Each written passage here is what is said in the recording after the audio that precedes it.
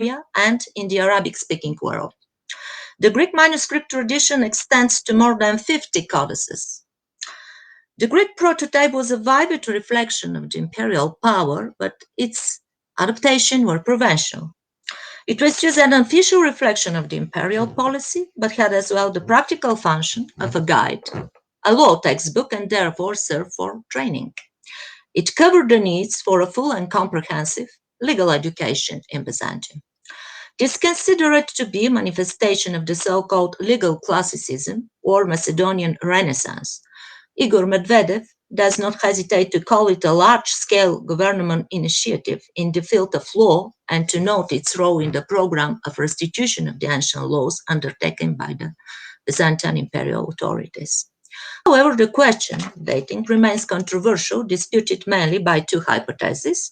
The traditional one places the Prochorus Nomus about 817, 879, from the time of the co-rule of the Emperor Basil I the Macedonian, and his sons Constantine and Leo, the future Emperor Leo VI.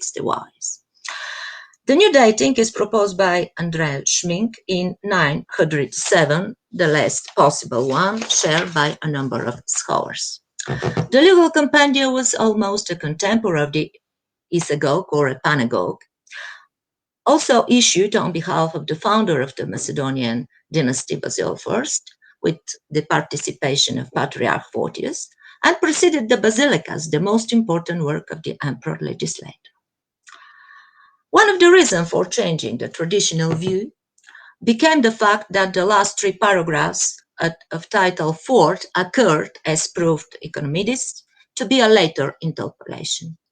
They banned the fourth marriage, as since Leo's fourth marriage to Zoe Carbonopsina in 906 erupted as a political and social scandal, the actual events probably justified the official promulgation of those provisions. The paragraphs in question also stand out with the discursive stylistic marks of the imperial power, a statement in first person, plural, and the formula our serenity in Slavonic nasha tichost, hichemetera galinotes. In general, the Procheiron has a really unprecedentedly rich legislative matter on engagement, dowry, premarital gifts, marriage, divorce, that is to say, in the field of the family law and the matrimonial issues. More than a quarter of the 40 titles are devoted to this topic. In the preamble, the Procheiron is called Platos ton nomon, universal law, exposition, framework of laws. The Justinian legislation raised to a value standard, it gave a request to deal with terms of Roman law established in the Byzantine jurisprudence. However, as Palich rightly points out, 300 years after Justinian the Great, the terminology needed inevitably to be adapted. So the idea of changing is embedded in the Byzantine prototype itself. The Slavic translation of the Procheiron is distinguished by several significant features of historical and textual character, and some of the questions about its origin and localization still need a thorough and in-depth study. In Slavic environment, the Procheiron shares the main typological feature of a number of fundamental translated Byzantine texts. Namely, it gave rise to an independent translator tradition and had an independent textual history. Similar phenomena could be observed in regards to the Slavic reception of Ekloga and of the farmer's law. At the same time, other compendiums of Byzantine secular law, such as the Sea Law, the Isagoge, the Basilicas, have never been translated. The most important peculiarities could be summarized as follows. The first one, the Procheiron became known to the Slavic Orthodox area first in the form of excerpts within the frame of the translated nomocanons. For instance, in the Ephraimovskaya Kornchia, the so-called Ephraimovskaya Kornchia or Kornchat Ephraim, from the beginning of the 12th century, we find only three titles. Title 7 about the forbidden marriages, part of Title 24, and the full 28 concerning issues about the property of ecclesiastic and the ordination of bishops and priests. The prevailing scholarly tradition considers this manuscript of Ramovska Korntia to be a Russian copy upon a Bulgarian Preslav translation from the reign of Tsar Simeon in the 910-920. The same titles were repeated in the Ustyu Korntia from the end of the 13th, the beginning of the 14th century.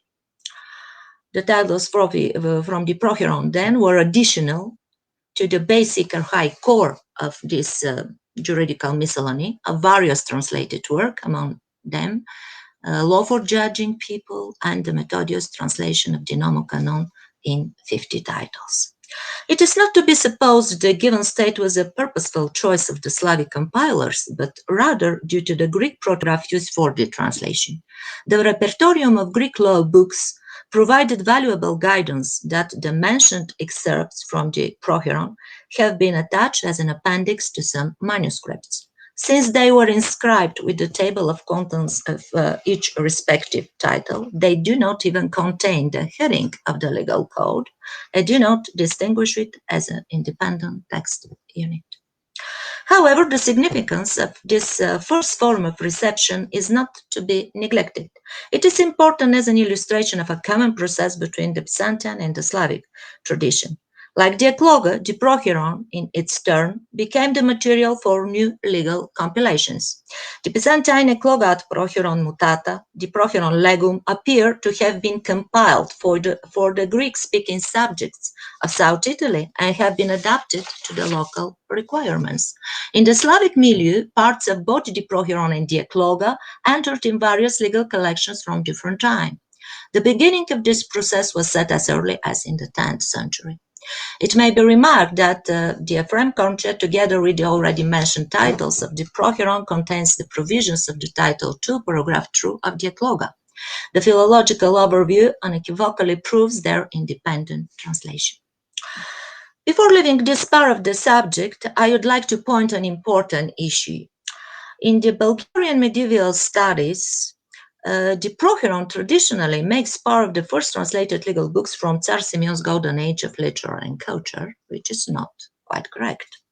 The opposite, some historians of law argue that even after Tsar Simeon's rule, the penal provisions of the Procheron have never been applied in the First Bulgarian Kingdom, since in his letter to Tsar Peter, on the occasion of the Bogomils, the Patriarch of Constantinople Theophylact said nothing about the death penalty against the dualistic heresy of the Manichaeans and Donatists, and those issues are settled in the 39th title of the Procheron. The controversial opinions and arguments actually raise the big topic, why? The big topic for discussion. Why was the translation of the Byzantine Ecloga was preferred in the First Bulgarian Kingdom, not the Procheron? The reasons for this cannot be considered satisfactorily explained. We've got many possible directions of reflection.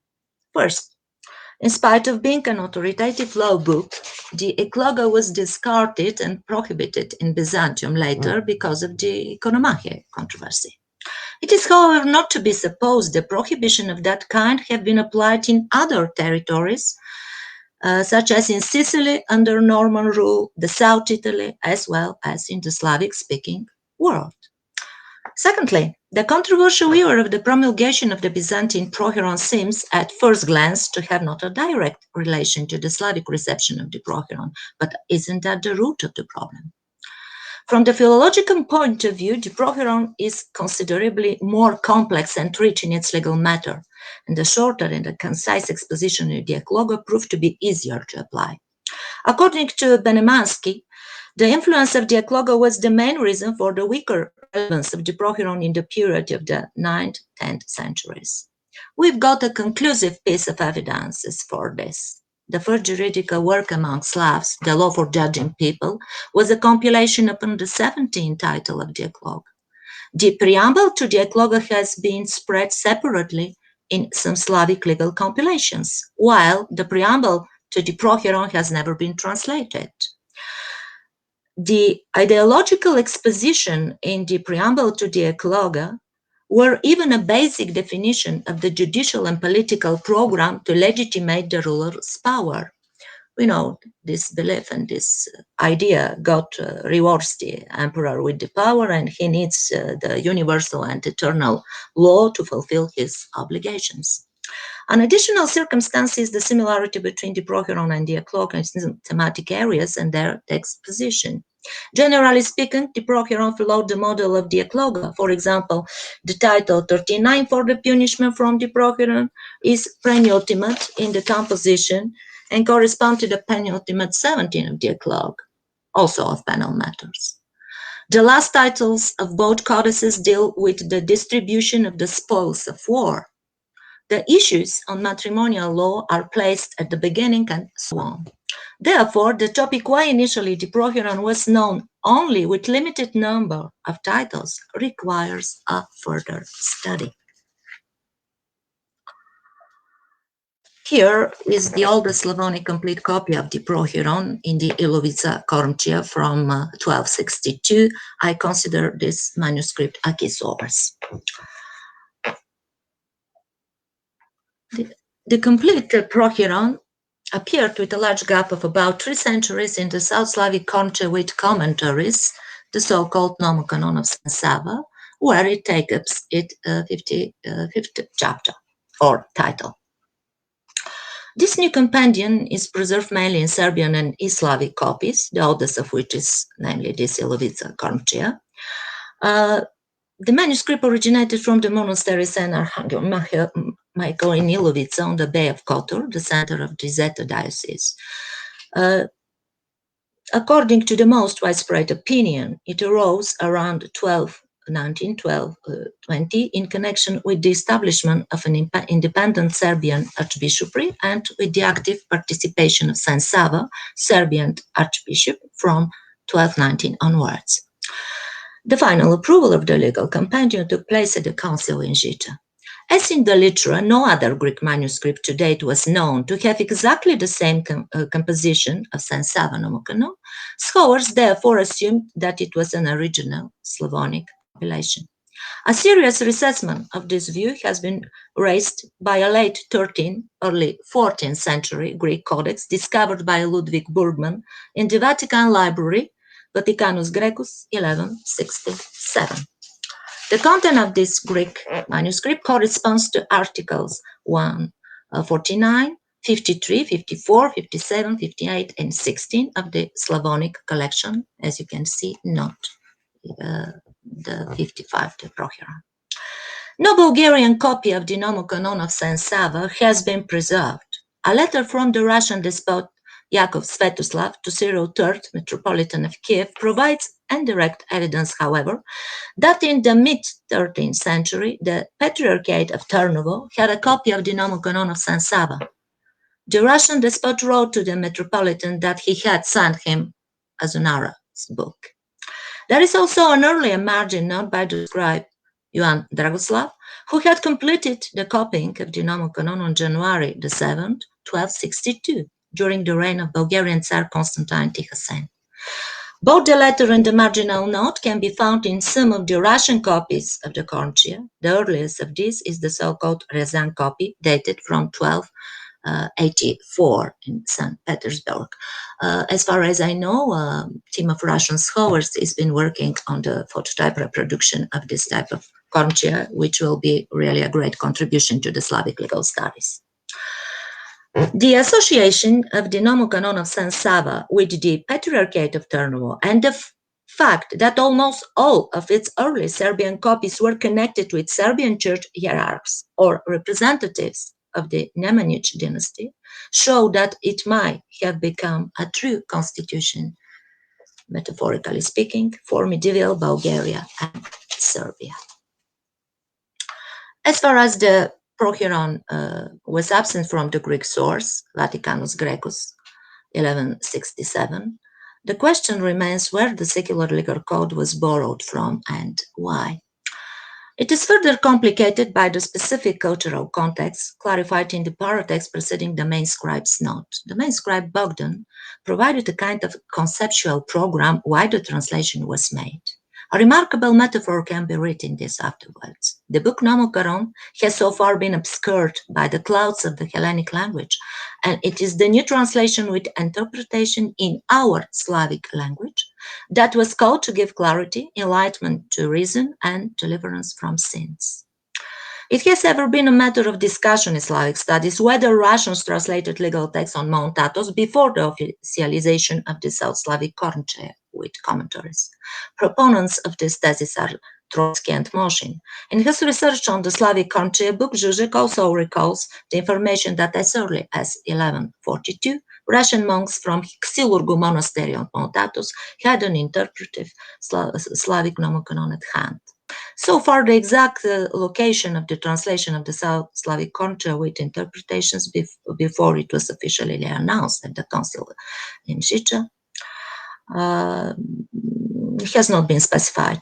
Very tempting, but at the same time logical, is the hypothesis of Athonite translation, accompanying the long stay of Saint Sava in the monasteries Panteleimon, Hilandar, and Vatopedi, and his communication with monks of various ethnicity. My preliminary observation definitely confirmed that the translation of the Prochiron was a part of the translation of the whole Colloquia with commentaries. The philological research highlights the role of the Slavic South in the process of transmission. The particularity of is the Slavonic heading of the legal code, attested for the first time in the Elevica copy. In translation, various chapters of the city law in 14 titles, among them the 28 about the ordination of bishops and priests. The idea of an exhausted composition could be found at the end as well. In the subordination of general to private, the Slavic translator introduced the term gran, title, and glava, chapter. This is the internal numbering in every individual title. The term glava has not a Greek equivalent, since in the Greek copies of the Prochiron, paragraphs were preferably marked by numbers. It follows that the Slavic translators found a working solution to achieve a concise and comprehensive structure. The expression city law, thus zakon gradski, does not correspond to the prohieros nomos. The heading is always a type of identification with cognitive value. It can be assumed that the code was designated that way to emphasize its belonging to the official laws of the Byzantine central government associated with the capital, the city-centric characteristic of power. Lots of evidence supports the relationship between the concepts of law, ruler, city. For instance, in the Greek prototype, the place of the creation of the Prochiron is noticed with the expression in tautete our daimoni polei. The Slavic translators added a glossa, sem bogatiam gradia rexie, Caesari gradia. The name Constantinople appears in different cases with graphic variants. Once mentioned, the great church of the kingdom city, Cesarstvoistivo Grada. Some language formulas emphasize the official nature of the legal norms.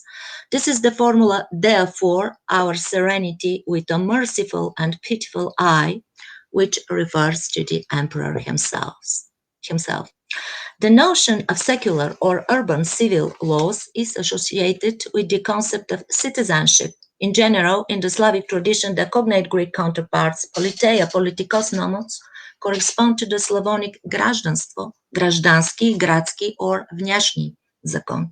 These processes were in conformity with the basic dichotomy between law and canon, which alongside many differential features, is also expressed in the philosophical opposition. The state unites the citizens, the church believers. The Slavonic heading marked in cinnabar, as you saw, emphasizes explicitly the 28 title. This mention is a very important sign. Even it was borrowed from a specific Greek copy, it proves, albeit indirectly, that the compilers were aware of the prestige of the previous Slavic translated nomocanons. This title, as I pointed out, was one of the excerpts included in a Preslav nomocanon in 14 titles without commentaries. Since the title regulates the ordination of bishops and priests, its content matches with the church needs at the beginning of the 13th century to administer the law in the church diocese. It is known that the Procuron contains relatively few cases devoted to church and the clergy. Those are one about the amphitheosis, the 24th about the wills of the clergy, and the mentioned 28 about the ordination of bishops and priests. This title, therefore, corresponds to the task of the Serbian Church, which, having acquired autocephaly, had to deal with the constitution of its dioceses. Prior to the Council in Žiča, the three main dioceses, Raška, Prizren, and Ljubljan, were under the authority of the Ohrid Archbishopry. With the acquisition of independence, the Serbian jurisdiction extended to Hum and Zeta, which had previously been under Roman rule. New dioceses were formed. It was necessary to eradicate both the strong Hellenization and the heresies. The new interpretive nomocanon became this necessary episcopal book to be possessed in every church department, in every diocese. In the afterwards to the Ilovica copy, it is noted that if the bishop and the priest do not know the nomocanon, they do not know themselves. In that period, the Balkans became a crossroad of the relationship between the West and the East of the Christendom. The facts are well known, for instance, that San Saba brothers, Stefan I Nemanja, received the royal dignity from the West and personally from Pope Honorius II. He married the granddaughter of the Venetian Doge Enrico Dondolo, etc. In these actions, scholars see more diplomatic decisions rather than apostasy from the Orthodox faith. On this occasion, our famous Byzantinist Professor Dujcev says, San Saba was the one who contributed most to the penetration of the strong influence of Byzantine civilization in medieval Serbia. All his activity bears the traces of the influence of Byzantium. The Orthodox character of the new type of concha is supported, among other things, by some liturgical phenomena. For example, the neighboring chapter 54 in the Ilovica copy reproduced an archaic Byzantine taxis of Proscomedia with a possible Palestinian Sinai influence. It was published and commented on by Nina Glibetic. Some notes on the archaeographic records of the Procuron in the Balkans in the south of Slavs. The Procuron remains closely connected with the history and the dissemination of the South Slavic concha with commentaries. In its integrality of 40 titles, it was spread in all branches from the so-called first group, which ascending directly to the Ilovica copy. The source base of 11 South Slavic copies accounts to the extensiveness of the manuscript tradition. A new edition of the Concha justified the significance of the manuscript-focused approach, and it is worthy to mention in particular the Sarajevo parchment copy from the middle of the 14th century. It was issued in phototype by the Museum of the Old Serbian Orthodox Church in Sarajevo in 2013, where actually the manuscript is stored. In process of time, the Procuron continues to spread in the form of excerpts. Two sources of Southern Slavic origin accounts on the thematic grouping of its more popular parts.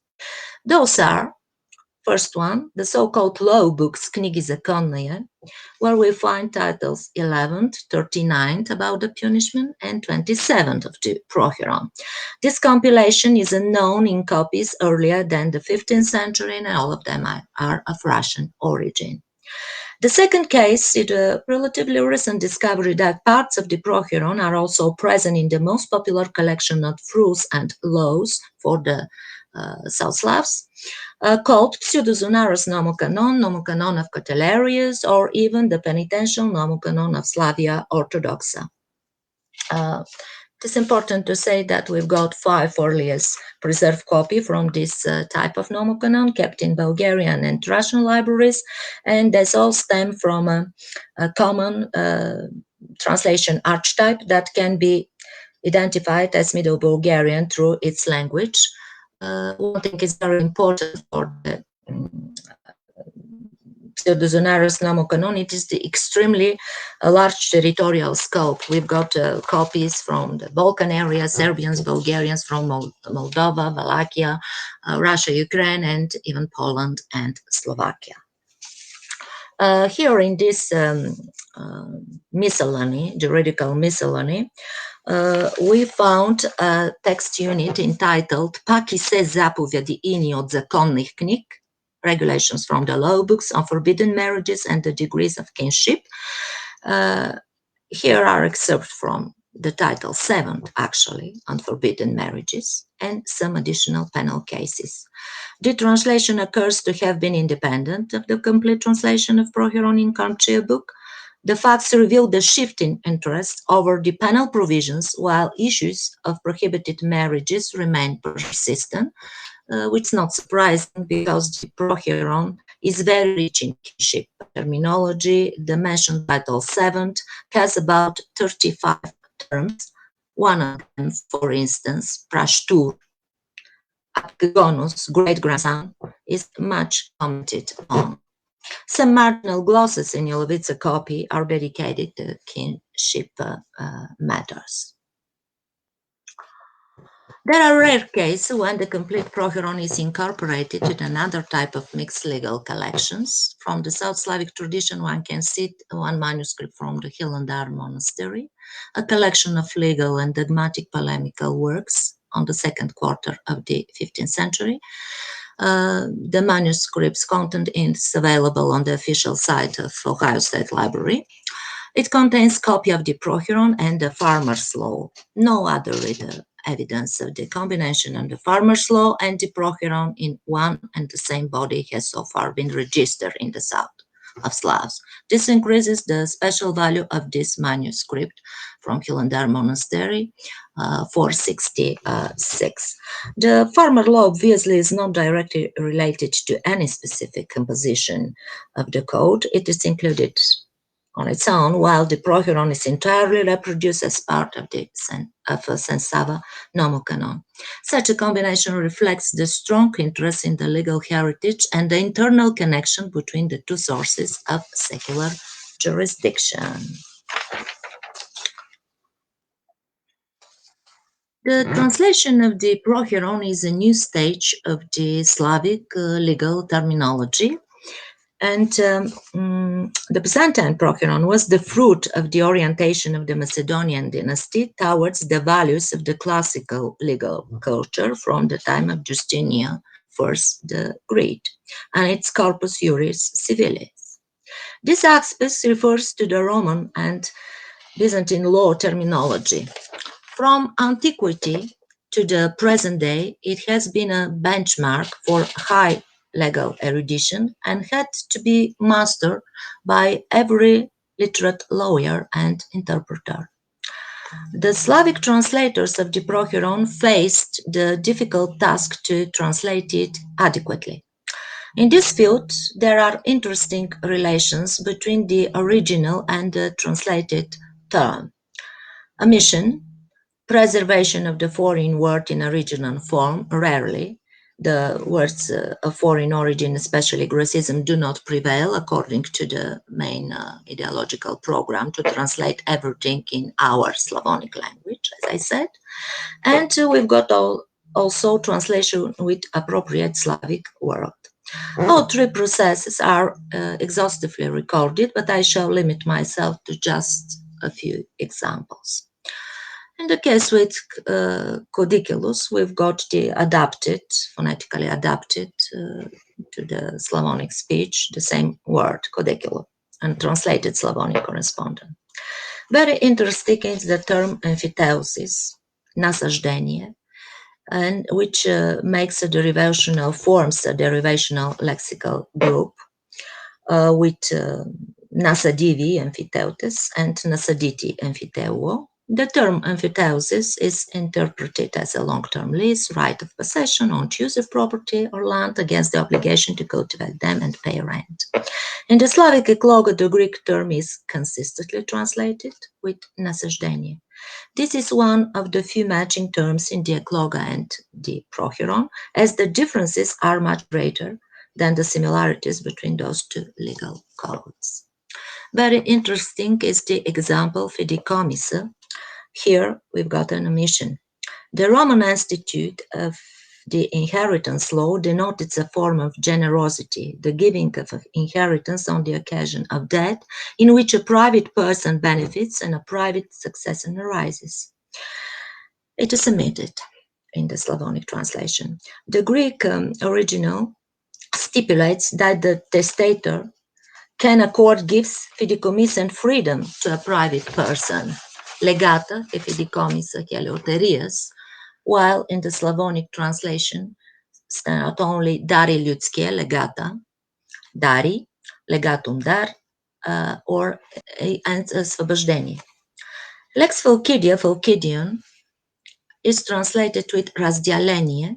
This is a very successful semantic solution for the corresponding term of Roman law.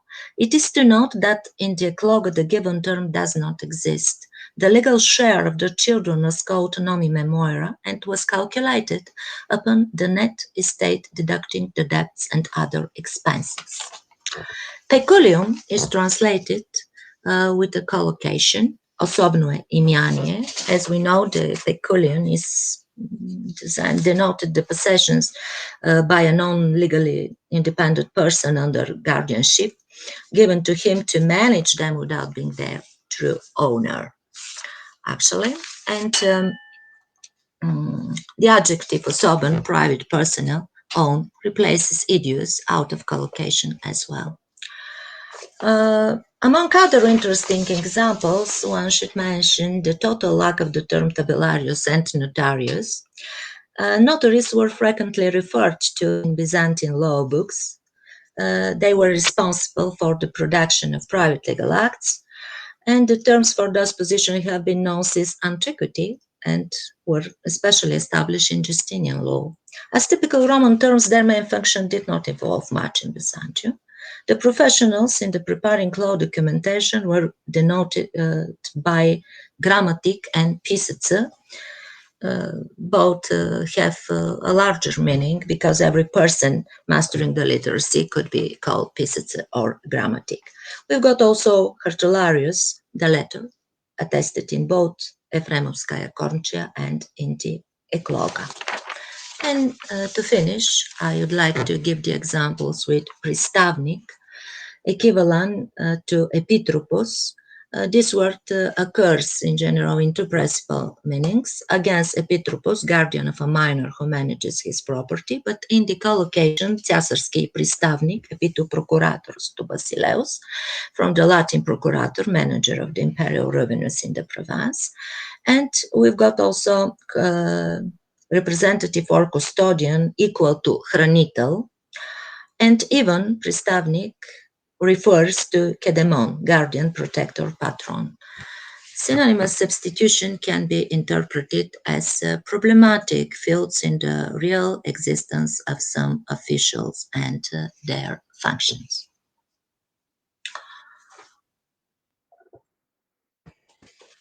I would like to attract your attention to the revival of the Roman Byzantine secular law patrimony in the Balkan by giving some facts. The most important of the post-Byzantine law miscellanies is the syntagma of Matthew Blastores, around 3035, and the 1415 Slavonic translation. Well acquainted with what sources carried primary authority, Blastores referred to the Procheron as his alphabetical syntagma. However, this form of existence of the Procheron remains completely unexplored area and deserves a special attention to make some comparisons between how the Procheron exists in the alphabetical syntagma, in the Kornchia books, and etc. In later periods, especially in Wallachia and Moldova, that is to say, where there was a strong ruler's institution, the Procheron enjoyed a vivid popularity. The so-called Romanian textbook, commissioned by the Moldavian Prince Vasilie Lupu and printed in 1646, consisted of the Romanian translation of the farmer's law together with those of the city laws and the basilicas royal laws. And to finish, I would like to draw some conclusions and to point out some problems that need further development. The first one for me is that the issue of the authorship of the Slavonic translation of the Procheron remains open. Was it a mixed team of Slavic scribes, Russian monks, Serbians, and Bulgarians? What was the profile of the Slavic nomikos the legal translations were entrusted to? What is sure that it cannot be claimed that there was a preliminary Russian translation of the Proheiron. On the contrary, the Russian 13th century recensions develop on the basis of the South Slavic protograph. The Slavic translation of the Proheiron affirmed the Orthodox faith and its pure, the statehood in the era of the Latin Empire of Constantinople. The return to the foundation of the Roman Byzantine legal heritage served political, social, and legal goals which have always been decisive for the fate of the Byzantine legal code in different historical periods and in different areas of its reception. With its values oriented towards the Roman law and its projections in the Byzantine jurisprudence, the Proheiron is a true encyclopedia of the achievements of the ancient and the medieval legal thought and a manifestation of the concept of Roman identity of the Byzantine Empire. And to finish, I think that a wide field opens up for Byzantinists and Slavists for further study. One more thing, the period from the beginning of the 13th century until the conquest of Constantinople by the Ottomans is defined by scholars as a period of decline in all areas of Byzantine legal literature. We can say that with the translation of the Proheiron, on the contrary, we've got a flourishing period of the Slavic legal translations. I finish here. And thank you very much for your attention. This is the cover of my book with the translation of the Proheiron in modern Bulgarian language. Thank you very much again.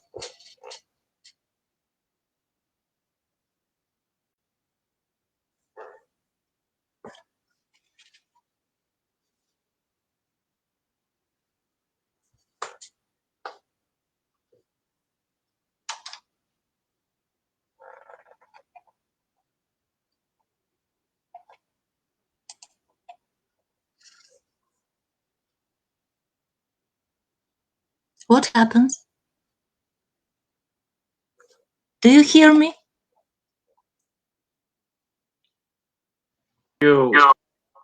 Professor Maciej Kotoszko? Yes, I finished, but yes, we hear you. I don't hear you at all. Now it's better. It's time for questions. I'm extremely sorry, Professor. It was my fault. This is basically software I'm not familiar with. That's why I had problems just to switch on. Switch back. So that's why. But now I think I can operate. So, Professor, first of all, thank you for your lecture, and my privilege is to ask questions whether any of the participants would have something like a comment or a question addressed to Professor Mariana Kubranska-Kostowa. I realize that it's quite specific as a subject, so I don't expect a private discussion. In Poland are many people that are interested in the history of law, and especially in the transmission of the first Roman and then Greek law, say, into vernacular languages. And what you presented is of an interest of people I personally know. They are not, as I can see with us, but there are other that might be interested in.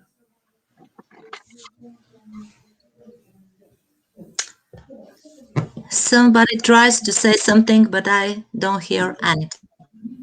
Actually, I will use the privilege. I don't see any hands raised. Okay. Or what wrote in the chat that has questions, so I will use my camera switch on and my microphone. When I use for my studies nomocanals, I always ask myself question how these books were used, who produced them, and for who. I'm not sure if that matter. There are some troubles in the connection. Yeah. Could you repeat, please? Is very poor. We can hardly see you. We can hardly hear you. We can only receive like bits and pieces of what you're talking. So could you just rephrase? Now the connection seems to be more, better simply. Is it better now? I will start the discussion using privilege. I have my camera and microphone switched on.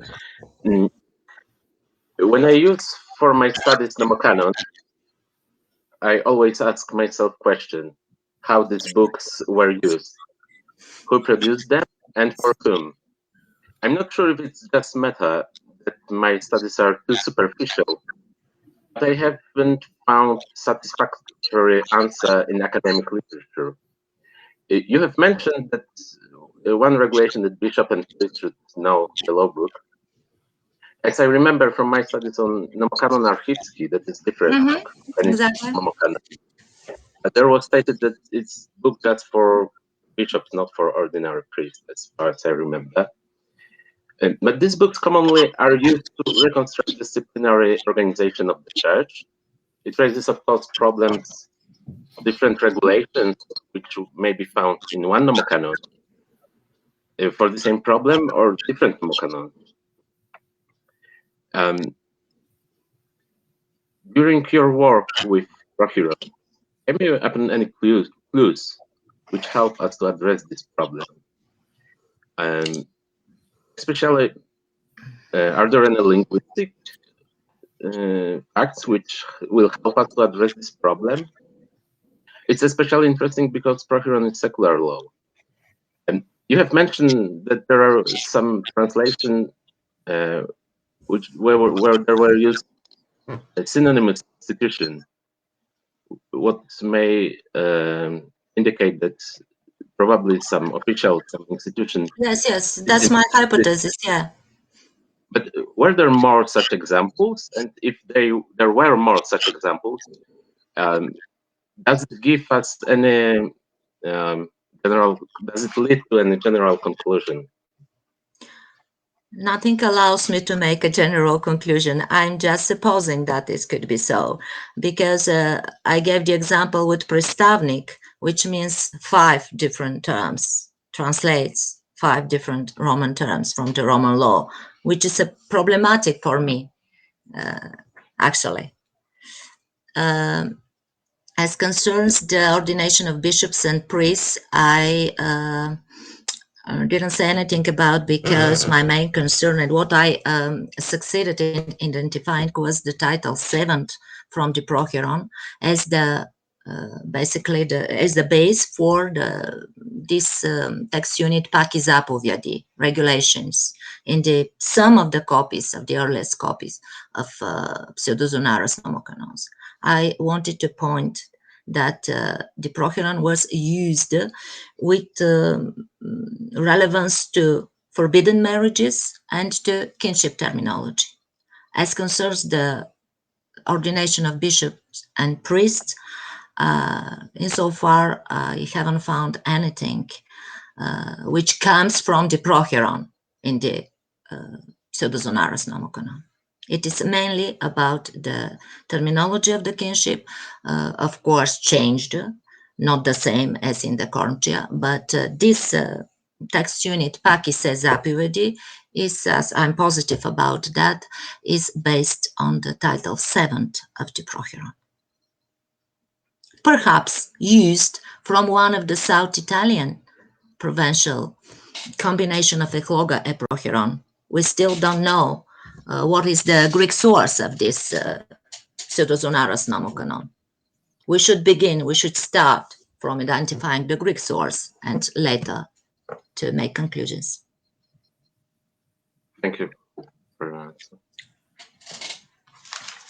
So thank you for the question and thank you for the answer. Are there any more questions or comments?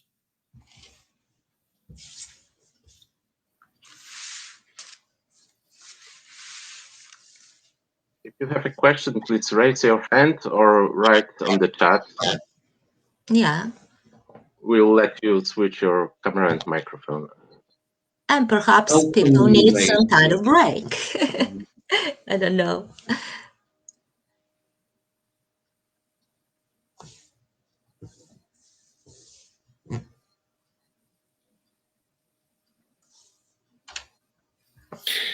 So if not, so Professor, thank you for the lecture. And I think we should make a break just to switch to our rooms and visit our panel discussions and panel presentations. And just wanted to remind all participants that 1 o'clock, so 13, there starts a panel called Bogomil Religious Culture, which is organized by Andrew Roach and which will be moderated by David Spiral. And at the same time, in the other, I think that in the Porphyry room, we'll have a panel Dietetics and Medicine for Body and Soul, Dietary Qualities in Byzantine Medicine, which is organized by Isabel Green Stadelman and which will be moderated by Professor Ginter Prinzi. Professor, it's so nice to have you after so many years. Yeah, I'm really extremely glad. So I think it would be wise for us just to switch off for a second and then join the proper chamber. Am I right? I'm addressing Jan Wolski. Yeah, of course. Okay, so we have 7 minutes off, and just please be punctual at 1 o'clock in your chambers, in your rooms, for listening to the presentations and for the discussion. Thank you. Thank you very much. Thank you, Professor. Thank you very much again. Thank you, Susan.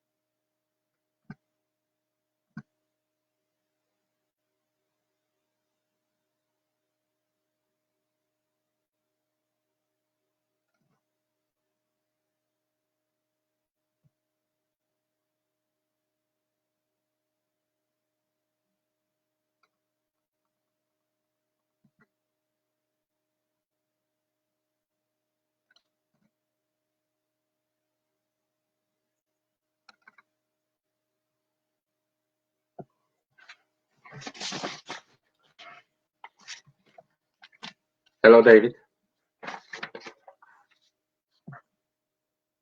I will let 2 other participants of the panel switch their camera and microphones on.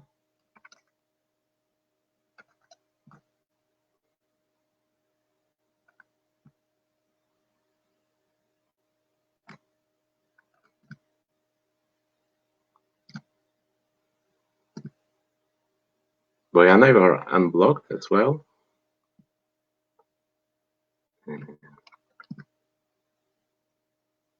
Andrew, you are unblocked already. And Maya, I'm looking for you on the list. In the moment, I cannot find Professor Maya Angelska-Panova, but I hope she will join us soon.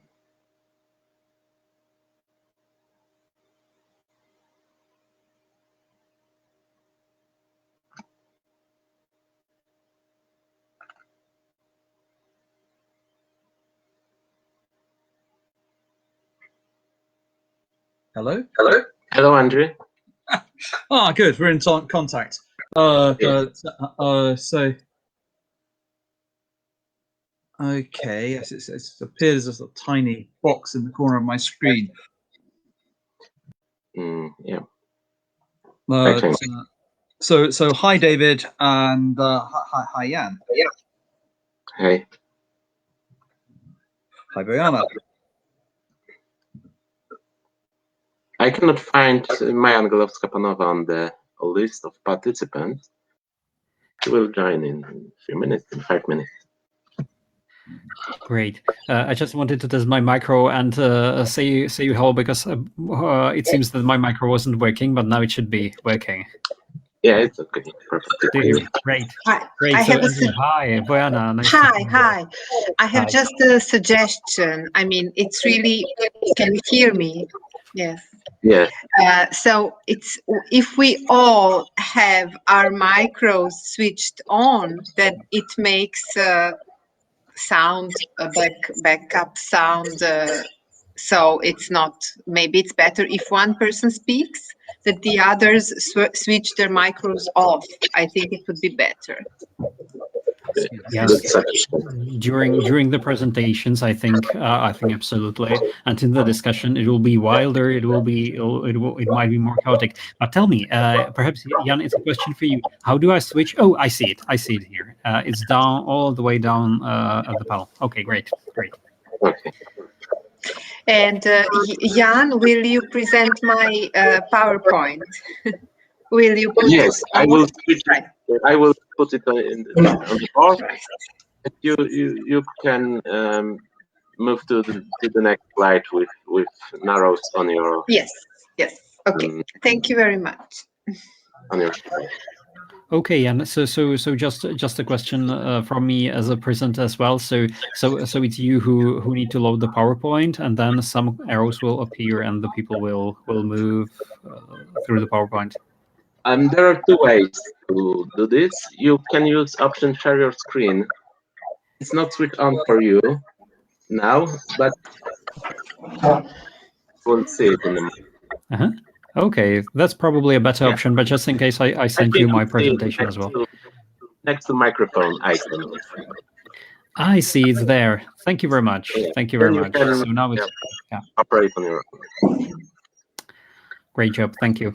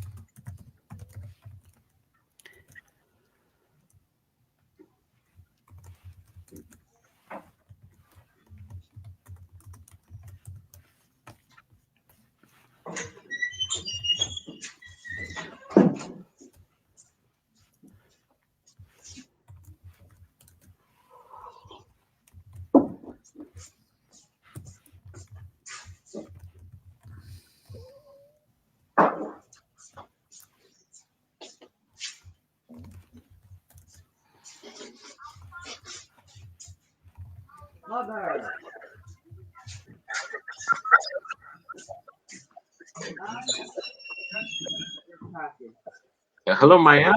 Unblock your microphone. I will unblock your camera in a moment.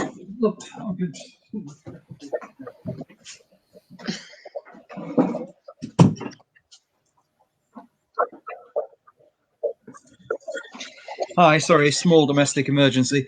Where were we with Bojana? Have we got control over our cameras and microphones? Yes, we are just waiting for Maya, I guess, and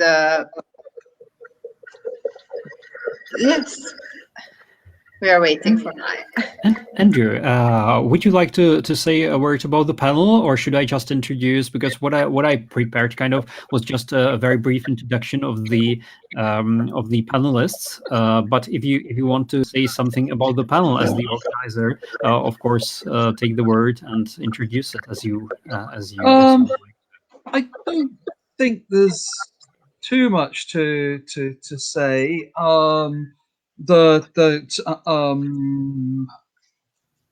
No, who's in fact going first? Hi, Maya. Hi, Andrew. Hi, everybody. Ciao. Professor Anglowska-Panova is going first. Right. Okay. Then we have, okay. Bojana. I'll say a few words about the panel and Okay. how Okay.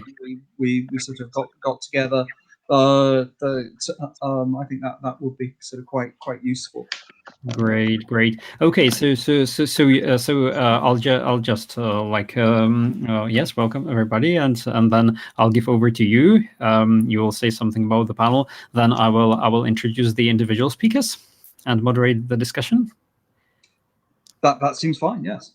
Yeah, and please tell me, would you prefer to or have the discussion after each paper individually? I think questions at the end, don't you? At the end, so after all presentations. Yes. So I think first, that tends to be the better format. Okay, great. Okay, so all the presentations first, and then time for discussion on all of the papers, right? Yes. Good. Just to make sure that I understand correctly. Great. It works. Okay, now I'm not sure whether I see Jan, so probably we're waiting for him because he's the presenter on this panel as well. So yes, as I said, during our presentations, it's better that the others switch the microphone off because in that way it won't be so noisy in the back. Yeah. It can create feedback. Yes, that's what I want to say. Yeah. Absolutely. I think that Jan will be switched off because this platform can provide it only 4 members. Oh, I see why. Okay. Okay. So this is something I did not understand. Well, in that case, we were invited not to lose our time, and to begin punctually at 1 sharp. So I would just like to welcome all of you at this panel, which is concerned with Pocomolism and its religious culture. And without saying a word on the panel, I will give over to Andrew Roche, the organizer, who will introduce the panel. Hi, well, welcome everybody. This is really an assemblage of people with fairly long-standing interest in Balkan heresy, and I think we've got a very nicely balanced panel in the sense that there is me, sort of straight historian, looking at the context. There is Bojana taking a more literary approach, and then we've got Maya Anglowska-Panova, who is well known for her work on women participation of women in heresy, and we've also got the voice from the organisers in the shape of Jan's paper. So I think that really we're bringing a lot of perspectives to a question which is clearly going to be fairly central over the next 2 or 3 days. Much of the academic discussion on Catharism over the last 10 years has centered on whether it really is what we believed it was in the first instance, a dualist heresy, or whether we are in fact a victim of medieval rhetoric and of othering opponents within the same religious community. So I won't waffle on any longer, and instead, if we move to the first paper, and I'm sorry, Maya, I haven't got your paper, the title of your paper in front of me, but Maya Anglowska-Panova is the distinguished professor from the University of Skopje. Thank you, Andrew. Thank you for organizing this session. Also, I would like to thank to the organizers for the opportunity to be a part of this conference. And in this occasion, I'm going to speak about the phenomena of bogomilism in context of hagiographic literary works. The term hagiography literary means writing about saints, which refers to the life and deeds of a holy man and women. It is classified as a specific genre of Byzantine literature, but it also includes all kinds of literary works that promote the veneration of saints, including acts of martyrs, lives, hymnography, as well as some historical events. Taking into consideration the complexity of the genre, it is a common impression that the credibility of the historical narrative is debatable, and it can oscillate from subjective to objective position. So one must be very careful, especially when it comes to reconstruct the historical events, in our case, questions which related to the issue of bogomilism.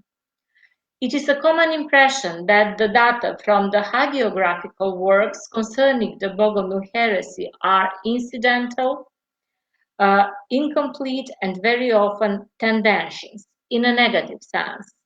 In such circumstances, the comparison with other historical and relevant sources is more than necessary in order to achieve an authentic presentation of the event.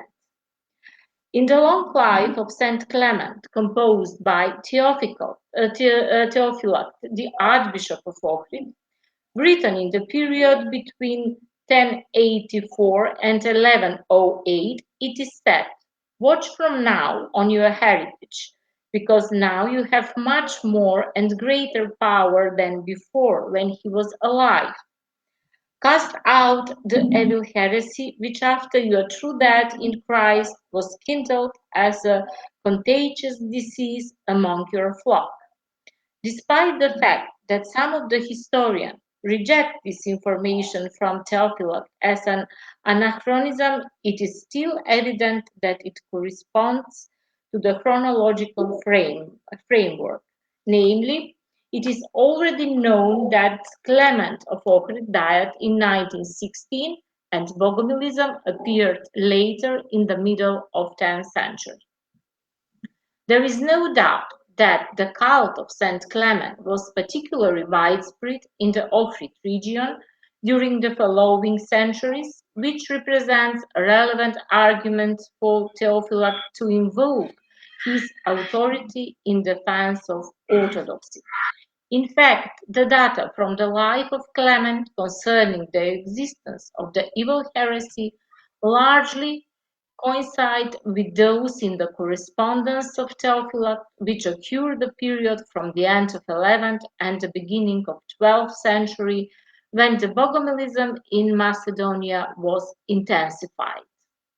The movement continued to exist with the same intensity during the reign of the Byzantine Emperor Manuel I Comnenus, 1180. The first information about the dispersion of bogomilism in the Meglan region in this period can be found in the life of Saint Hilarion of Meglana, namely, since he was appointed for Bishop of Meglan between 1133 and 1142, Saint Hilarion discovered that a considerable part of them were Manichaeans, Armenians, and Bogomils who were reviling him and plotting against him. They were trying in the dark to shoot the righteous of heart, despoiling and leading astray the Orthodox flock like beasts of prey. Having seen that they were daily increasing in number, he suffered great sorrow and prayed earnestly from his heart to Almighty God to stop their inveterate tongues. As a spiritual activist who reacted from the position of official Christianity, Saint Hilarion sought to convince heretics of the inaccuracy of their teaching insisting on the importance of dogmas from the point of view of the official religion. After realizing that the number of adherents of Bogomilism was growing, he often preached to his people, teaching and strengthening them in the Orthodox faith. It is interesting that Hilarion managed to convert many Paulicians and monophysites to orthodoxy, but it is evident that only the Bogomils remain separate from that process. In fact, Hilarion did not succeed in suspending the Bogomil heresy because by this period it had already been established within the Byzantine Empire with a concrete and standardized way of acting. Interesting testimonies about Bogomilism are also contained in the life of Saint Sava, written by his student and follower Domitian in 1242-1243, according to the Viennese manuscript, or in 1253-1254, according to the Leningrad manuscript. According to chapter 18, titled as Teaching of Saint Sava for the True Faith, the saint referred to the Orthodox interpretation of the Holy Trinity as well as to many other aspects characteristic for the Orthodox Christianity. In fact, the data related to the Bogomilism are presented very supply and mainly come from context. Domitian, with an extraordinary literary maneuver, presents the efforts of Saint Sava for defending the true Christian values as opposed to those of heretics. In fact, he does not mention concrete heretics, but insists on the orthodox interpretation of certain dogmatic determination, which have a completely different meaning in heretical communities. It is assumed that Domitian used the sermon of Presbyter Cosma for this part of the life, especially since the order of the dogmatic determination largely coincides in both parts. The Life of Saint Sava by Theodosius represents a successful literary composition of an already narrated story. In fact, as he himself points out, rewrote the life of Saint Sava according to Domitian instructions, probably during the period between 1290 and 1292. Actually, the literary innovation consists in the fact that Theodosius presents the same story in a different way, using a new sentence structure and compositional processing of the text. Referring to the question of heresies, Theodosius identified their followers as vicious, dark in light, ignorant of the truth, and he prayed a lot to those who were in the heresies that he commanded and taught them to return to the Orthodox Apostolic Church, promising imposts and gifts. But for those who refused to return to orthodoxy, punishments such as persecution and anathema were envisaged. The life of Theodosius of Turnovo, written by the Patriarch of Constantinople, Callistus, is also an important source for the period of the 14th century and, in that respect, for the existence of Massilian and Bogomil tendencies on Mount Athos. In fact, Theodosius of Turnovo and the biographer Callistus were trained together in the hesychastic practices of Gregory of Sinai on Mount Athos, which means that they knew each other. According to the data from the life, there was a nun in Thessaloniki called Irene. Residing in Thessalonica, she passed herself off as if living in purity, but furtively and secretly she was a perpetrator of all kinds of impurity and vileness. When the monks discovered what kind of woman she was, many of them began to meet together where she was living, she, the totally unclean one. had mastered the entire Massilian heresy, which she taught in secret to all those who visited her for the sake of impiety. Because the heresy became widespread, many monks were affected by the error, and when they went in separate groups to the holy mountain of Athos, they offended the monasteries there with poverty and begging.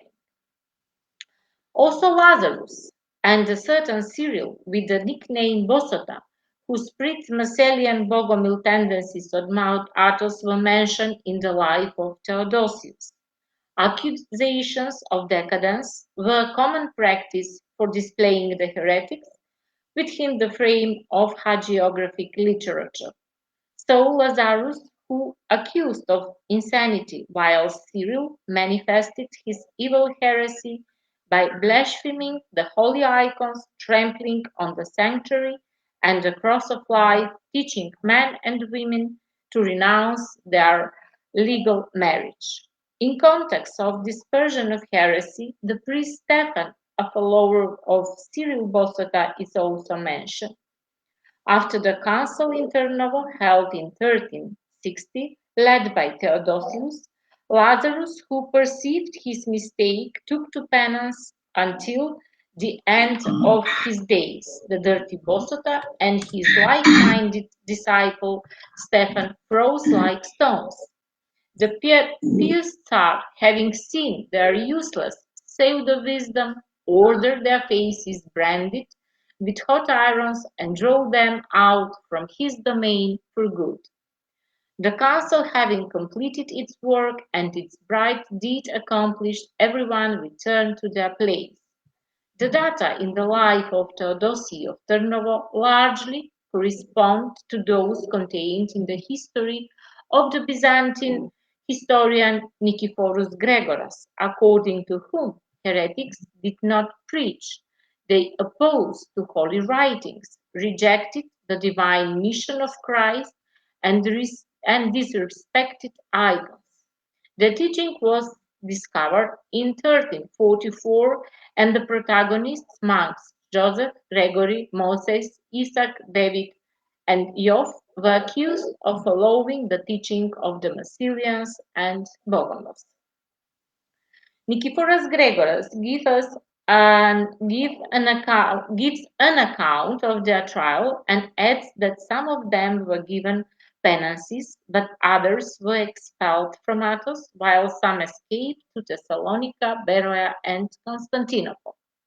Speaking about the spiritual progressing of Gregory Palamas, the patriarch of Constantinople, Philotis, in the life dedicated to him, emphasized that on the way to Mount Athos in the winter of 1316-1317, the young Gregory Palama stayed in a monastery on Mount Papikon, on the borders of Thrace and Macedonia, where he disputed with some local heretics whom his biographer calls Massilians, but who were Bogomils, because they claimed that the Our Father was the only legitimate prayer and refused to venerate the Holy Cross, but distinctively Bogomil traits.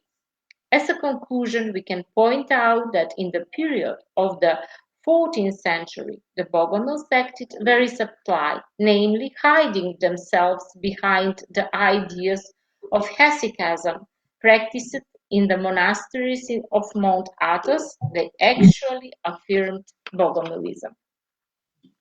Despite the obvious differences between the two teachings, they showed some similarities, especially regarding the issue of contemplation, which was resulted with a hypostatic union with God. The complex nature of the lives in terms of whether they can be treated as a relevant historical source is evident, but also it is an indisputable fact that they contain data concerning the question of heresies, in our particular case on Bogomilism.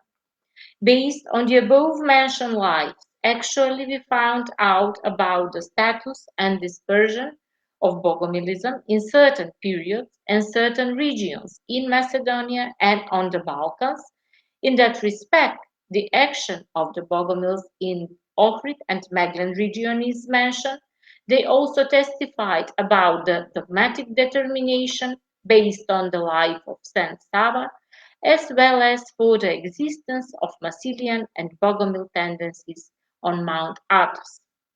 Certainly, according to the already established methodology for writing a biography or in authentic words' lives, the authors first of all have in mind the asceticism of the saint, but in the context they also mention specific events such as the existence of heresy in our concrete case of Bogomilism. It is interesting to note that the saints in debates with heretics have always been gentle and patient, and in the beginning usually used the tactic of persuasion. Dialogue as a tool for converting to orthodoxy was a priority in the saint's tactics, who was certainly the personification of virtue, justice, and wisdom. Most of the excerpted biographical data correspond to the historical sources, which speaks in favor of their authenticity and relevance, although we cannot ignore the general impression that in both examples the authors, independently if they are historians or churchmen, who are mainly of Orthodox provenance, cannot refrain in terms of classifying heresy as evil, wit, and so on. Thank you for the attention. In this short version, actually, I paid attention only on several prominent examples, but in the extended version, there will be include the all existing lives. Thank you for the attention one more time. Thank you very much, Professor, for your talk. Thanks a lot. Perhaps some of you have seen that that we have discussed just before the session with the organizer and Euroge that we would put the questions at the end. So please hold on. There will be the opportunity to have questions and answers, and remember your questions until the end, because we're now, further ado, actually jumping directly to the second paper in this session by Dr. Bojana Radovanovic, and I already see that the presentation works absolutely greatly. So let me welcome now Bojana, who is now a postdoc at the Radboud University Nijmegen, but she has defended her thesis previously in Vienna, and it dealt with the question of notions of heresy and heresiology in comparison between the Byzantine and the Carolingian world. So Bojana, without further ado, the floor is yours. We're looking forward to listening to your paper. Thank you very much, David, for your nice presentation. I hope you hear me well. Is it loud enough? Okay, so I'm very happy to be here today and to see you all, but I'm at the same time sad that it's not in person, and I hope this is the last time that this Colloquia Ceranea is happening in this format. And so my presentation will, as you will see later, will very smoothly align to Maya's presentation. And I will be speaking on the role of the oral transmission on the example of the Bogomils, and the function of the oral transmission, but also the biblical exegesis. Basically, the scope of this topic can be structured in a threefold scheme. First, we have the oral transmission in itself and its importance, and then its social setting or its social mirroring, and then the symbolism or exegetical way to observe the oral transmission. So, as we know, from the Bogomil Christology, we know that Logos, the Son, descended from above and crept through the right ear of the Virgin. and put on a body that appears to be physical only, but is in reality immaterial and divine. Basically, Obolensky says that this mythological account on Christ's birth, which was attested by Eusebius Sigabenus and found in Interrogatio Johannis, Obolensky says that this refers to the hearing of the word of God and of the preaching.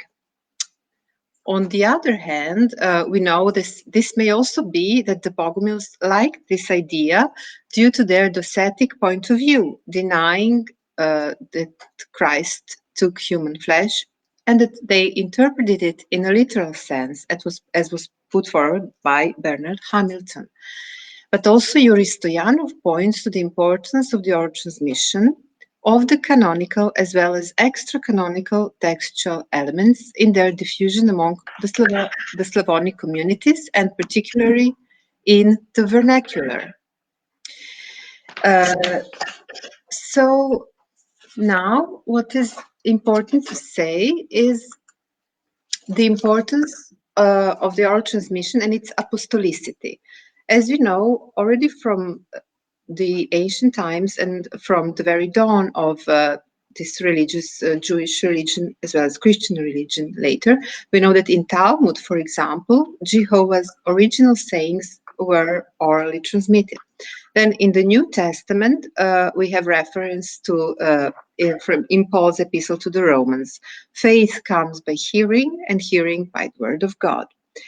And so later in the Gospel of John, it's also mentioned that there are so many other things which Jesus did, which, if should be written, the world itself could not contain the books that should be written.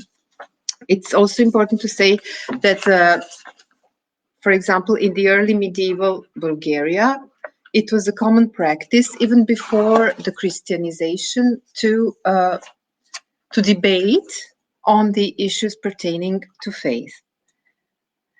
So now, if we come to examine the social mirroring of the ways of oral transmission among the Bogomils. First, we know that the Bogomils used to be very active.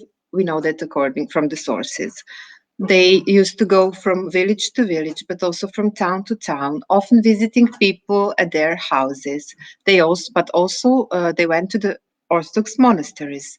And here, the importance of the vernaculars is to be underlined. Namely, we know that this applies also to the Western Europe as well as to Byzantium. In the 11th and 12th century, and even a bit earlier, we know that the majority of the population was incapable of understanding the sermons in Latin and Greek. And then plus there were the crises in church in the West as well as in Byzantium. And we know that a gap appeared ready to take in heterodox preachers who simply stood in and filled it. So because the official preachers were not able to reproduce the good news in vernacular. And even more, forbidden apocryphal books were in possession of the Bogomil preachers who propagated their legends. So this is namely one avenue of research which will be examined further, which I will examine in detail later this year. This is the rise of wandering preachers in Western Europe and its comparison to Bogomils in the East. We know that, for example, the hermits of northern Italy were very much carriers of the Eremitic revival in the 10th century, and this Eremitic revival is linked basically to the spread of itinerant preachers. We know that when a man decided to become a wandering preacher, whether Orthodox or dissenting, he often started by going into forest and living for some time as a hermit. Curiously, in an account of Eusebius Sigabenus, we have the story that Basil, the Bogomil, met an old man living in a deserted place who gave him a book, which escaped the hands of John the Chrysostom. So, as I said, wandering preachers and itinerant wandering preachers. But then another important, it's important to say that there were, if we could see it in this light, we could speak maybe there is a not frequently attested feature among the Bogomils, which may be observed as one of the facets, one of the ways of the Bogomils' itinerancy, but also the ways of drawing attention to themselves in spreading their message. Basically, there are only a few cases, as far as I found, of the Eurodivis Bogomils. So there is one account in Eusebius of Periblepton where he accuses certain Peter to be a heretic, and he feigned humility and falsity, and also his madness and heresy were concealed. We cannot be sure that it refers to Eurodivus. But then there are the two Bogomils, which Maya mentioned from the life of Saint Theodosius of Turnovo, were basically referred to as Eurodivi, as the fools of God, and Kirill and Lazarus. Kirill preached his Bogomil teachings, whereas Lazarus started acting as a holy fool.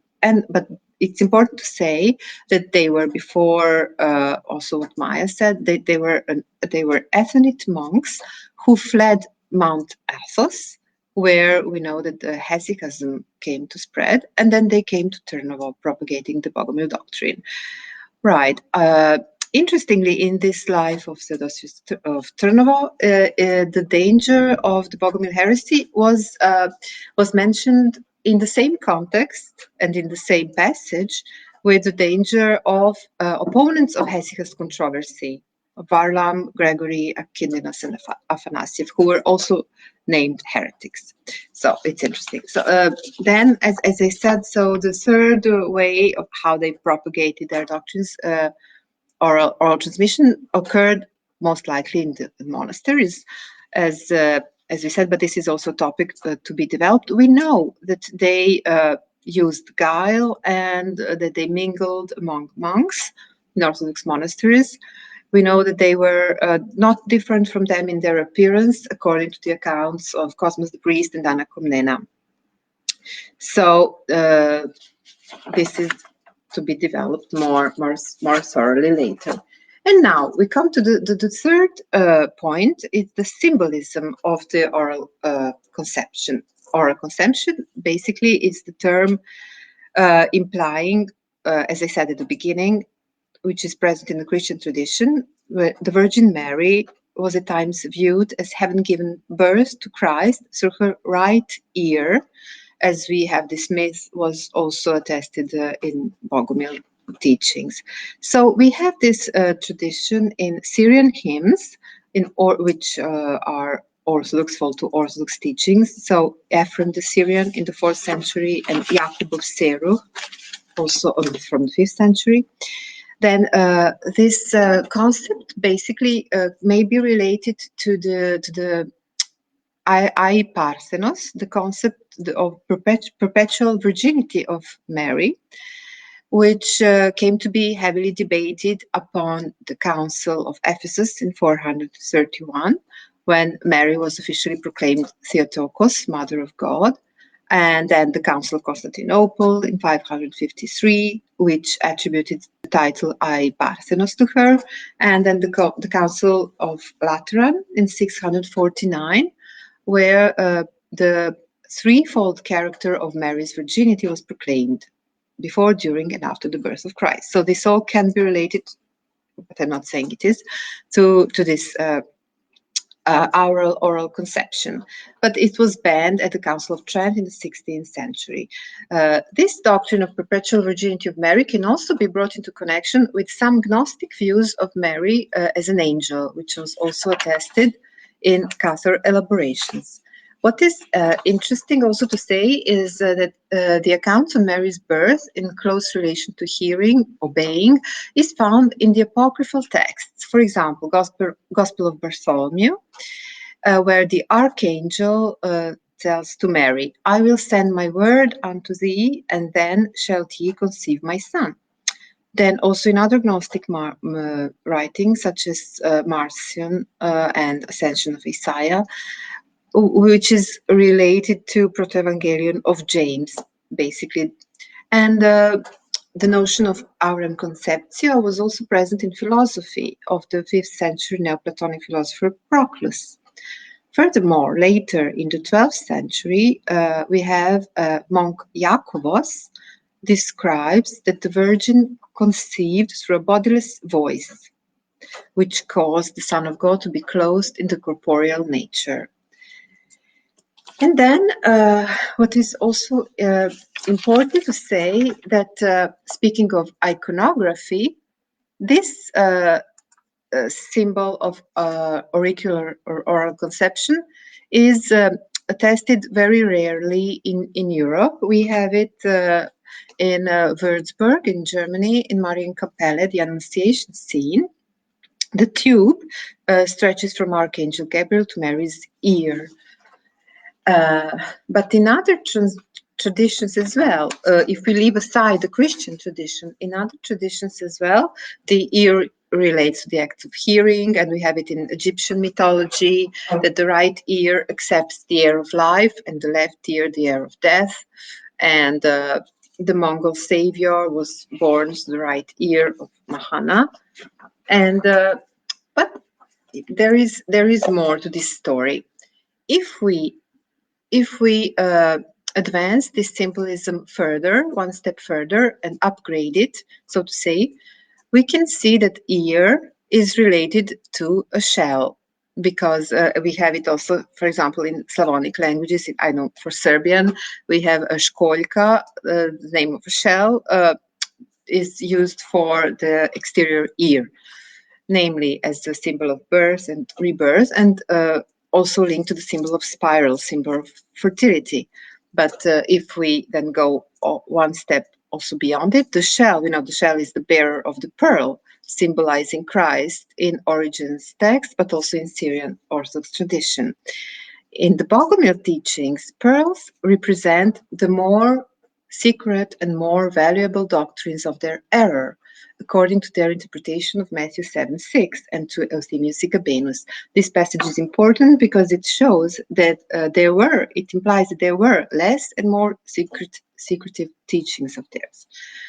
And now, if we go to the visual arts, with the symbol of the shell, the symbol of the birth from shell, is well attested in the Renaissance art. But there are also other significantly more ancient analogous iconographic representations. For example, on the Sigma mosaics on the locality of Gaziantep in the western part of the southeastern Anatolia in Turkey, we have the birth of Aphrodite represented in a seashell. But this dates 2nd century AD. So this is and then the womb. So then we come to the womb of the Virgin Mary as presented as a shell. This, for example, there are mosaics of the 6th century Basilica Euphrasiana in Poreč, which was decorated and painted by Byzantine artists. But we also have it, for example, in a miniature of the representation of the Adoration of the Magi in the 10th century Armenian Ekmiadzin Gospels. But curiously, an iconographic representation of Christ in a shell is also to be found on the Balkans. So, the Poganova monastery was erected probably by Konstantin Dragaš, Serbian nobleman and lord, nephew of Tsar Dušan, at the end of the 14th century. It is dedicated to John the Theologian. The monastery was situated on the hilly slopes of the border region between nowadays Serbia and Bulgaria, near Dimitrovgrad and the village of Sukovo, in the canyon of the Yerma River, and may have been erected either by the local constructors or the imported ones. Interestingly, this name, the name of the monastery, reveals possible traits of a former prior pagan, pre-Christian site or activity in this region. We know that at the time of its erection, it was situated in the realm of the Second Bulgarian Empire. The Pogonova Monastery was painted in 1499, so in the last year of the 15th century. The iconographic themes represent the Pentecost, Apostles, Christ's Passion, details from life of the Virgin, Christian saints and Serbian saints, John Chrysostom, Gregory of Nyssa, Apostle Paul, celestial liturgy, Ezekiel's vision, and sources of vision. Curiously, among the frescoes, figures is one in which child Christ is depicted in a shell, or more precisely, in a Virgin Pletithera scene in the apse. So, I couldn't enlarge this, unfortunately, this beautiful photo, but we can see here it's in Pletithera scene, so that means the womb, which is presented here in the Virgin. Here is a Christ child represented in a shell. But I will show you other scenes as well. Right. So the iconography of the Pogonova Monastery falls to the artistic school of the second half of the 15th century, consisted of itinerant painters of a team of artists who decorated the churches from between the Meteori monasteries and Kostur, Ohrid, Prilep, Skopje, and Niš. These frescoes, what is important to say, for example, the scene, the sources of wisdom scene, has its antecedent in the 14th century Lesnovo Church in Eastern Macedonia, which show signs of adoption of some Hesychast elements, what is curious. And this theme was, for example, common theme at this time. But what is more important to say? Now, if we return to the Bogomils, we know from a very short account of Eusemius de Periblepton, we know that some painters were also attested among the Bogomils. The Bogomils were said to visit the monasteries and to pretend to be monks, but also to pretend to paint the icons, or to paint the icons, as Eusemius says. But there is another more curious account sometime later. So from Thomas the Archidiaconus, there is this story dating from the early 13th century on the two brothers, Matthäus and Aristodus, who originally came from Apulia, came to Bosnia to pursue their career as icon painters. They were excellent icon painters, and but also they spread their heretical doctrine, which Thomas Archidiakon basically says it was Catharism or Manichaeism. And but this is just to show that there were also Bogomils among the painters as well. And another interesting thing to say is that in the 12th century, abjuration formula alludes to the Bogomils as Pogomils, P instead of B, which is clear. The etymology between Pogan in Slavonic languages is the same as etymology of the pagan, Latin pagan. But additionally, what is the bottom line of all this is just to say, at the very least, the name of the monastery points to the preceding presence of non-Christians, most likely in this region. They could have well been the Bogomils. That was the bottom line of all this presentation, at the very least. And just to conclude, I would like to say that, yes, I think that maybe we could speak of the graded sequences of oral transmission. First, the Bogomils maybe transmitted some doctrines which were easier to accept based on general Christian narratives, and then in the second stage, the Bogomils transmitted more secretive doctrines. So, as they say, as Eusemius de Periblepton says on the Bogomils, in the beginning they teach the newly converted simply, exhorting them to believe in the Father and the Son and the Holy Spirit. But later they beguile them little by little, and they bring them to destruction slowly. As time goes by, they make them obedient, and then they give them the deadly potion, blaspheming openly and initiating them into the teachings of the evil.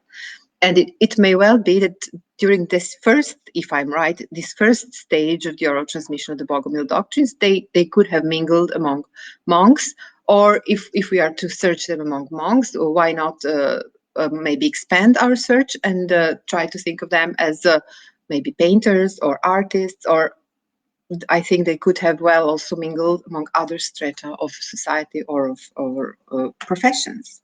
Yes, so important to say, the Bogomils should also be seen as important mediators in the chain of the transmission of knowledge, extra-canonical textual threads, but also of literacy and especially of the vernacular tradition and heritage. Thank you very much. Thank you. Thank you very much, Bojana. Thank you. And as said previously, that we will have a discussion at the end. So now, without further ado, I would like to introduce Andrew Roach, the organizer of the panel, who is senior lecturer in history at the University of Glasgow. To the panel, he's perhaps most known for his monograph on the Devil's World. Yes, so he's going to present you the paper entitled "Bogomils in Context: Religious Culture in the 10th Century Bulgarian Empire." So, Andrew, the floor is yours. Thank you, David. I will say at this point that the panel is really rewarding our hours of careful coordination that we didn't do. It couldn't have gone better, to be honest. We're all sort of going on nicely at different angles. Over the last 20 years, there has been a growing skepticism over the transmission of dualist beliefs from the Bulgarian Empire of Tsar Simeon and Peter to the Cathars of southern France and Italy. While this debate is inconclusive, and I still believe that the balance of probability is that dualist beliefs were transmitted from east to west, it has rather drawn attention from the Balkan context of the spread of the Bogomils in the 10th century. Since the academic historians from an earlier generation on the Bogomils, such as Angelov and Primov, there's been lots of study of conversion and the difference between conversion and Christianization. Much of this has come from Northern Europe. One thinks of the Christianization and the rise of Christian monarchy project run by Nora Berendt. As the title suggests, it was mainly interested in the interplay of conversion and royal power. A little earlier, Henry Mayer Harting compared the conversion of the Bulgarians and Anglo-Saxons. So one way of approaching the Bogomils and their origins might be to look at some aspects of how Simeon and Peter's empire was in fact Christianized, and then look at Cosmas the priest's account of the church and its difficulties in the light of that. While we know a lot about the politics of conversion and increasingly the archaeology of conversion, we know little about religious culture which surrounded the process of Christianization. Although Boris, the Tsar of Bulgaria, was baptized in 865, there was probably little attempt to Christianize the wider population until the disciples of Cyril and Methodius were expelled from Moravia in 885 and put to work by Boris. And the project had really only just begun when there was the pagan reaction under Vladimir, Boris's eldest son, which forced the old Tsar to come out of his monastic retirement, depose Vladimir, and elevate his younger son, Simeon, to the status of Tsar in 893.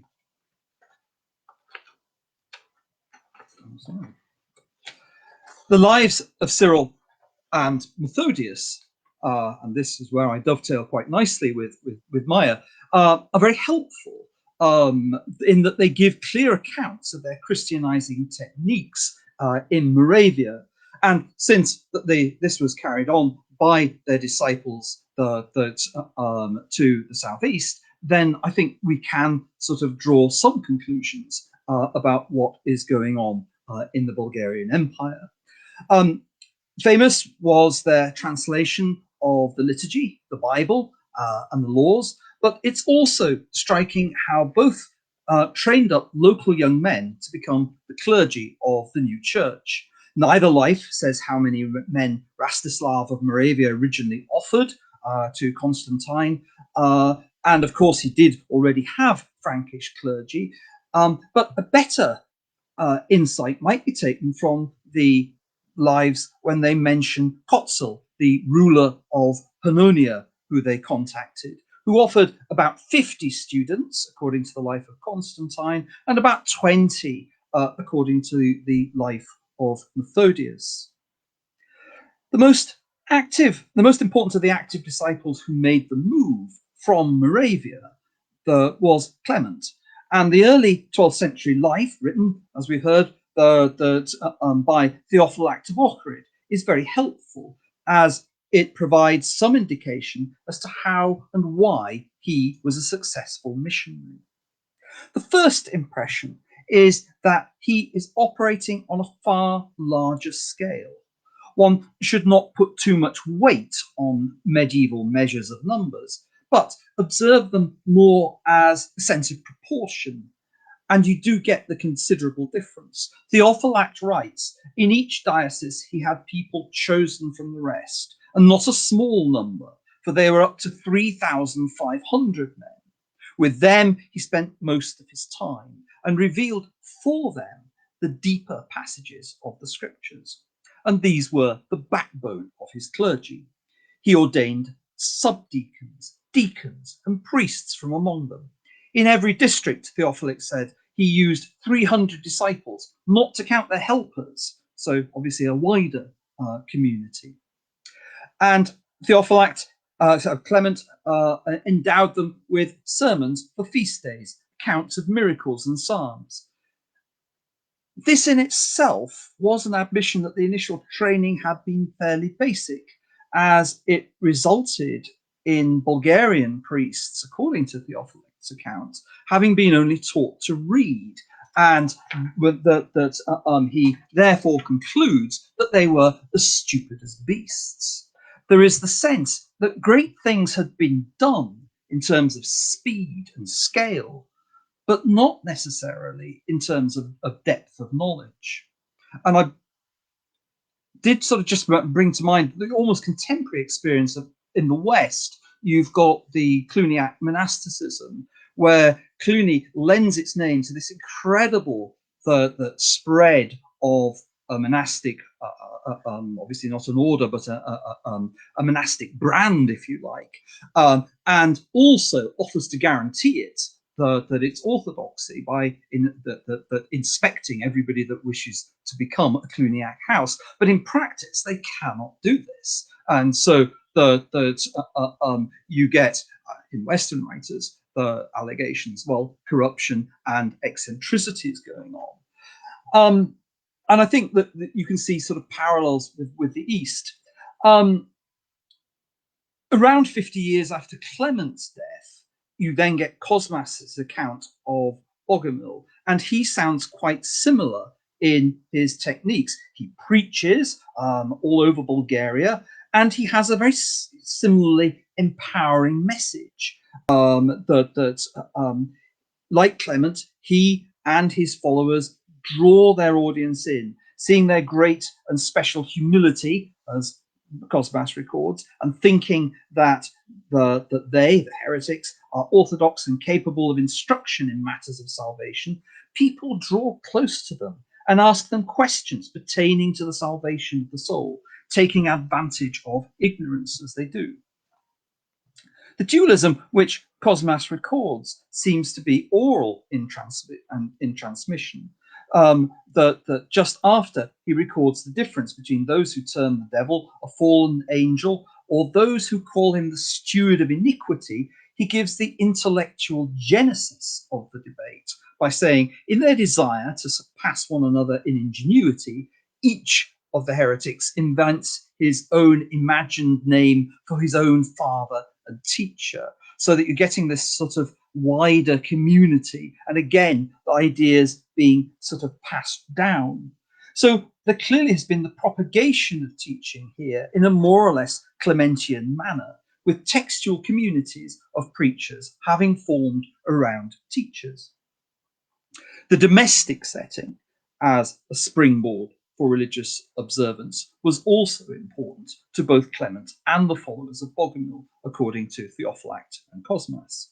The hagiography of Clement mentions that when the disciples had first been established by Boris, the nobility brought them to their homes. They strove diligently before the saints, each one convincing them to visit his house. And indeed, this sort of visiting becomes so prevalent that Boris has to regulate the process. And I wonder if there's even a sort of political aspect to this. Cosmas recorded that people seem to have welcomed followers of Bogomil into their houses. Some of the heretics shunned work, and they instead go from house to house and eat the goods of others.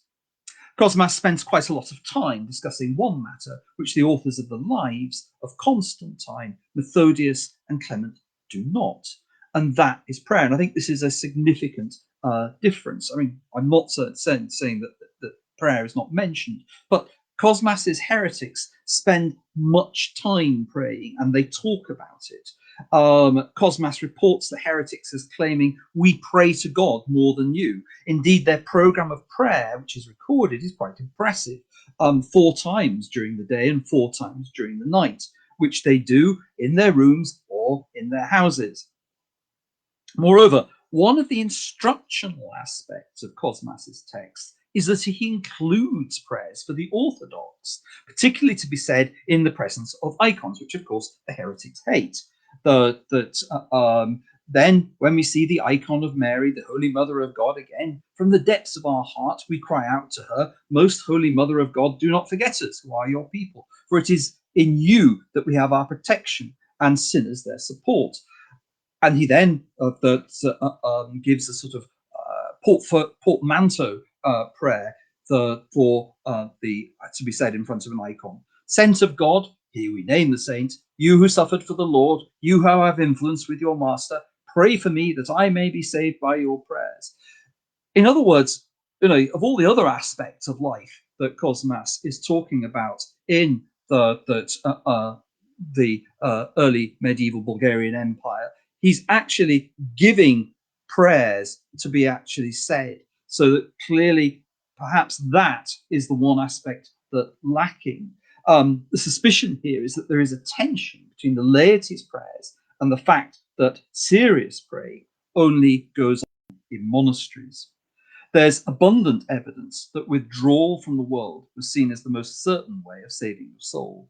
All of the early Tsars, even probably pagan Vladimir, ended their lives in monasteries. Tsar Simeon's new capital at Preslav featured at least 8 of them. There were also nunneries. In the life of St. Mary the Younger, we come across a Bulgarian nun possessed by an evil spirit who is cured at the saint's tomb in Bizet. Next to heresy, monastic discipline is Cosmas's main concern.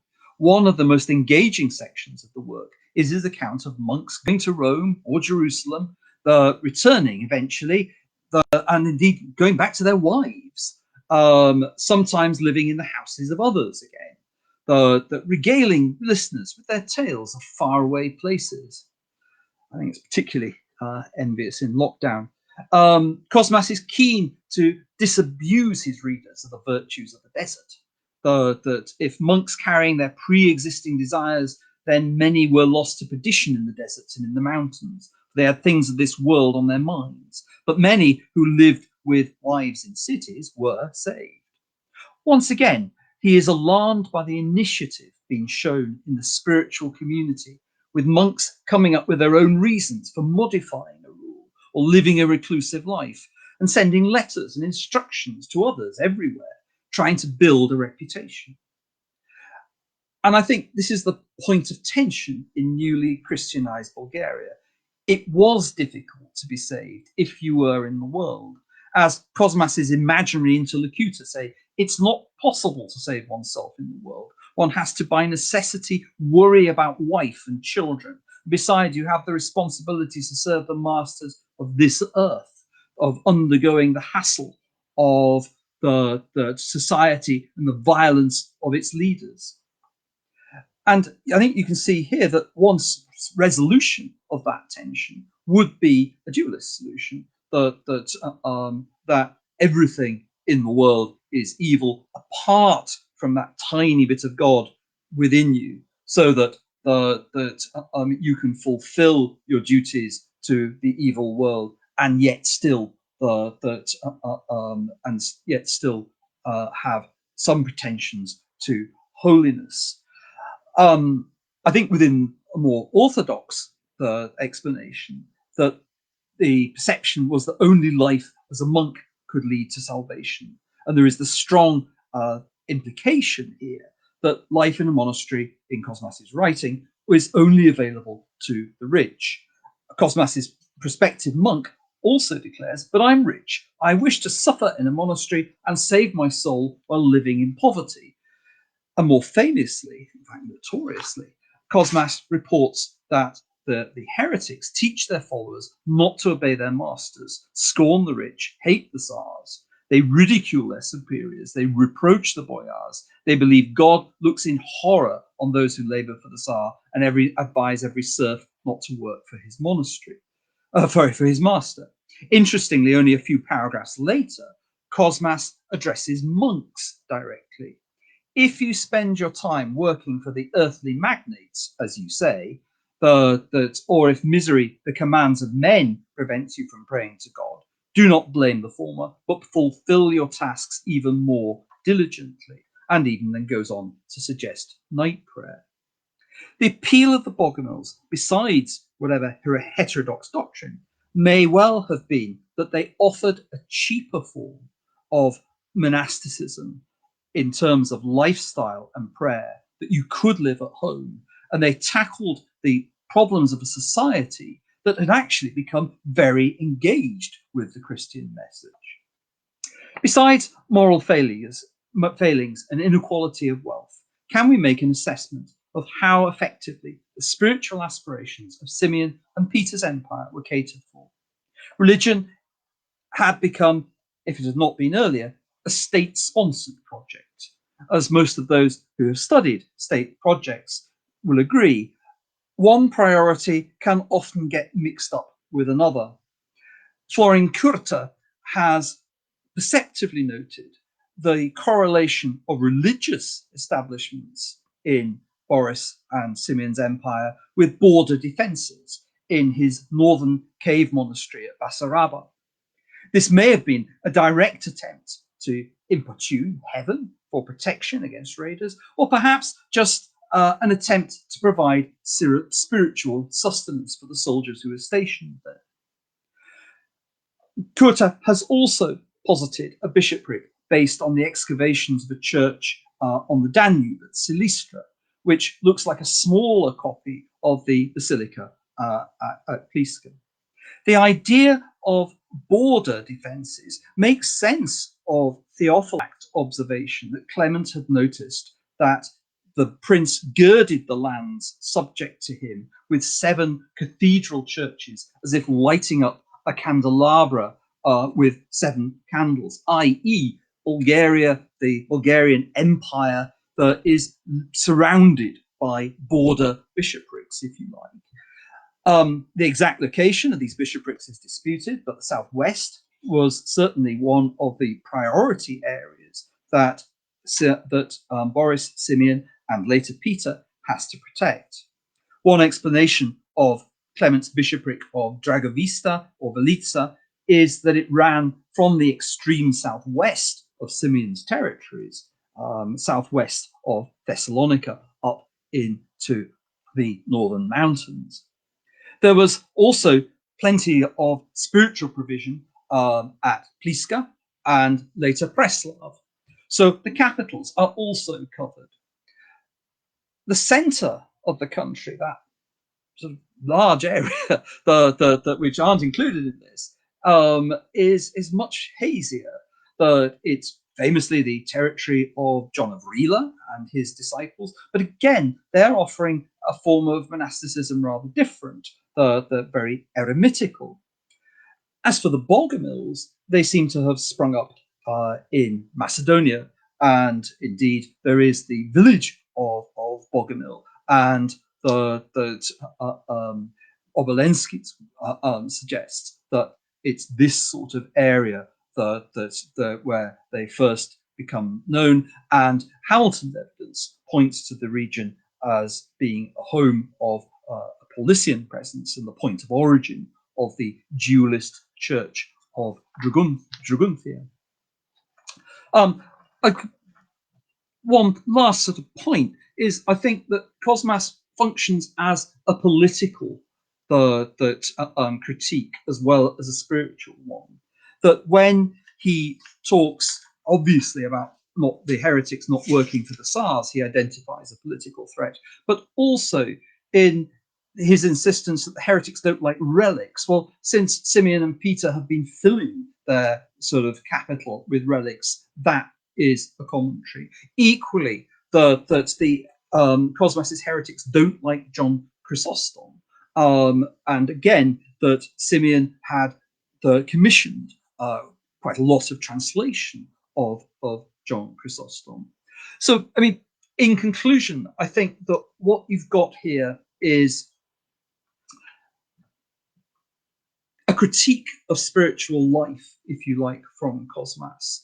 And I think that heretics are an important part of that, but he is really calling for the modernization, if you like, of Christianization. That it seems to me that he is providing a critique of the shortcomings of what has gone on under the disciples of Cyril and Methodius. Thank you very much.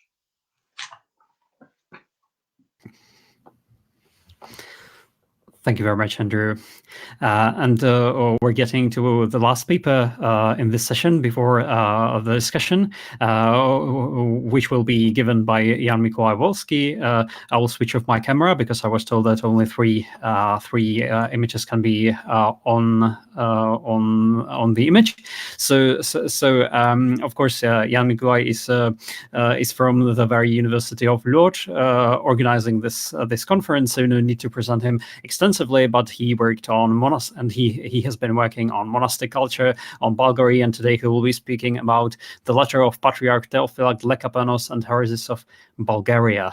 So Jan, the floor is yours. Thank you very much. And David, I have a presentation. No, not that one. Just a moment.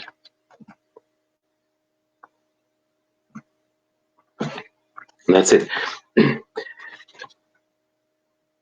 I'm going to talk to you today about a letter sent by Patriarch Theophilak of Constantinople to the Bulgarian ruler Peter. Theophilak advises Peter on how the Bulgarian church should respond to the appearance of heretics in his state. In the letter, the introduction is a long-winded praise of the ruler who cares about the purity of faith, after which the Patriarch moves on to specific recommendations. Heretics should be divided into 3 groups according to their degree of involvement in the movement. He goes on to discuss the reception of those who wish to convert separately for all 3 groups, and the punishment of the persistent dissenters. The readmission of heretics into the church was linked to renunciation of the faith under the form of anathemas, which enumerated the erroneous beliefs characteristic of deviation. 14 anathemas are given in our letter. The first 9 contain the cursed truths of the faith.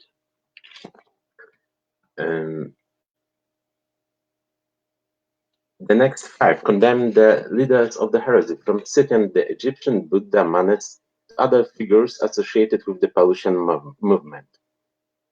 The heretical creed is called Manichaeism mixed with Paulianism. It resonates with anathemas that condemned a dualistic worldview. The Patriarch does not mention other names of heresy. That is enough for now. We'll return to the dogmatic issues later. When and under what circumstances was the letter sent? Here there is no concrete information. we can limit the date of the letter to the 23 years of Theophylact's ministry. It is known that the letter was the fourth sent between the Patriarch and the monarch on this matter, and the correspondence was initiated by Peter, intrigued by the newly emerging movement. In his second letter, Peter set out the doctrine of the heretics and, apparently, asked how they should be dealt with. We know of no other circumstances that would allow us to interpret the contents of the letter. I have listed on a timeline various events that are sometimes mentioned when analyzing the confessional situation in Bulgaria in the mid to late 10th century, and sometimes shown as the context for the emergence of Bogomilism. But none of them have a close enough connection to the letter to help us interpret its content. Not the stretch in the time. From a 1,000-year perspective, we tend to ignore the 10, 20, or 50-year gaps, but this does not render them irrelevant. The letter was written up to 90 years after the Christianization, a few years less after the supposed Paulician mission sent from Africa to Bulgaria, from 10 to around 30 or even more years before the speech of Cosmas was written. The temporal proximity of the letter and Cosmas' sermon and the vague identification of the letter's subject have allowed scholars to link it to the Bogomil movement.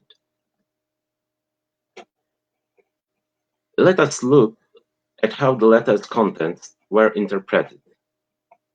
It became known to the academic community in 1913 through the publication of the Russian Slavist Nestor Mnemovich Petrovsky, who printed the original together with a Russian translation and a short commentary. At the time, numerous documents of Bogomil history were known, such as the Sermon of Cosmas or the Synodicon of Tsar Boril. So it's not surprising that the newly discovered text was linked by its publisher to this heresy. He correctly dated the monument to the period between 933 and 956. He assumed that the letter proved the existence of proto-Bogomilism, while Bogomilism itself could have been one of the branches of the heresy and originated after 956, and Petrovsky questioned the historicity of the figure of Bogomil. A historiographical canon of interpretation of the letter was established by Wasyl Zlatarski, who printed the translated text with commentary in the second part of his History of the Bulgarian State. He emphasizes the involvement of the ruler himself in the fight against heresy. This will be a leitmotif of the hypothesis about the wide range of the heretical movement, although Zlatarski himself admitted that the letter was written before Bogomilism gained many adherents. Zlatarski corrected the quoted phrase Manichaeism mixed with Paulianism to Manichaeism mixed with Paulicianism, without signaling this to the readers. In a footnote, he points out that the name of the Bogomil heresy doesn't appear in the letter. He formulates 3 arguments which determine that the letter should be associated with Bogomilism, not Paulicianism. First, the heresy is called new, which fits Bogomilism, not Paulicianism. Second, it's a mixture of Manichaeism and Paulicianism. Third, in the dogmatic formulas, the main theses of Bogomil teaching are laid out. If we accept the correction of Paulianism to Paulicianism, it is of course difficult to think that the heresy to which the letter refers is Paulicianism at all. It would be utterly illogical to call Paulicianism a mixture of itself with something else. Zlatarski's 3 arguments raise key issue, accurately pointing to questions that determine the identification of the subject of the letter. It only remains to judge whether his arguments are correct. No better treatment of the problem of the identification of heretics has been proposed in the literature known to me. The most widely commented on was the last of the mentioned issues, the connection between the anathema and the Bogomil's confession. Soon after, in 1936, Zlatarski's opinion on this aspect was questioned by Venance Grumel, who pointed out that Theophylact's anathemas were written down on the basis of Peter of Sicily's History of the Paulicians. Henri Charles Puech detailed Grumel's observations showing more extensively the sources of the anathemas cited by Theophylact. We will return to Grummel's statement. For now, let us look at the position of Dmitry Obolensky, who remained faithful to Zlatarsky's hypothesis. Obolensky accepts without hesitation that the letter concerns Bogomil. He regrets that we do not know the specific date of its composition, for with this we could determine more precisely the chronology of the development of Bogomili. Obolensky already knows that the anathemas in the letter are unoriginal. He cites Theophylact's formulation that the heresy is a mixture of Manichaeism and Paulianism, not Paulicianism, so he ignores Zlatarsky's conjecture. Of the three arguments of the doyen of Bulgarian historiography, he fully accepted only one, but Obolensky's conclusion remains the same. Obolensky attaches great importance to the term newly created heresy. He includes in his narrative a phrase of a letter not commented on in the works I have already discussed, in which Theophylact calls the heresy old and new. In Obolensky's interpretation, this shows that Theophylact clearly distinguishes between Bogomilism and Paulicianism. Bogomilism, the new heresy, from Paulicianism, the old heresy. As the argument continues, Obolensky draws attention to the fourth anathema of the letter, condemning those who regard marriage as a satanic invention and calling for the non-extension of the human race. He regards it as a non-Paulician novelty and a Manichaeist feature of the Bogomil Creed. After Zlatarsky, Obolensky claims that the letter of the Patriarch Theophylact testifies to the grave concern with which the Tsar Peter viewed the growth of heresy in Bulgaria. Obolensky's attempt to find in Theophylact's anathemas the characteristics of Bogomilism did not convince all scholars working on the subject. Ivan Duychev in 1964 published another edition of the letter and included an extensive commentary. In his analysis of the theological content of the letter, he relied on the considerations of Henri Charles Puech. The French scholar came to the conclusion that the doctrinal construction presented by Theophylact was just an artificial creation, but he nevertheless accepted that the letter concerns Bogomilism and, as a historical document, has chronological significance. Duychev insisted on a somewhat less radical formulation. He considered the doctrinal characteristic expressed in the anathemas to be faithful. Theophylact, after all, based his text on accurate data received from Peter in the previous letter. It was only the schematic form chosen by the Constantinopolitan hierarch that made these anathemas an obscure testimony of the past for a contemporary researcher. Theophylact, being a true Byzantine theologian, condemned the new creed using familiar patterns, heresiological cliché. Duychev repeated after Obolensky that the letter is a testimony of Peter's deep concern for the state of affairs of the Church. He did not refrain on this occasion from stating that since Peter was so concerned about the new movement, it must have already reached considerable proportions. He quoted the phrase "a mixture of Manichaeism and Paulicianism" without any commentary. Duychev's conclusions were quite faithfully repeated in his work by Dmitry Angelov. Alexander Soloviev, listed above, in turn adopted Obolensky's position.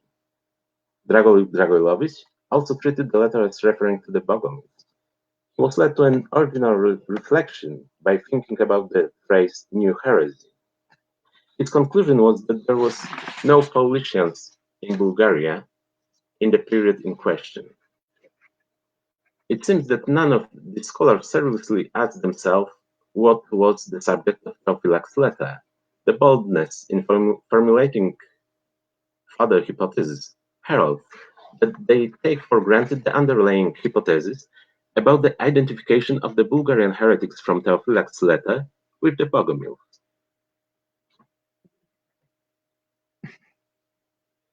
Bernard and Janet Hamilton's reflections from the introduction to their selection of sources for the history of dualist heresies bring a little more to the discussion of this topic. They do not directly pose the question of the subject of Topilac's letter, but they undertake a fresh search for traces of original Bogomil beliefs in the anathemas.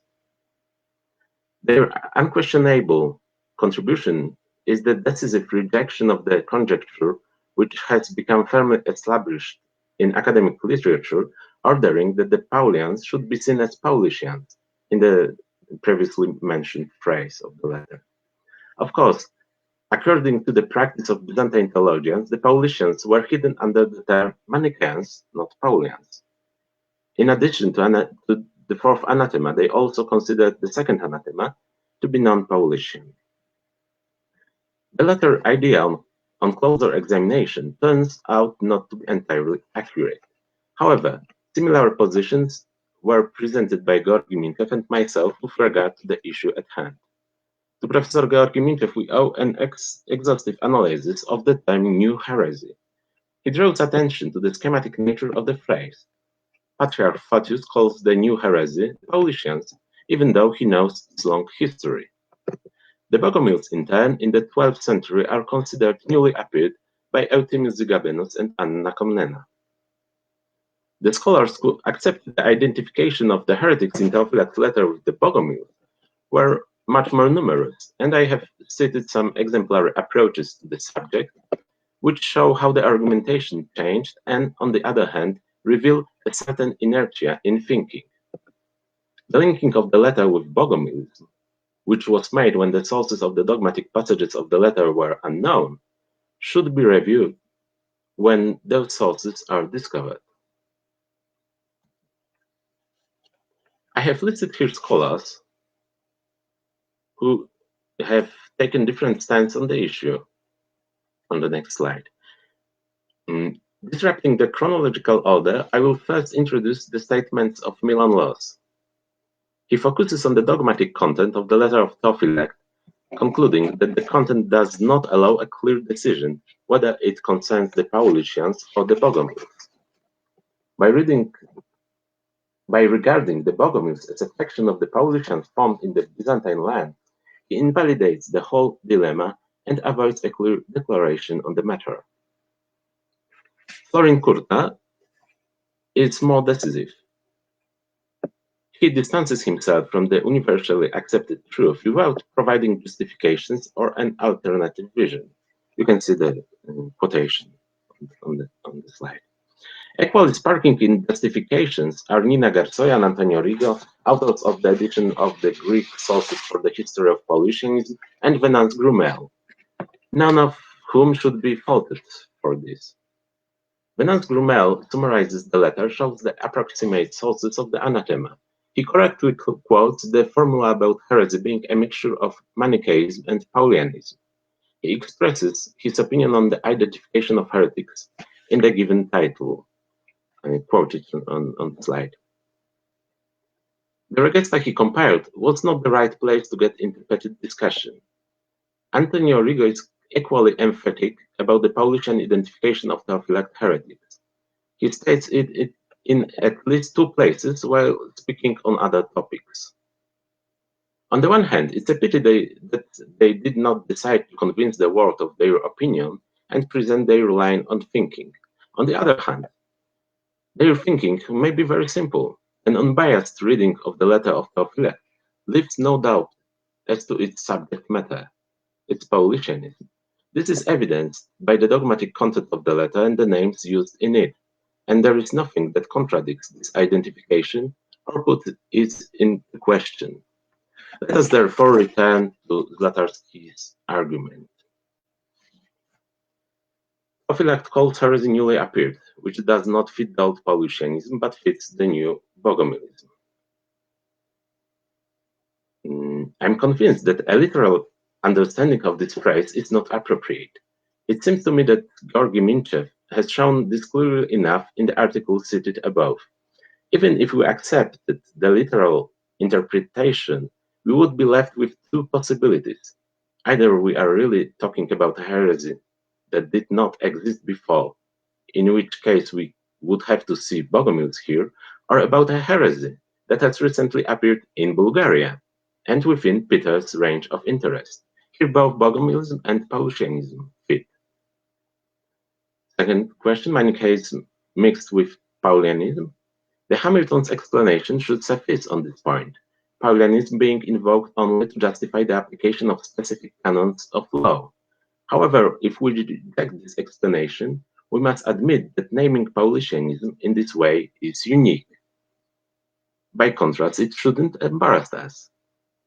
Manes and Paul of Samosata occupied an important place in the history of Paulician movement, as it was known to Byzantines, which is confirmed, for example, by Peter of Sicily. The third point is the connection of the content of anathemas written by Theophylact with the Bogomil Creed. Among these anathemas, there are several that do not correspond in content to Bogomilism, as we know it from the Sermon of Cosmas. At the same time, they all find parallels in Byzantine texts pointing out the errors of the Paulicians or Manichaeans. The Hamiltons were wrong to point to the originality of the two anathemas. Sources of dogmatic content of the letter are discussed in the work Les Sources grecques pour l'histoire des Pauliciens. Tatarski argument proved to be wrong entirely. To sum up, if we accept the Paulician identification of heretics from the letter, then we are dealing with an interesting but not significantly problematic document of fairly predictable content. The important information the letter carries at the time is that the Bulgarian ruler was concerned about the presence of Paulicians in his state. The way in which the Patriarch advises to deal with heretics is also intriguing. However, if we were to adopt the Bogomil interpretation, then we must admit that the Patriarch's letter is very strange and puzzling. It does not contain the proper name of heresy it condemns, but it does contain others. It does not contain the names of its leaders, but it does contain the names of the leaders and legendary founders of the Paulicians.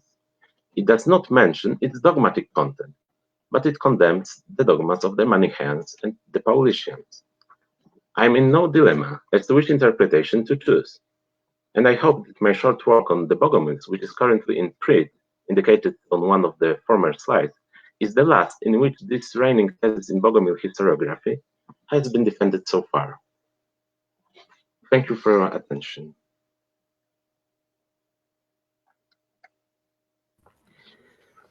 Thank you very much, Jan. I'll be just the voice somewhere at the background. I will not switch my camera on so that we can see all of our speakers, but I will moderate the questions and answers. Thanks to you all for keeping time. This means that we have a very nice time for discussion, or more than half an hour. So please ask any panelist you like. Also, if you have problems connecting or if it's unpractical, I think that we can also allow a double system that you would ask your questions in the chat. So feel free to use the chat for asking questions, but always please do address the proper panelists, because not always it is clear who you are, who you might be asking. So that's my only comment before I launch the discussion. And I have remarked that there is already one question in the chat, which is directed to Professor Angelovska-Panova, and which concerns the relation between hesychasm and palimpsesm. So literally it reads, do you think that hesychasm and palimpsesm was the same thing? So Professor, if you could address this first question.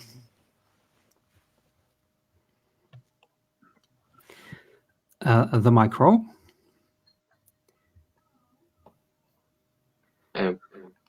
We don't hear you. Could you switch on the micro?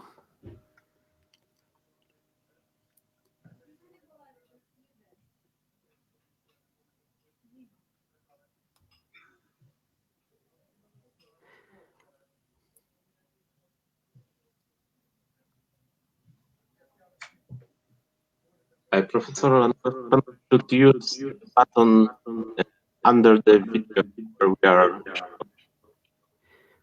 Red button, I think so. Yes, it's bottom center. There are the icons. One of them is the micro icon. We still don't hear, actually, I'm afraid. I will try to switch to meeting mode from webinar mode. I hope it's not going to collapse everything, but if it collapses, just come back using links on our website. I think it would be much easier. And then now everyone can switch his camera and microphone on his own. Okay, great. May it work for Professor Angelska-Panowa now? Sure. She's probably looking for some technical help. So I mean, let's continue. Let's hold this question, and yes, let's very interesting questions. Oh, is it perhaps it should be the panel a list of icons down at the bottom center.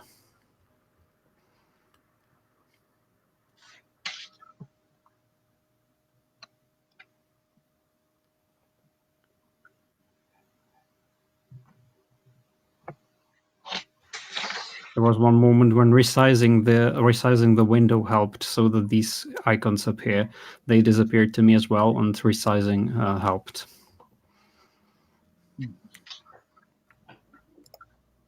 Well, how about we leave Professor Panowa time to fix the issue, and we will start with a different question. So please, if you have any questions to other panelists, go forward.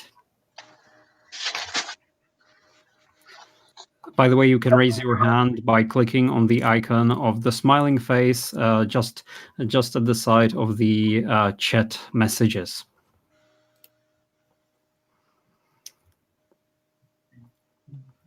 So for now, if I see all the participants, I don't see any raised hands so far. But that gives me an opportunity to ask myself. But Jana, you're going to ask. Thank you. I have commented a question to Andrew. Thank you very much for your paper. I really appreciate it. I really like the comparison of Gottman's way of working, method working. You have mentioned good ideas about link of the monasteries around the Bulgarian state, as far as I understood it properly, and defending Buddha. Am I right? And if yes, where he wrote this, where he published this idea? The Kurta reference, it's from his. Sorry, I'm looking for the article on. Now then, which is it? On Basarabi, Murfatla, that's on sort of modern day Bulgarian-Romanian border, and it's I can send you the reference. I mean, essentially, it's an interesting article. It seems it sort of suggests things, but he doesn't. I hope he's not here, or if he is, then we can ask him. But he points out this really. I don't think he develops the idea. Possibly, I mean, it's certainly interesting, and possibly he's developed it elsewhere. And I thought that it was an interesting possibility. But the sort of star of the show is this map, which correlates hill forts with monastic foundations. Or the sites of hermitages, which is very suggestive. I mean, it works very well. So I sort of, I went with that. But as I say, so far as I know, he hasn't developed that one further. But it's interesting. It's the same case with my quotation, that he has very interesting idea and didn't. and I found the reference, the Cave and the Dyke, a rock monastery in the 10th century frontier of Bulgaria, and I can send you the full reference at some point. I mean, you can see where he's going with it in also the Southeastern Europe book. He talks about Silistra and the possibilities. That's a sort of little Pliska, as it were. Thank you. Thank you very much. And so now the problem with the macro is fixed. So Professor Angelovska-Paneva, if you could answer this hot question on the relation between hesychasm and palimism. Sorry for the problem. I'm not very experienced with this platform, but I hope now everything is right. Yes, I saw the question. I think that both movements had the same source, palimism as well as hesychasm, but the difference maybe is in the fact that hesychasm is more occultistic in sense of contemplation and mystic tendencies. On the contrary, palamists are more familiar to rational tendencies in sense of some exegesis of philosophical aspects of the movement. You know, the dilemma is in interpretation of the light in Tiberian area. And if I can use the occasion, I also want to share some opinion with the participants. Thank you, David. Sure. I think I'm very deal with the Bojana statement about the oral transmission of heresies. And I'm sure that she has to continue in that direction, because especially in circumstances when we don't have an authentic literary Bogomil works, because of the character, of the nature of that kind of books, more of them are destroyed. So I think that the oral transmission and the oral source will be important, especially if she managed to find some information, some data in the historical sources. And also, I have a question for Andrew in sense, do you think, Andrew, what do you think if Clement, with his activity on as a teacher, with his students and his new methodological approach, which provide including of apocryphal texts, do you think that maybe he contributed in sense of appearing of Bogomilism later in that area? Yeah, okay. I think what is striking about Cosmas's work is that he really sort of shows people are thinking things for themselves. And I think that you can obviously see some sort of, if you're looking therefore for where do ideas come from. I was very influenced when I was writing this by Julia Smith's chapter in I think it's Cambridge Medieval History on lay society, and it's Western lay society in the before 900. But she really makes a very good case for showing, look, when you get these preachers going into the field and they get everybody enthusiastic, they really get people enthusiastic, and then people start developing their own ideas. And that becomes then a real problem for the church to sort of police. And I think that you can see some sort of same sort of correlation in Clement's work. He clearly is inspirational. I mean, I started looking at him and indeed the Theophylact's account of him, and we have to be sort of quite careful with just there is a method here on how to convert. I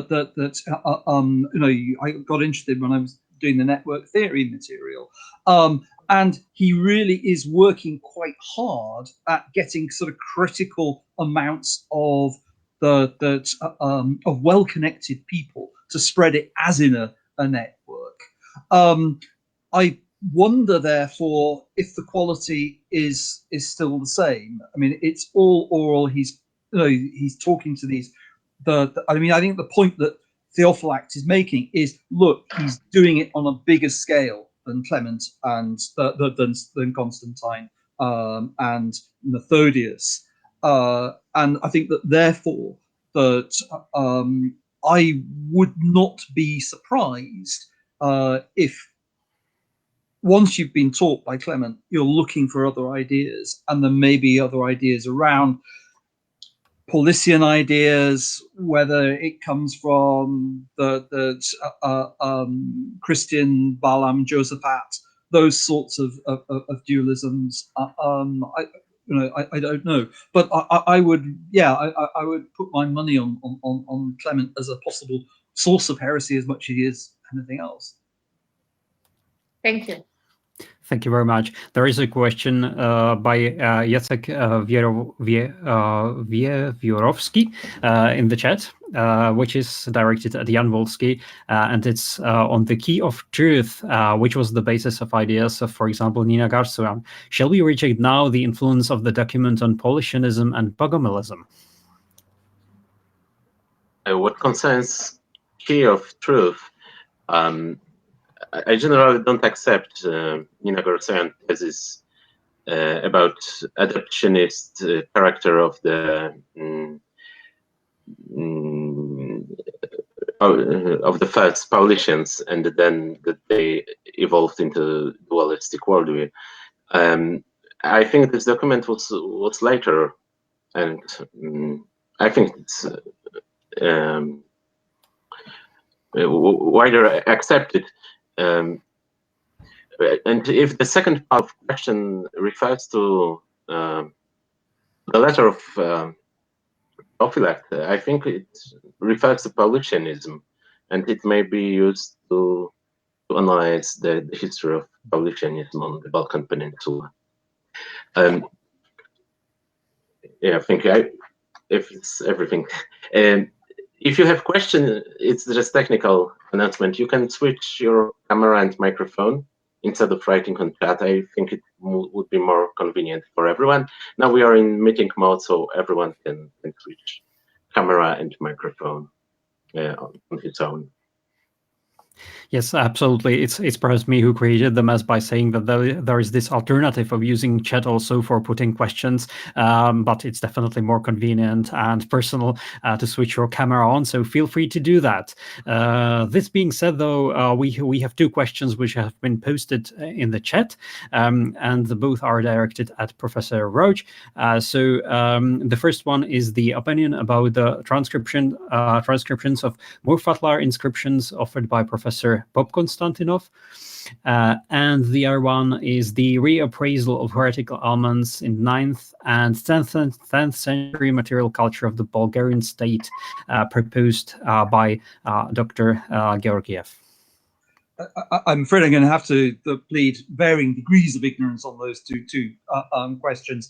The Murfatlar inscriptions, they look fascinating, and I started to look at the literature on them. I did pick up the impression that at least some people thought they were later,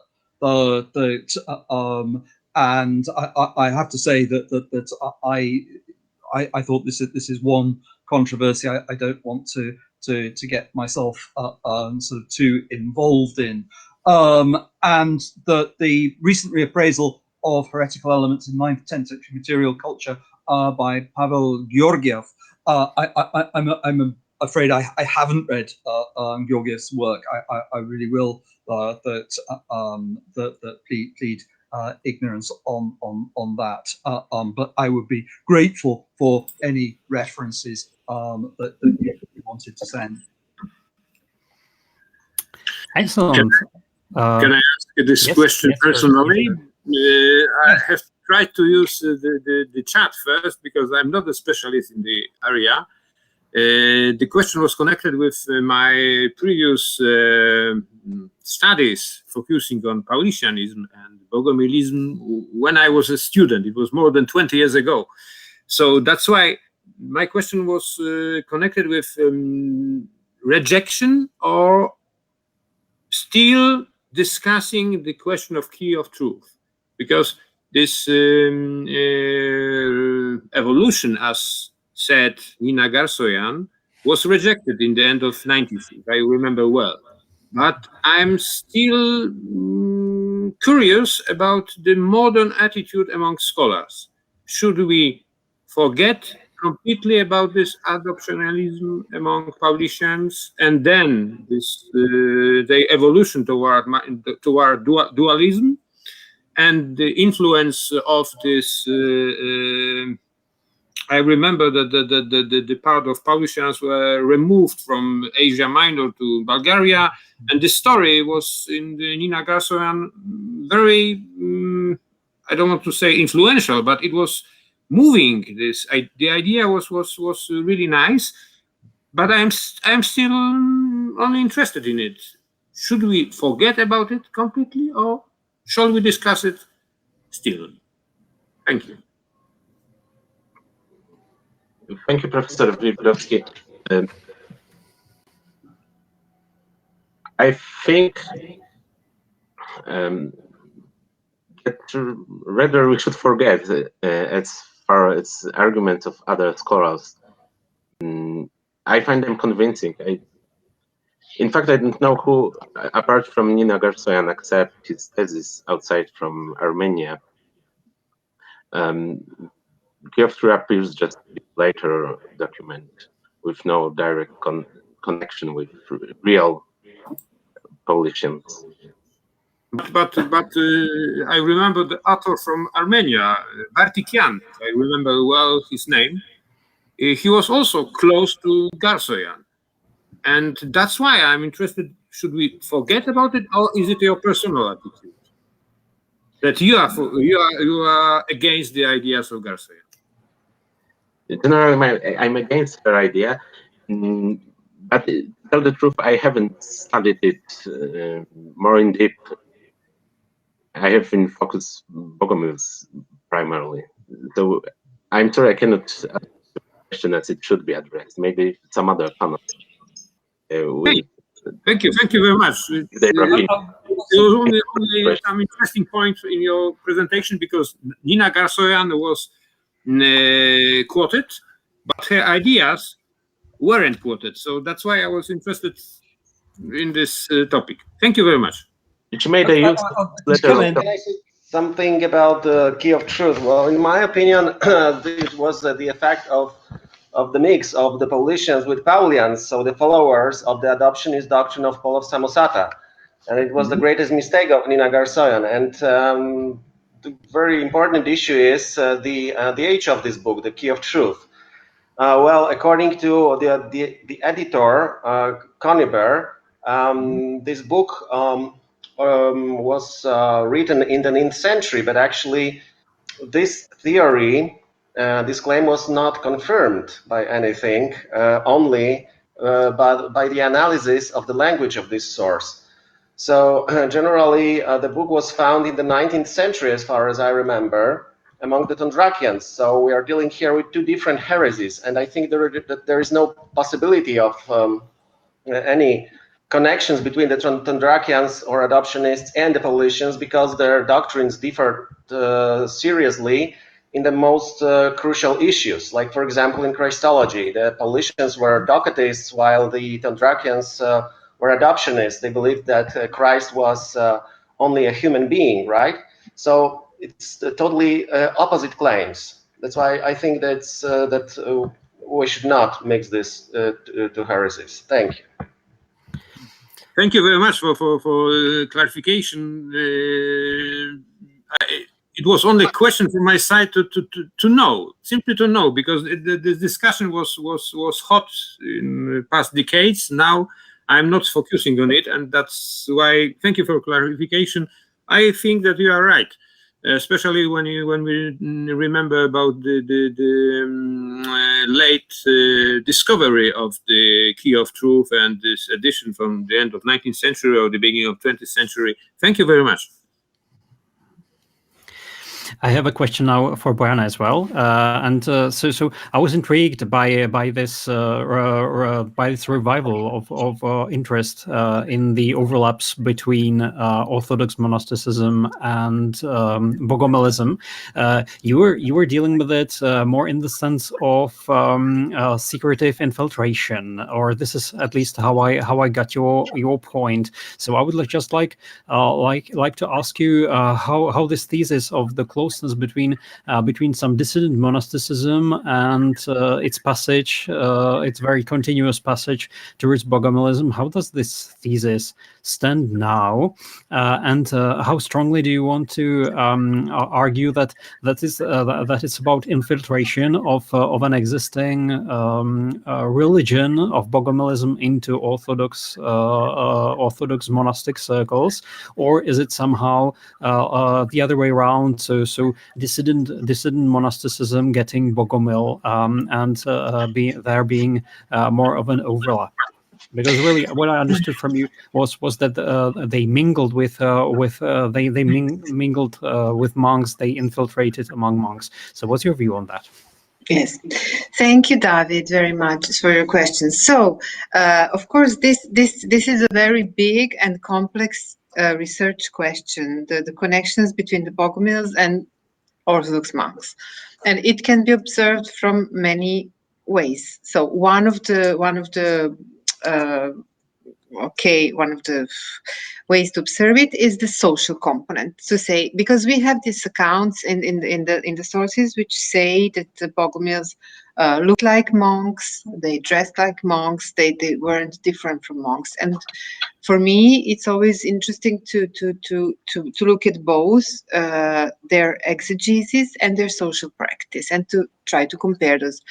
On the other hand, we know that they also said they should use guile in order not to be recognized and in order not to be persecuted. So it was also what Eusemius Icabinus said on the Bogomils, and I think it was one of the ways they acted. Yes, but then then there is another layer of this problem, is that the influences in the very dogma, in the teachings. There are hesychast monks, and also Yuri Stoyanov has pointed to this connection which should be explored. And these philosophical and more spiritual strands among the Orthodox monks, I think that they could have found their way to the Bogomils, or vice versa. Sometimes I think sometimes it's not possible to say who influenced whom first. I mean, I don't know. I want to explore that as well. So I want to explore this social setting and to try to find as much as possible accounts on the Bogomils in the monasteries, because I think it was one of their modi operandi, one of the ways they used. But then, of course, there is also the need to explore this more spiritual doctrines like hesychasm, and I think it was connected to some of the Bogomil practices, which I will also develop later this year and next year. And another thing is this Bogomil rituals and prayers, which I'm also trying to work on when I have time. It comes from the early apostolic times, so it's not particularly Orthodox, but it's apostolic. It's also linked to the apostolic traditions of prayers, 5 days and 7 days. It comes from Hippolyte of Rome, and yes. So I don't Thank you know very much. what happened. Thank you very much. I think that these religious cultures which operate undercover, they really sometimes need to adopt these practices. Even if we need also to be critical to this discourse of secrecy, because it's a way how to say that they're illegitimate and that they are hiding what they really are. So there is a strong polemical discourse, and it's great to hear that you're trying to disentangle these different strands. So thank you very much for the answer. Other questions or reactions? I don't see any raised hands for the moment, but please just turn your camera and micro on and speak up. Oh, there is a there is a raised hand, but the real hand by Andrew. So Andrew, go forward. A question to Jan, and I'm sorry the sound quality wasn't brilliant when you were doing your paper, so you might have already the sort of this. I was wondering, well, I mean, the mystery here is in Theophylact's the reply is, you know, what has Peter written? And I wondered, you know, okay, you've told us what it isn't, and you've told us why he's almost setting up the Tsar. I just wondered if you wanted to speculate what's in those letters. No. I have written in abstract that we should treat this question, what was the subject of Theophylact letter, separately from the question what Peter asked him about. So maybe Peter was asking about Bogomils, and he had get answer about Paulicians. But it would, I don't like such a hypothesis. It has there's no ground for such hypothesis. I mean, why we should assume that there was such a big mistake in their correspondence? If we don't have any clues to think that there is such a big mistake, yeah, it would be big mistake. We shouldn't say so. I don't like this way of writing history. At the same time, it is true that sometimes heretics are being assimilated to very improbable predecessors, and some genealogies are being constructed really in a very arbitrary way. So I think that there sometimes this idea that there is nothing really new may overpower the facticity. But it's an interesting thing to wait. Weight different factors. So the factor of experience and facticity, which is even in polemical literature, there is some concern for facticity, for persuasion, versus some rhetorical patterns that are there. So anyway, it's a big debate. East and West, Eastern heresy and Western heresy. This problem of continuity is a major one, and polemical rebranding of heresies. Thanks a lot. So we have the time for one last question, I think. So if there is anybody who still wants to ask some of the speakers, please do, or anybody from the speakers. Bojana. Yes, it's just a comment. I wanted to say that I liked all the presentations, and to say that if we to find some similarities especially between those from Andrew and Maya, and which I found very important, to say maybe that this informal way of transmitting the Bogomil message was maybe had maybe the keys to their success, because if they went to people's houses, it was more informal, it was more cozy a setting, and they didn't wait for people to come to church as the officials of, say, Christianity did, but they came to them, and maybe it explains something as well. And I look forward to reading all your papers. Yes, thank you all. Thank you very much. I think that makes a very nice conclusion to this very fruitful session, and thank you very much for an inspiring discussion. So now we are very well on time. So we have 1 hour of pause. There is a break now, and we reconvene at 4. Again, there are 2 panels. One is running in this room, and the other in the Porphyry room. So have a look, and see you back at 4. Jan, is there anything from the organizational point of view that you would like to communicate to the audience? Yes, thank you, David, very much. Thank you. It was a pleasure. And so yes, so let's reconvene at 4 p.m. See you there. See you. See you later. Bye. Bye. Bye.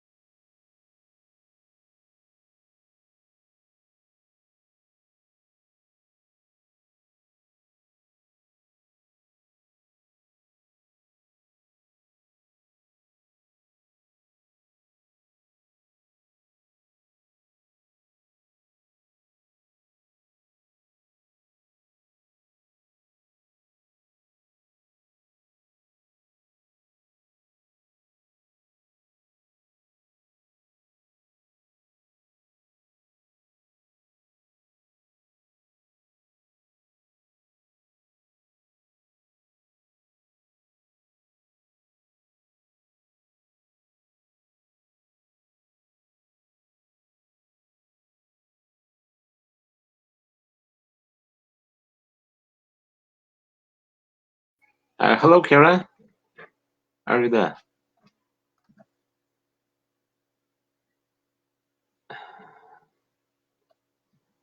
You can switch your camera, microphone for smoke talk. I will. No, not this one. Not this one.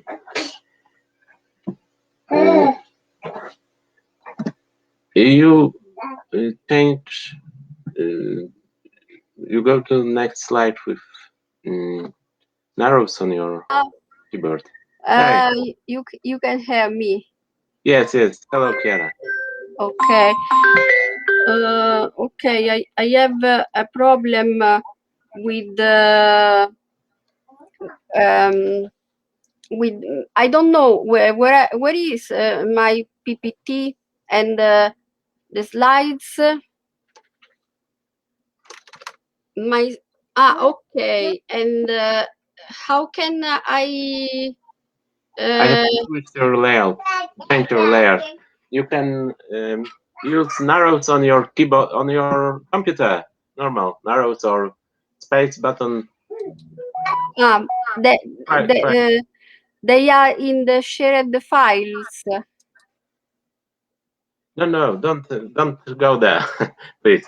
You may change, move to next slide with arrows on your keyboard on your computer. Where you write text, you have arrows there. Arrows. I have to use my. I can share my screen. If you prefer, you can share your screen, of course. And don't use these buttons on the left. Use the button near the video share screen. But no, I don't understand. In presentation, where is the link? But okay, this is your presentation. Now we all see your presentation. Use arrow on your keyboard. Left, right, rather.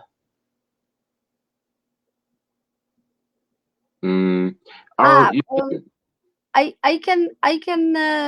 There is a number on the slide on the slides, and then I can check the number of the slide. At the bottom there is arrow, right? Next slide. Right, please. In the right, see, in the right side, there is a number. Okay. Try, is it working for you? Okay, now I understand. I understand. Okay. Thank you very much for your help. Thank you. Thank you. That's okay. Bye. Bye.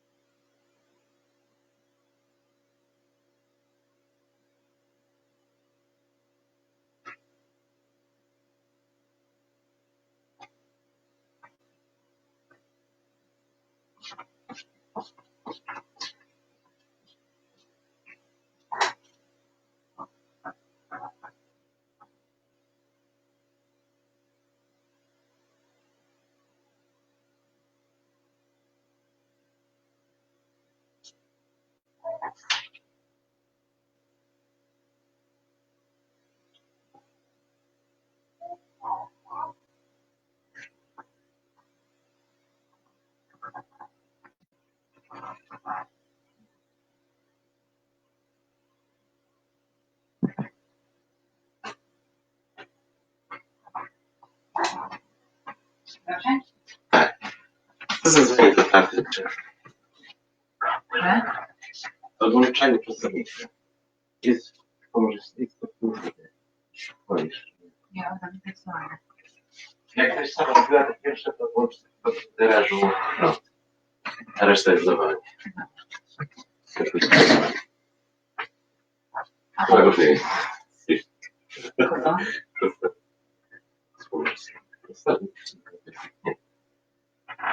Sam się wspomoże silnika. Tak, dodatkowo urządzenie prowadzuje temat skrzydła.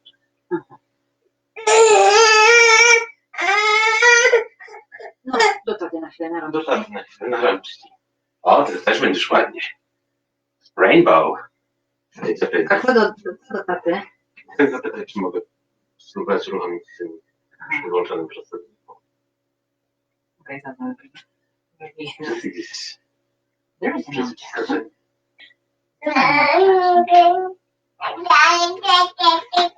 Ale to myślisz, że godzina 2 wystarczy? Tak, no właśnie wydaje mi się, że mógłbym go nawet jeszcze teraz 15 minut. Można spróbować po prostu. Powiedz. Nie chcę tutaj być chyba na... Tutaj możemy przejść. Nie, ja mogę mieć przerwę. A ty możesz mieć przerwę, ale... Przerwę. Dlatego nie wiem.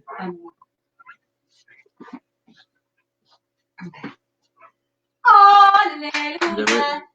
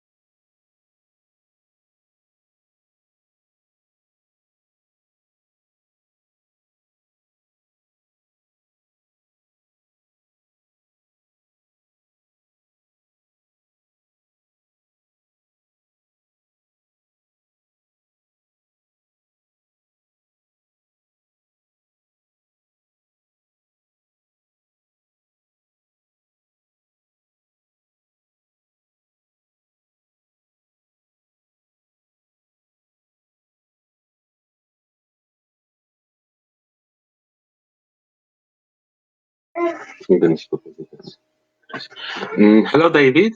Are you there?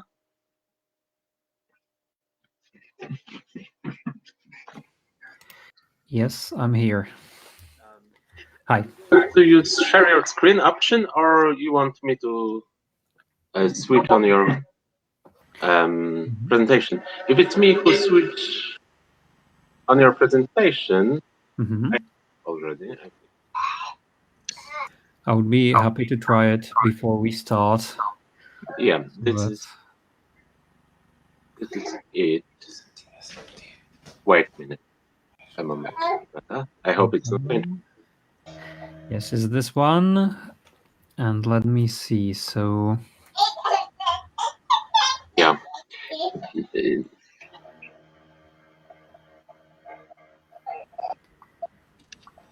I give you a status of presenter. So you are now presenter. Okay, great. And you can use arrows on your keyboard, on your computer, normal arrows, left, right. Yes, yes, I see. Move to next slide. I see. Yeah, that works. Yes, it works. Great, great. So this works very well. Thank you very much. So when I start speaking, you will make me a presenter, and I'll be able to do this. Great, great. Thank you very much. Jenan Dautovich is not going to join us because he has some personal problems. So we'll be 3 persons. Sorry, who's out? Jenan Dautovich, the first speaker. Yes, Jenan Dautovich. Yes. Do you have information if he will be here? He's not going to attend. Okay, so we will be just 3 of us. Yes. I don't see still on the list of participants Vladislav Atanasov, and I don't think I have seen him during the first panel, but maybe he will join us. Okay. Jan, please, if there is any problem in technical sense, I hope you will help me. Of course, I will try to do my best. Thank you. So if we are, in that case, 2 of us, we will have plenty of time. That's great, even if I will try to keep it to 20 minutes, but that's great to hear, and we could have some more time for the discussion. So, hi Piotr, nice to see you again. Hi David, yeah, nice to see you too. It's been a while that we met at mostly the International Medieval Congress. So yeah, great to see you. And it's good that we ended up in the same panel, because I think that the papers will dovetail very well. They will complement one another. Definitely, yeah. So great job. And how to upload the presentation? Is it difficult, by the way? Well, the only thing I did is to send it to the email address of Ceranea. So I did not upload that myself. Oh, okay. Your Thank presentation. you. And Great. you cannot change this. Move to next slide now, because you are not presenter. I will make you presenter during your presentation. All right. Thank you very much. And then it seems very simple. You really just push the button on your normal keyboard, right and left, and it is moving. So. Okay.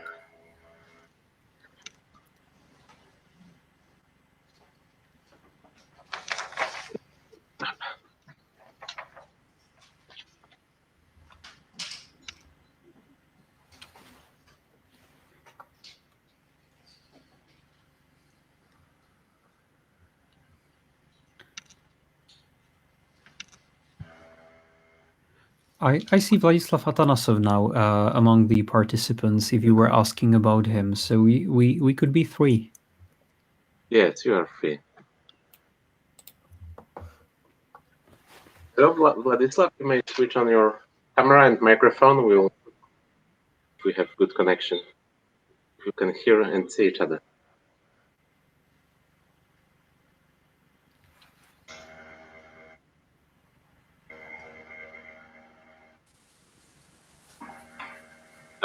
For this, you have to switch on your camera and microphone. Use button in the video, near the video.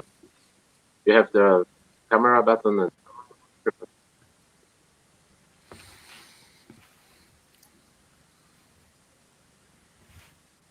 Well, I think it's okay. Can you hear me? Yes. Yeah. Thank you. Shall we start then? Yeah, we may start. Okay.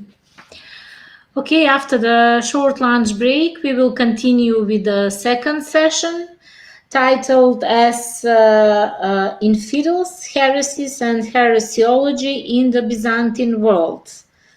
I just want to be sure if Jenan Dautovic is not here. I suppose he's not here, so we will continue with our colleague, David Zbiral, and he will speak about from history to identity narrative and back, discussing the beginnings of the Qatar's 12th, 13th century. The floor is yours, David. Thank you very much. So, Jan, if I could ask you to switch my presentation on, and I'll just try whether everything's working technically. Yes, it seems to be working. I can go forward, I can go back. And I suppose you see my presentation now, and everything's okay? Yes. Great. Thank you very much.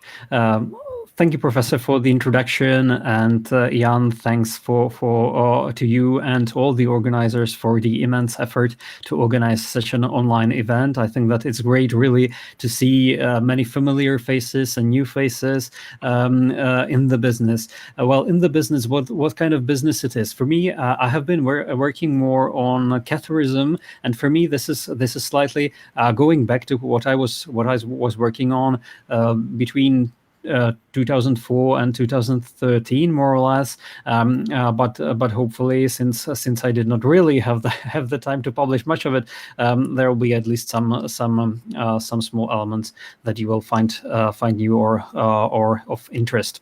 So now I'm in a very different I'm working on a very different construction site.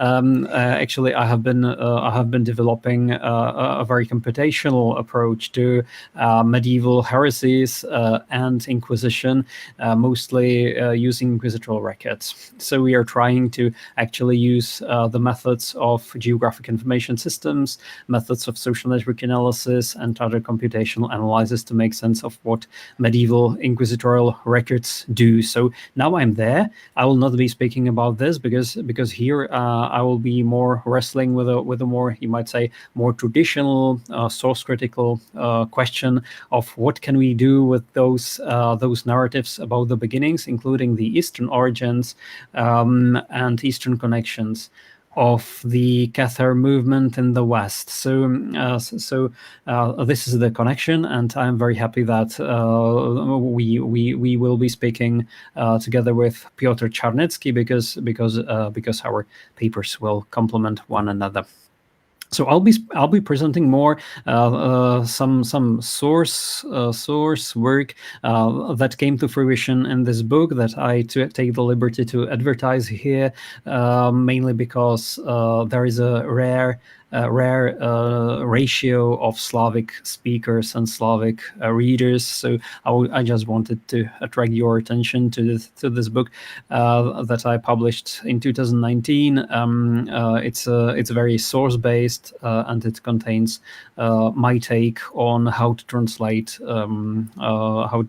as well different Cathar and anti-Cathar texts.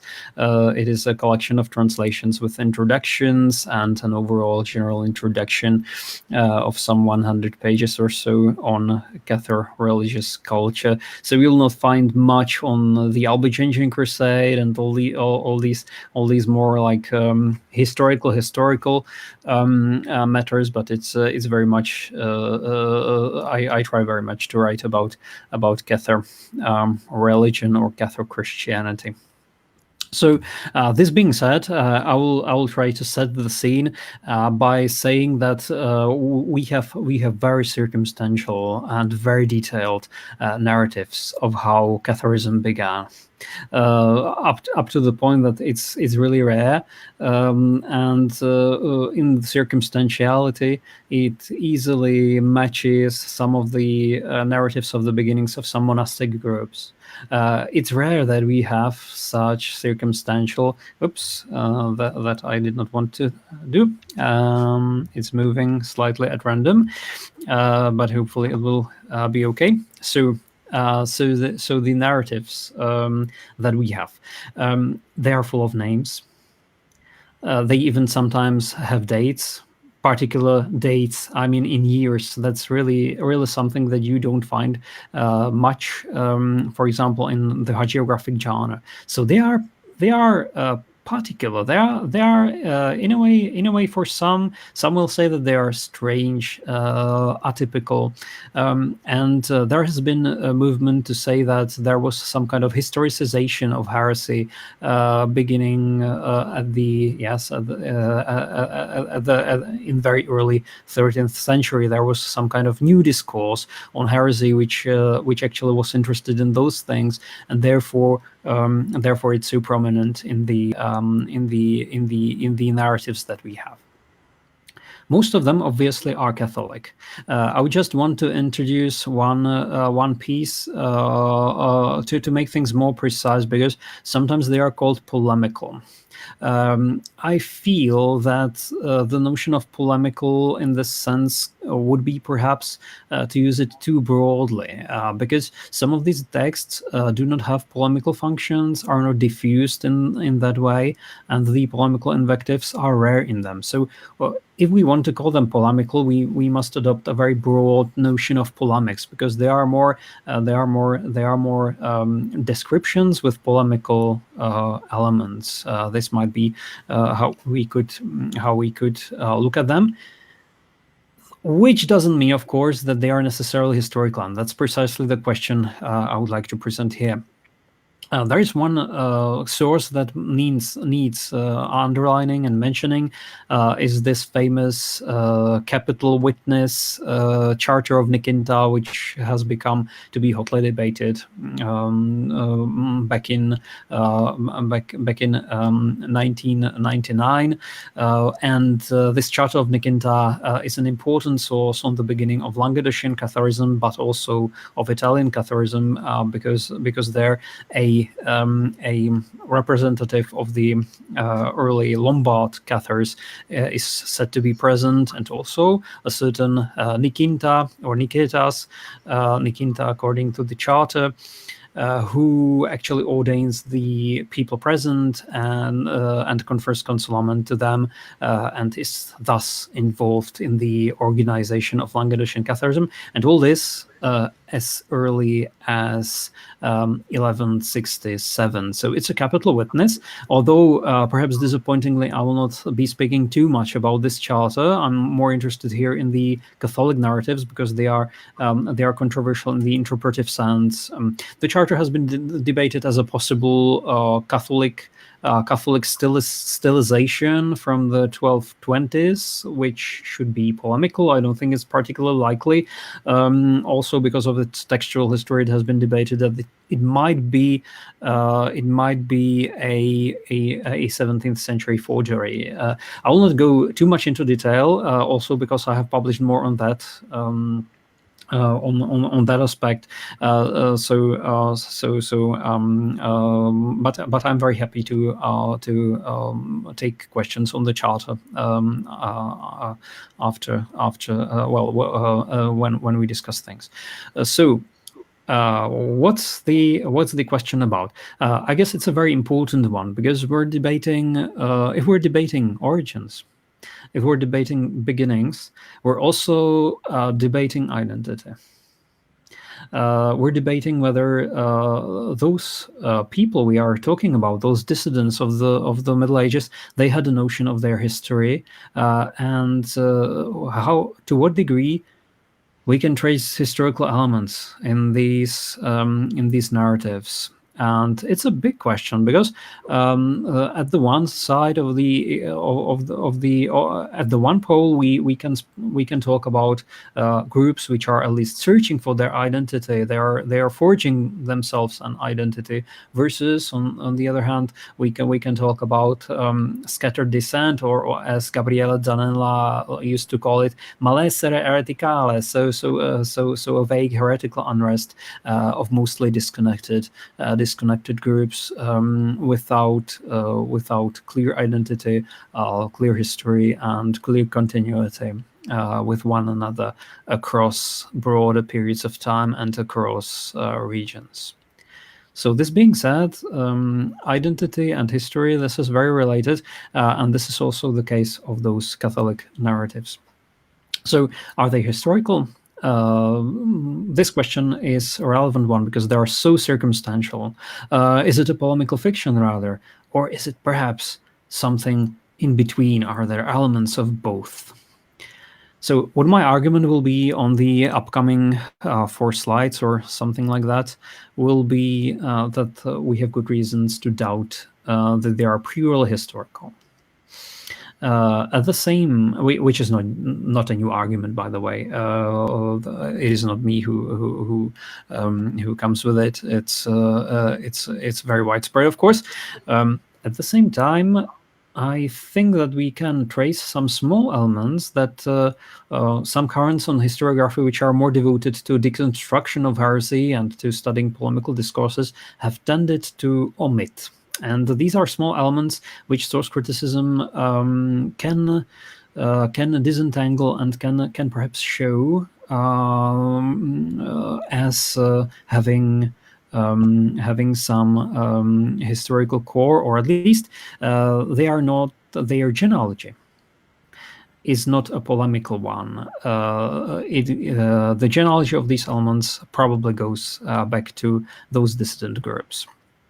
So we have good reasons to assume this, and I will tell you what the reasons. And my conclusion will be then that we could redefine even these Catholic histories as what Bakhtin would call polyphonic texts. So basically, that those narratives, even if written if written with a Catholic pen,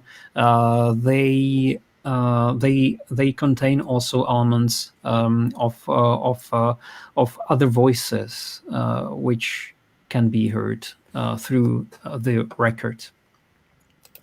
So let's jump in some examples, well, in the major examples, to be honest, of those Catholic narratives. And I will start with Eberwin of Steinfeld, not because I think that the link between descent in the Rhineland and in Lombardy is particularly strong, even in mid-13th century. Raniero Sacconi, when he writes about Catholic groups, as he calls them, he writes he doesn't mention Rhineland at all. He doesn't have the notion that anything in Rhineland would be similar to what's happening in Lombardy or at the other side of the Adriatic Sea. But why I will start with him is because first, it has been often seen as one of the the first occurrence, even if that's controversial, of a more definite identity, which could be called Cathar. But more to the point of this talk, there are interesting elements there. It's a letter to Bernard of Clairvaux. It's definitely partly polemic in its function, And what Eberwin of Starnfeld, this Premonstratensian monk, what does he tell us? So he says that some heretics discovered near Cologne told us in their defense that this heresy had been concealed from the time of the martyrs until now, and had survived in Greece and some other countries. And by the way, they have their own pope. Now, there are interesting elements, aren't they? I mean, this mention of the Pope clearly is to show the danger of them, and that they are claiming some kind of counter church. But at the same time, if you read not even between the lines, but just simply attentively, you can see that there are some strange things if this is to be understood as a polemical history. It's a very embryonic one, but still you can see that there are some linguistic, there are some small notions and small bits and pieces which show that there is something interesting which is happening. So they told us in their defense. Cui bono? Why Berwin is saying that? Well, I tend to believe that there was an actual debate that, after all, he's reporting in quite some detail, and that this was an answer of the heretics to delegitimization of their apostolic origins. So answering to the polemicists, where have you been all these centuries? Basically, they say, well, we are there. We have been there, and we are there since the time of the martyrs.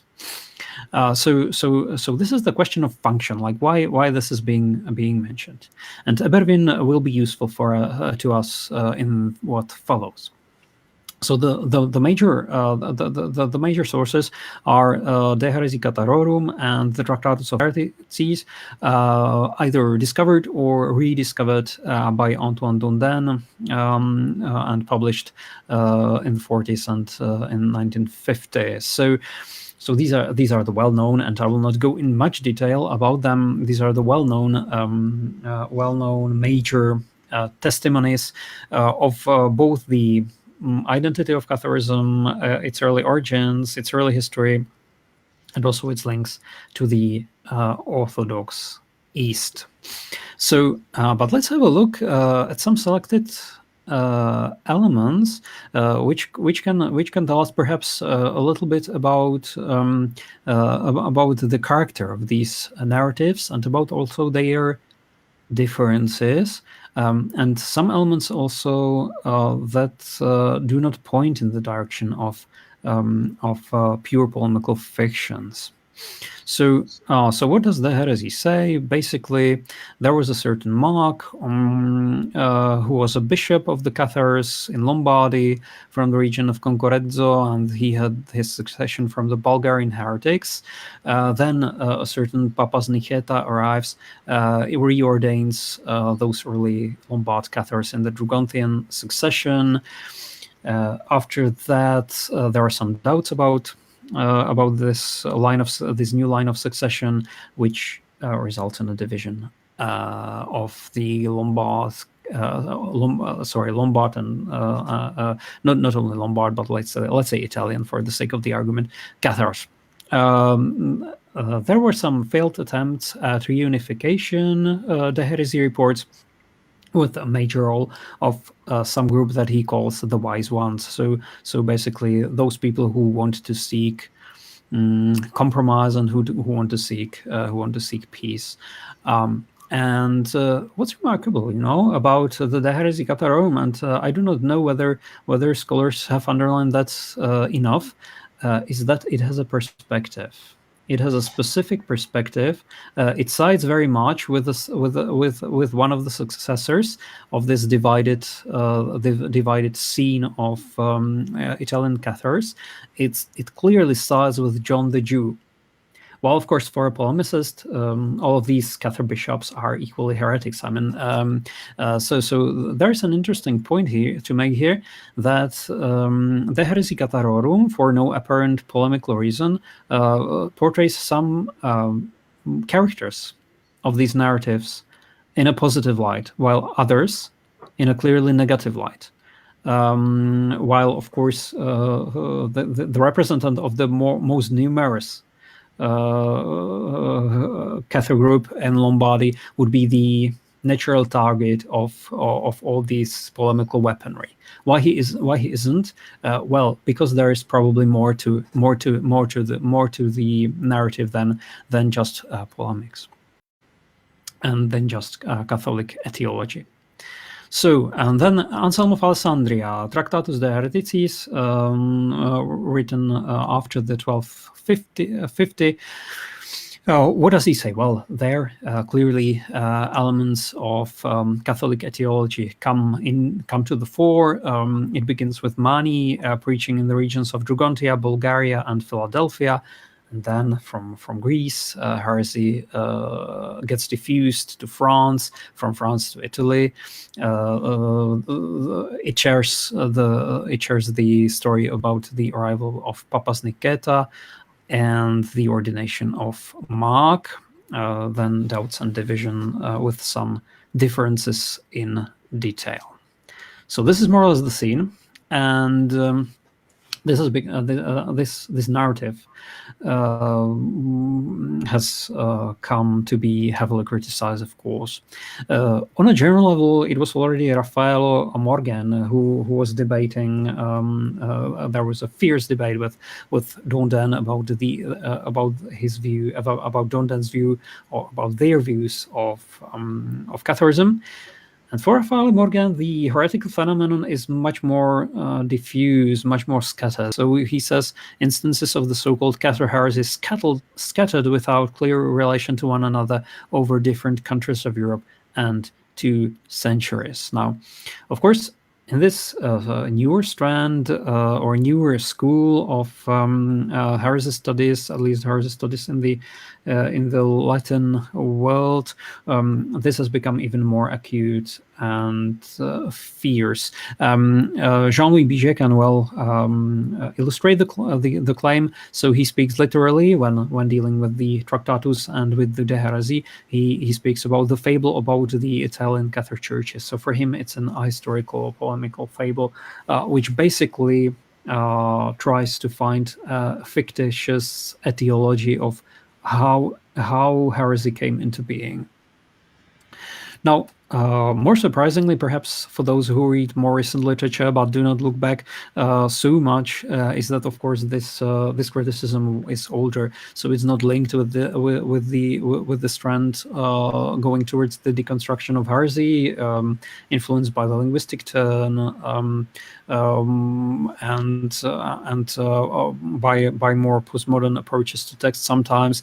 So anyway, Dupré Tezeider has argued that some parts of these narratives, mainly he's concerned with the Tractatus de Hereticis, are largely legendary, and he also claimed, or he also advocated this idea of etiology, finding ex post explanations of the current state, later state of affairs.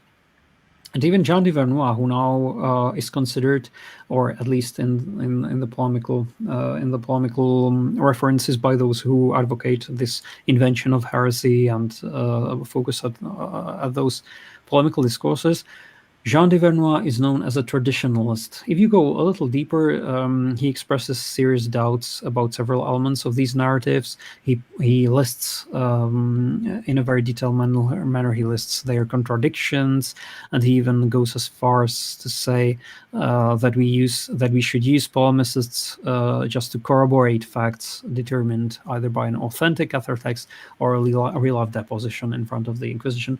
This is just a small punch towards those who are labeling Jean de Vernois a traditionalist, because actually each generation of scholars have criticized their predecessors.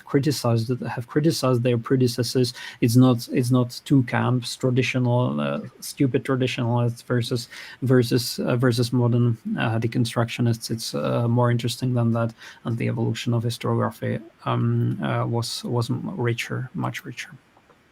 Well, so anyway, so let's have a look underneath the surface at least a little bit, and let me build this argument. If you want some more detail, I'll be hopefully able to provide it in the debate if you're interested. So. The slide is concerned with the question or with arguing that this is not pure history. Is it useful to argue for that? I guess that there is broad agreement that there are some elements of mythicization. So perhaps this is more to summarize what has been argued. First of all, it is like psychologically, if you allow. Psychologically unlikely that these Catholic histories are purely and simply historical, because finding origins is also a strategy of defining identity, and defining identity is a strategy of control. And so there are believable motivations of adjusting the histories, and we do not need to go too far, because of course there are clear polemical elements such as Mani featuring in the Tractatus, and also some anachronistic elements, as others have shown before me. The French connection, the whole French connection of Italian Catholicism is probably, and Duprat-Azadeh was, I think, the first to give particular examples on that. The French connection, the French link between heresy in the East and Lombard Catholicism seems to be a projection of a mid-13th century situation, because the places of heresy where this connection is told to happen. So the place of later emigration of Languedocian Cathars, and a Cathar bishop in Naples. That's projecting really a mid-13th century situation that we know from elsewhere. So of course, this does not necessarily mean that this is authentic in the sense of historicity. What are the inconsistencies? There are several. Internal ones are, for example, that in the De Heresi Catharorum, we are in a difficulty to understand, even if this can be explained.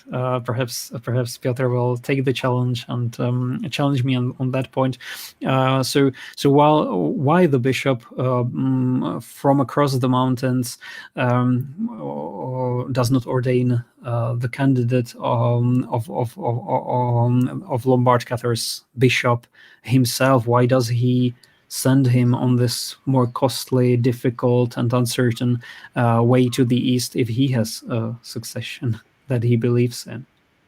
Right, and there are some further details that I will perhaps skip.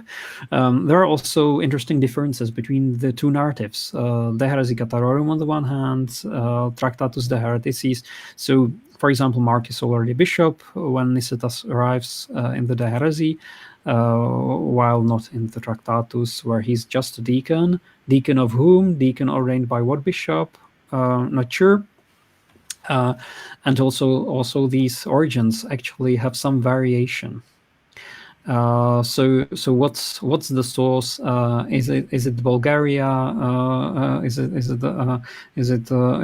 Bulgaria, Drugontia, and Philadelphia?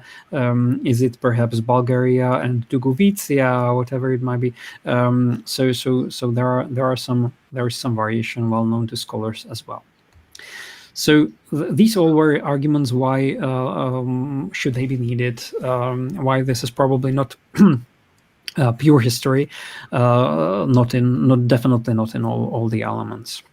But there are also reasons to underline that this is not a pure polemical fiction. And I'll build the argument, but I'm perhaps getting a little bit out of time, so I'll just summarize it. So there are reasons why this is not pure polemical fiction. We humans like to narrate histories, and we like to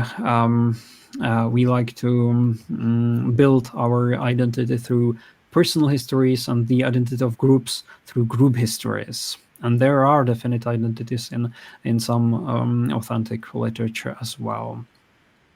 So what do we do if we, what do you find if we disentangle these elements? Well, we find some details which do not have a clear polemical use or even go in the opposite direction. I have mentioned the claim of the apostles and martyrs in Ebervin, and the positive image of John the Jew and the wise ones in the heresy.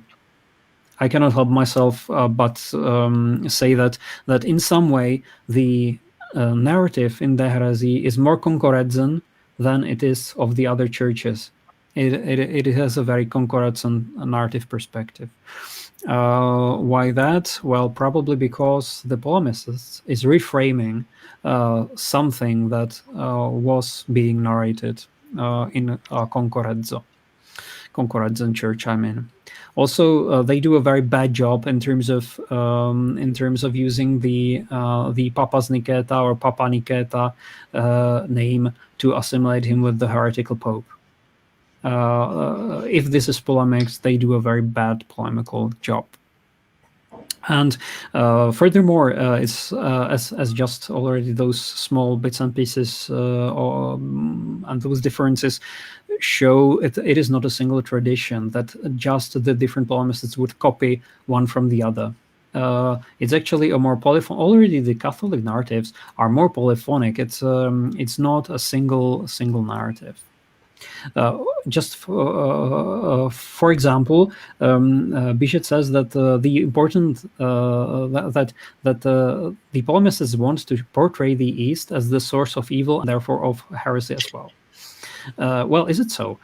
In the Tractatus de Hereticis, there is not a single eastbound journey.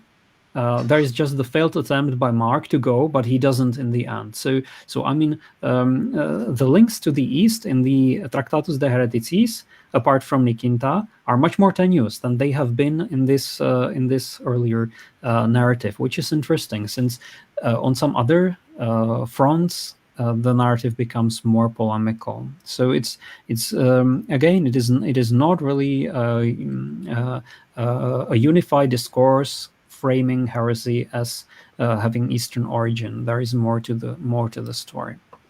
So to conclude, there has been a very, I think, illuminating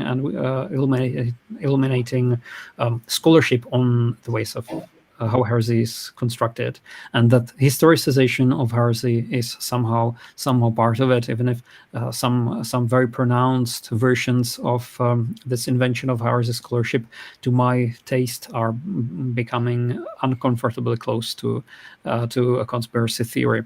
Well, but what's important here, and this is just a small polemical here, I am being polemical, at least descriptive with polemical elements. So what I would like to say is that most texts, even polemical, do keep in their polemical function also some elements of this polyphony that I have mentioned. So I do not claim that that all this can be historicized just like that. If I'm arguing for something, I'm probably arguing for attempting patiently to discover elements which do not fit this construction paradigm. And I tend to see some willingness to legitimize identity and also leadership of the different groups in those narratives. And this is what people do. It's not just a matter of big churches. This is what we do every day. So in conclusion, I think that there is a historicization of heresy indeed. It's an interesting point that Merrill and others have made. There is some kind of etiological identity narratives, but they seem to be done in co-authorship between Catholic authors and dissident narratives. And that's all I had to say. Thank you very much for your patience. Thank you, David. Definitely interesting approach concerning that interaction between historical narratives and polemics. So I suppose you will agree with me if we discuss after the session, when all the participants present their papers. So the second speaker will be Piotr Czarnecki, and the title of his paper is If not Bogomilism, then what? The origins of Catharism in the light of the sources. Please, Piotr. Thank you. Can you hear me? Yes. Okay. Thank you very much. In my presentation, I'm going to, maybe first of all, thank you for the invitation to this conference. And I'm going also to focus, as earlier David, on the issue of the origins of Catharism.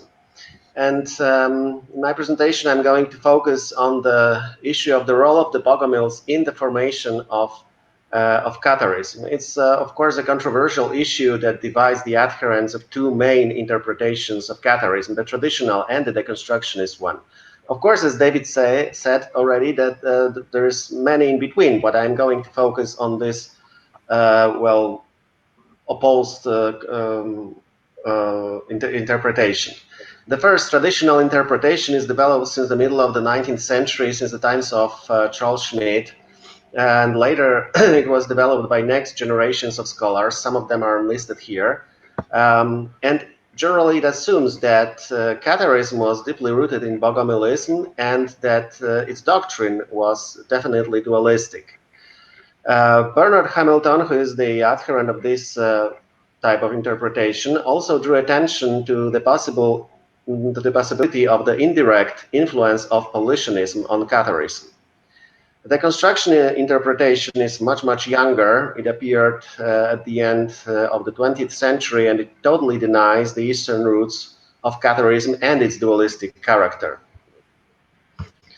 In its most radical form, it claims that Catharism did not exist at all, so therefore we should even abandon the names Cathars and Catharism or accept a new paradigm, Middle Ages without Catharism, as Mark Gregory Peck put it in 2016. In more moderate form, it assumes that Catharism was an evangelical heresy that appeared independently in the West, and its doctrine was based on the specific exegesis of the Bible. This idea was not new because it was introduced in the 1950s by Raphael Morgan and later also developed by other scholars. As Ernst Werner put it, the Cathars reinterpreted Christianity basing on the Gospel of St. John, exactly as later did Martin Luther, basing on the St. Paul's epistle to the Romans. Generally, all the deconstructionists depreciate the Cathar dualism, claiming that this Cathar dualism was arbitrarily constructed by the Catholic polemists before it appeared among the dissidents as the effect of their independent scriptural exegesis. And they also say that the contacts with the Bogomils were established when Catharism was already formed. So even the first look at this theory causes that some obvious questions arise. First, why did the Catholic polemists impose the dualist doctrine on the Cathars and not on the Waldensians? Second, what were the differences between the Cathars and the Waldensians if both were evangelical heresies? And third, why did the Waldensians fought with the Cathars? Because we know that they did so. For the best example is Durand of Huesca, who before his conversion to Catholicism wrote a anti-Cathar work, De Liber Anti-Heresis. So as we can see, we are dealing here with two unreconcilable visions of Catharism that are divided by two controversial issues, the issue of the origins and the issue of the doctrinal character of Catharism. So my main question that I'll try to answer will be, can the new interpretation, I mean the deconstructionist interpretation, be perceived as an equal alternative to the traditional one? The only solution is to verify its revolutionary claims in the light of the sources. Well, let's now focus on the first issue, the issue of the origins of Catharism. As I said, the deconstructionists deny the Eastern roots of Catharism, claiming that they were invented by the Catholics. According to Pilar Jimenez, it was this Eastern origins is a part of the corpus of stereotypes constructed by the Catholics to discredit the dissidents by attributing to them the connections with the negatively perceived East, a place of the Crusaders' defeat. Jean-Louis Biget generally shares this opinion also, underlining the fact that allegedly East was perceived as the nest of all the heresies. They also claim that the contacts of the Catars with the Bogomils appeared later. According to Jimenez, it was at the beginning of the 13th century, according to Biget, during the Fourth Crusade. So now let's take a look at the sources. And here, as you can see, I mentioned the sources that earlier were already mentioned by David, because it's really hard to omit them. Well, the first source that contains some information concerning Cathar connections with the East is the letter of Evervin of Steinfeld from 1143, more or less. In this letter to Bernard of Clairvaux, Evervin describes the Cathars caught in Cologne, who were interrogated by him, and he said that they said to him that their heresy survived in Greece and also in the other lands. From 1167, we have another very important source, so the acts of the famous Cathar Council of Saint Philippe de Caraman, a very controversial document, of course, and they mention Papa Niketas, Bogomil Bishop of Constantinople, who arrived to France and administered sacraments, the sacrament of consolamentum, and also episcopal ordinations to the Cathars, and at the end delivered a sermon concerning the organization of the Bogomil churches in the East. From the beginnings of the 13th century, we have the already mentioned the heresy Cathararum in Lombardia, that also mentions Niketas. This time it says about his visit to Italy. It says that Niketas, during this visit, converted Mark from the Bulgarian order, so from that he professed until then, so from Ordo Bulgaria, to the Drugontian one, Ordo Drugontie. It also mentions the visit of the certain Petrasius, as the source says, from across the sea, so as we might suppose from the east, who brought some new informations discrediting Niketas, claiming that he died in a mortal sin. These revelations brought by Petrasius led to the first schism among the Italian Cathars, and the Italian Cathars, trying to solve this problem, sent their representatives to the bishop from behind the mountain, so from France, and the French bishop advised them that they should elect new bishop and send him to Bulgaria for ordination. But before they did so, a second schism appeared, and the Italian Cathars split into 6 independent churches, and the leaders of 4 of them were sent to the east for teachings and ordinations. The bishop of the Church of Concorezza was sent to Bulgaria, the bishop of the Church of Descenzano to Drugontia, and the bishops of the March de Trevis and of Bagnolo to Sclavonia. So they were sent to the eastern Bogomil churches. The strong connections between the Cathars and the Bogomils are also confirmed by the French source, by the Contra Manichaeos of Duranda Huesca, who says that the divided Cathars are obedient to the heretics from Bulgaria or from Greece or from Drugontia. But it's not all, because from the middle of the 13th century, we have also the Summa of Rainer Sacconi, an Italian inquisitor and also former Cathar prefect, who in his work enumerates all the dualist churches in his times. And at the end, he mentions 2 of them, 2 crucial churches, that of Bulgaria and that of Drugontia, claiming that all the others are rooted in one of these 2. Then we have the Tractatus de Hereticis that was also presented by David, which presents this short story of dualism. The author, probably Anselm of Alessandria, derives the Cathars from the Manichaeans, claiming that it all started in Bulgaria and the neighboring lands where Mani allegedly spread his teachings.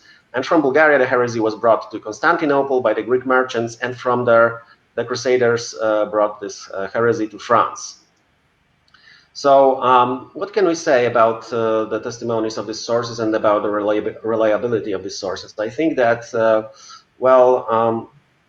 the idea of the Catholic construction of the Eastern roots is totally impossible here, because Tractatus de Hereticis, that contains this short story of Catharism that could be the source for the others, is the newest source, so it couldn't have been the source for the others. Besides, when we take a look at these informations concerning Eastern connections of the Cathars, we'll see that the informations here are rather fragmentary and accidental, and no author uses them to discredit the Cathars. So these are strong arguments against construction theory. But what about the character of this contacts between and relations between Cathars and the Bogomils? Can we talk here about the meetings of equal communities, or rather about total dependence of the Catars from the Bogomils, especially in the early stage of their history? Well, when we consider the fact that the sacraments were administered by the Eastern heretics, that the French bishop did not dare to solve the conflict between his Italian brothers on his own, but sent them to Bulgaria, and also that Mark, in the times of Nikita's visit, did not profess any independent evangelical doctrine, but was the adherent of Ordo Bulgaria, it seems quite clear that the Cathars, at least at the beginnings of their history, were totally dependent from the Bogomils. A second very important argument for the Eastern roots are the names of the heretics. I'll mention only two names, the most important and significant names used to describe Catars. Because the first name is the name Bulgari. In many 13th century sources, the Catars are called the Bulgari, so the Bulgars. Also, the name Katari, for the first time used by Egbert of Schönau in the 1163, is of Greek origins. It is also, well, a good argument for the Eastern origins. Another argument are the Bogomil Apocrypha used by the Catars. The first commonly known is the Interrogatio Iohannis, brought in 1190 by the Italian Catar bishop of Concorezzo Nosarius, and on one copy of this book we have a significant inscription: Hoc est secretum hereticorum de Concorezzo portatum de Bulgaria plenam erroribus et etiam falsis Latinis. And the second Bogomil Apocrypha used by the Catars is the Vision of Isaiah. It's used by the Catars, is mentioned in many polemical works, like that of Durand of Huesca, Manetta of Cremona, and others. So now let's pass to the second issue, the issue of the doctrine. As I said, according to the deconstructionists, this dualist Cathar doctrine was constructed by the Catholics basing on the anti-Manichaean scriptures of St. Augustine. They also say that the Catholics constructed the image of Catharism as a well-defined, doctrinally and well-organized counter-church that was a serious threat to Catholicism. And they did it all to justify the persecution against the dissidents. According to Uwe Brunn, the pioneer of this action of the construction of heresy was Egbert of Schönau, because he derived Cathars from the Manichaeans, and he firmly believed that the Cathars are the descendants of the Manichaeans. And at the end of his work, he even added excerpts from the Heresibus of St. Augustine. So, to verify these revolutionary claims of the deconstructionists, we should compare the Cathar doctrines to the doctrines of the Manichaeans described by St. Augustine on one hand, and to the Bogomil doctrines on the other, in order to answer the question if the Cathar doctrines were indeed so similar to that of the Manichaeans and at the same time so different from the Bogomil doctrines. When we compare these doctrines, we'll see that some serious differences appear already in the field of the type. They appear in the type of dualism, because in St. Augustine's works, Manichaeans profess radical dualism, while the Cathars profess both. Profess either radical or moderate dualism. And this moderate Cathar dualism, in its general assumptions, is exactly the same as the Bogomil moderate dualism, presented, for example, in the Interrogatio Iohannis, because where there is only one God, the creator, Satan, who is a rebelled angel, who forms the visible world and the human bodies from the matter created by his father. But of course, one might say that these assumptions are too general and they cannot be approved for the Eastern origins. Yes, we might say so, but there are also the sources that confirm that some moderate Cathars professed the doctrines that were typical only for the Bogomils. Such doctrine is mentioned by Historia Albigensis of Pierre de Baudesernay, written during the times of the Albigensian Crusade, and also by the Manifestatio Heresis Albigensium and Ludwigensium from the beginnings of the 13th century. And these sources confirm that the French moderate Cathars professed the doctrine in which there is only one God who has two sons, Christ and the devil. And this doctrine is specifically Bogomil. It is mentioned by Cosmas the Priest, by Euthymius Zigabenus, or even John the Exarch earlier. Second difference can be perceived also in when we talk about oppositions between two opposed principles and in the characteristics of these two opposed principles. Because in St. Augustine's works, we have the opposition between light and the darkness.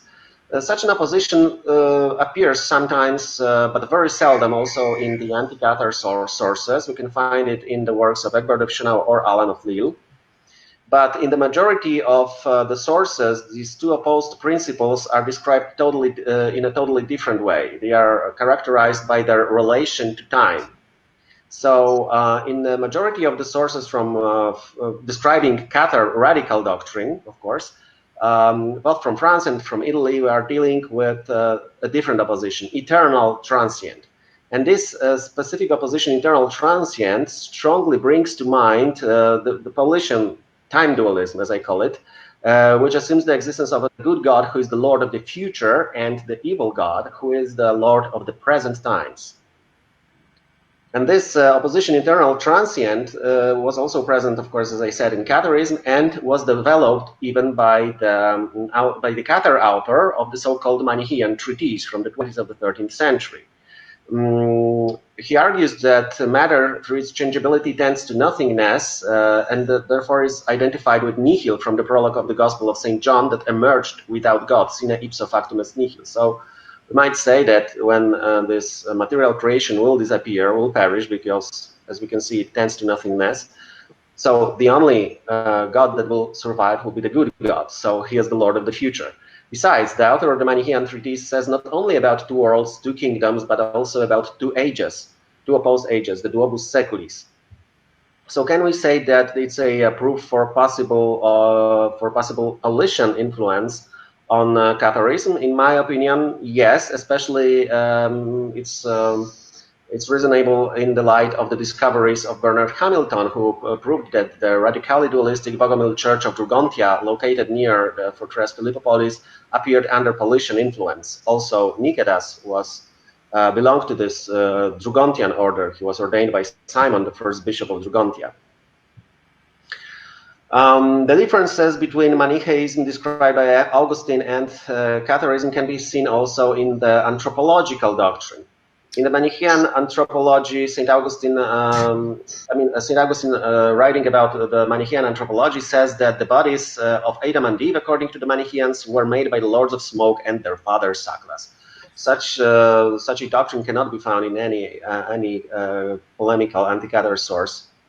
The Cathars professed a very specific anthropology, the anthropology that can be called angelic, because it assumed the identification of the human spirits with the angels fallen from heaven. And this anthropology, cannot be found surely in Manichaeism. Even Egbert of Schönau, who firmly believed that the Cathars are the descendants of the Manichaeans, honestly admitted in his work, after the description of this doctrine, that this doctrine cannot be found in Manichaeism.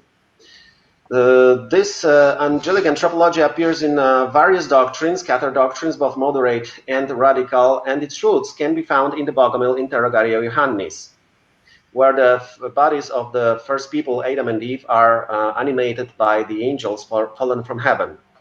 But what should be underlined here, the Cathars knew this doctrine much long before the Interrogatio arrived to the West, because this doctrine is mentioned in the 60s, in 1163, by Egbert of Schönau. And now the Cathar doctrine of the fall. Very characteristic element of this doctrine, it's confirmed by many sources, is the identification of Satan with the unjust steward from the Gospel of St. Luke.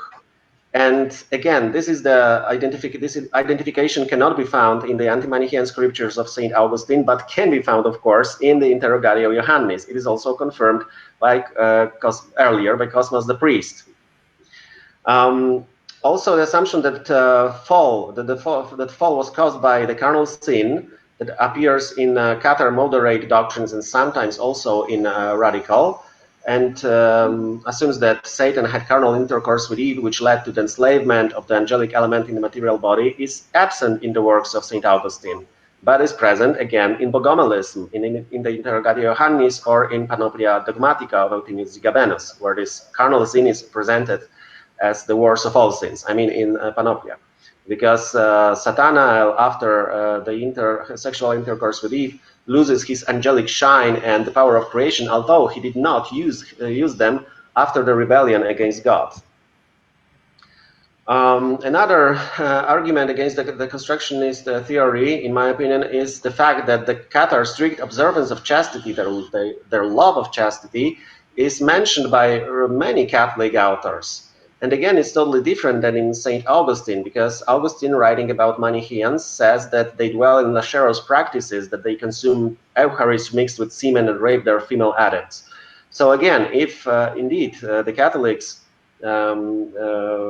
based on on the works of St. Augustine, they definitely should have used such a theme to discredit their opponents. And what about the image of the counter-church that was allegedly constructed by the Catholics? Of the Cathar counter-church that was allegedly well organized and well doctrinally defined. Can we find such an image in the Catholic sources? In my opinion, definitely not, because the polemists, the Catholics, generally loved to emphasize the divisions among the Cathars, and they did it to prove that they are not from God. So they underline the fact that the Cathars are internally divided and profess various doctrines. So coming to the conclusion and to the initial question, if the deconstructionist revolutionary theory can be considered as a serious alternative, as an equal alternative to the traditional one, in my opinion, the answer is no. Because the traditional theory is based on an extensive source material of various provenance, both Western and Eastern, both Cathar and polemical. The deconstructionist theory, although it's totally revolutionary, is not based on any new discoveries of the sources that could change our view on Catharism. It's the constructionist theories are usually based on selected and limited source material, and the sources that do not fit to this theory are questioned or presented as Catholic forgeries. So, in my opinion, there is no alternative for the Bogomil roots of Catharism. Thank you very much. Thank you, Piotr. The dilemma of influence of older heretical heritage on Catharism is still current in modern heresiology, but we will speak about later within the frame of discussion.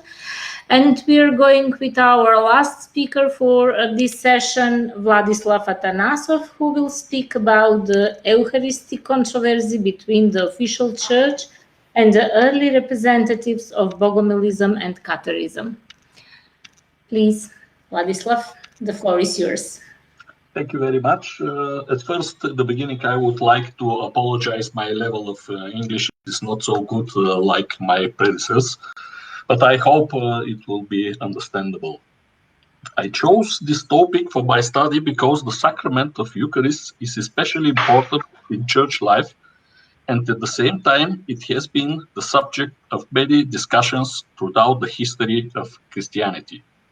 This is due to the fact that it is full of symbolism and that it is central to the theology and the question of the salvation of the human souls. It interweaves central questions of Christology, such as the incarnation of the Logos and the theology about the Holy Spirit, the pneumatology with regard to the consecration of the elements bread and wine in the body and blood of Christ. Also in the history of the Church was often asked about the moral condition of the priest as well as the people taking the communion. Often the different perceptions of the sacrament of the Eucharist led to strong mutual attacks both between the various confessions and inside the confessions themselves. The topic of the sacrament has often been instrumentalized by anti-heretic polemists in order to portray their opponents as perpetrators of blasphemy, crime, or perversion. With the drastic techniques, it was meant that believers will be disgusted by heretics and will avoid them. It was in this context that my attention was drawn to the description of the discourse of Cosma about the Bogomil's views of the sacrament. Their interpretation that the body and the blood of Christ are actually his teaching and life are filled with strong allegorism and enable us to better penetrate the theology of the Bogomilism from its early stage of development. To this end, I decided to explore what such spiritualistic views could be, focusing mainly on the development of Eucharist understanding in the Eastern Church during antiquity and medieval times. In addition, I decided to compare the views of the early Bogomils with the views of the early supposed Cathars in Cologne, Germany. About the spiritual understanding of the Eucharist of the Church Fathers, we can say that the comparison of God's word with food and drink is also present in the scriptures of the Old Testament, where the will God is compared like a dish. The wisdom gives the bread to the mind, and the wisdom is the saturnation of the mind. And the same thing we find in the rabbinical tradition, where the Torah is comprised with bread, wine, and water. Accordingly to the New Testament, the Word of God is bread, Matthäus 4:4, and His will is this, is dish.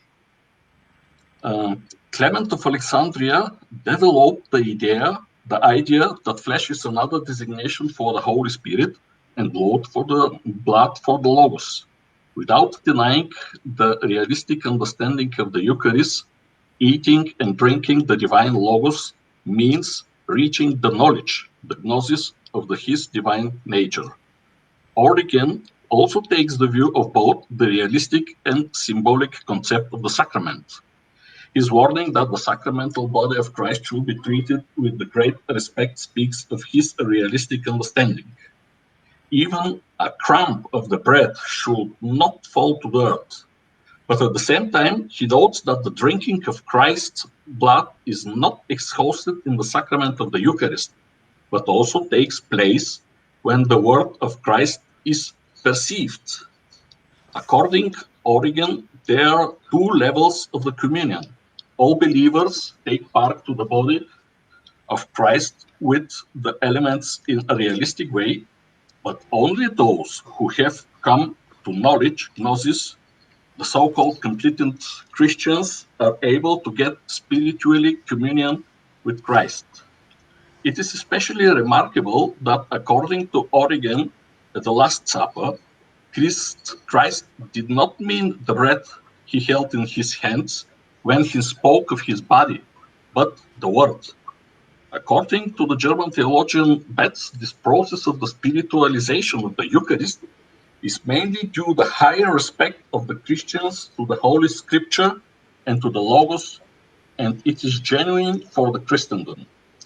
Even closer to the Bogomil's concept of the Eucharist came Evagrius Pontius when he wrote that Christ marked his entire earthly life as flesh and blood, and by giving his teaching, he fed souls. The Eucharist is done not so much through the elements of bread and wine, but by contemplation and a reflection of the life and teaching of Jesus. Also, the charitable work towards the poor people can mean eating of Christ. The cup, however, is the knowledge of things. The wine poured into it is a symbol of the wisdom given by grace. On the Evagrius, there are no statements in favor of a realistic view of the Eucharist. Centuries later, even one of the famous father of the Eastern Church, Maxim Confessor, shared the view of the Logos as food both in a real sacramental sense and in spirituality. He is the bread in the Lord's Prayer. In the foreground, he is interested not so much in how the elements are recreated, but the process of changing of the believers taking the communion. It is interesting that even in the 10th, 11th century, when the Bogomils appeared in spirit, it was possible to express opinions about the Eucharist which were not standard for Byzantine theology. For example, according to Simeon New Theology, the Eucharist consists in the spiritually risen body of Christ, which is not identical to the bread and wine. Let us now dwell on a little more detail on Cosmas' controversy with the Bogomils. According to him, the Bogomils deny that the sacrament of bread and wine should be done at God's will. Christ did not perform Mass. They call it simple food and deny it to be Christ's body. A body they call the four gospel, and the blood is the apostle, the act of the apostles. In this sense, they interpret allegorically the saturation with the 5 loaves of bread again as the 4 Gospels plus the Acts of the Apostles. Perhaps the Bogomils have argued that under the body of Christ should be understood the ascended body, perhaps in spiritual form. These views resemble to some extent to the views of the aforementioned contemporary of the Bogomils, Simeon the New Theologian. Such speculation sparked Cosmas' word that Christ said the consecration words before the ascensions, and that the heretics could not claim that they were saved until after the ascension.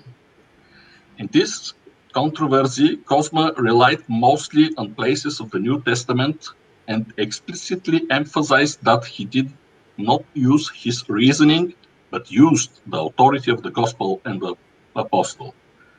They are an ultimate argument, especially in view of the fact that the Bogomils refer to them as the body and the blood of Christ. He adhered to the classical principles of the Eucharist theology of the East Church. Bread and wine were converted by the power of the Holy Spirit in the true body of the Lord. But perhaps he uses pneumatology from another consideration. It is the Holy Ghost who is life-giving and sanctifies, not the priest. It is not the morality or the behavior of the priest relevant for the actuality of the sacrament, but the sanctifying action of the Holy Spirit. The Christology of Cosma begins by highlighting the merits of the Virgin Mary. Through it, the Logos has received flesh, and this enables believers to know and to participate the Son of God through the sacrament of the Eucharist, in which the Word again receives flesh and blood in the form of bread and wine. Cosma twice emphasized that it is a real body and blood on the Lord, and that is not a symbol. This he makes as a reaction to the allegorical understanding of the Bogomils that the body and blood of Christ is his teaching.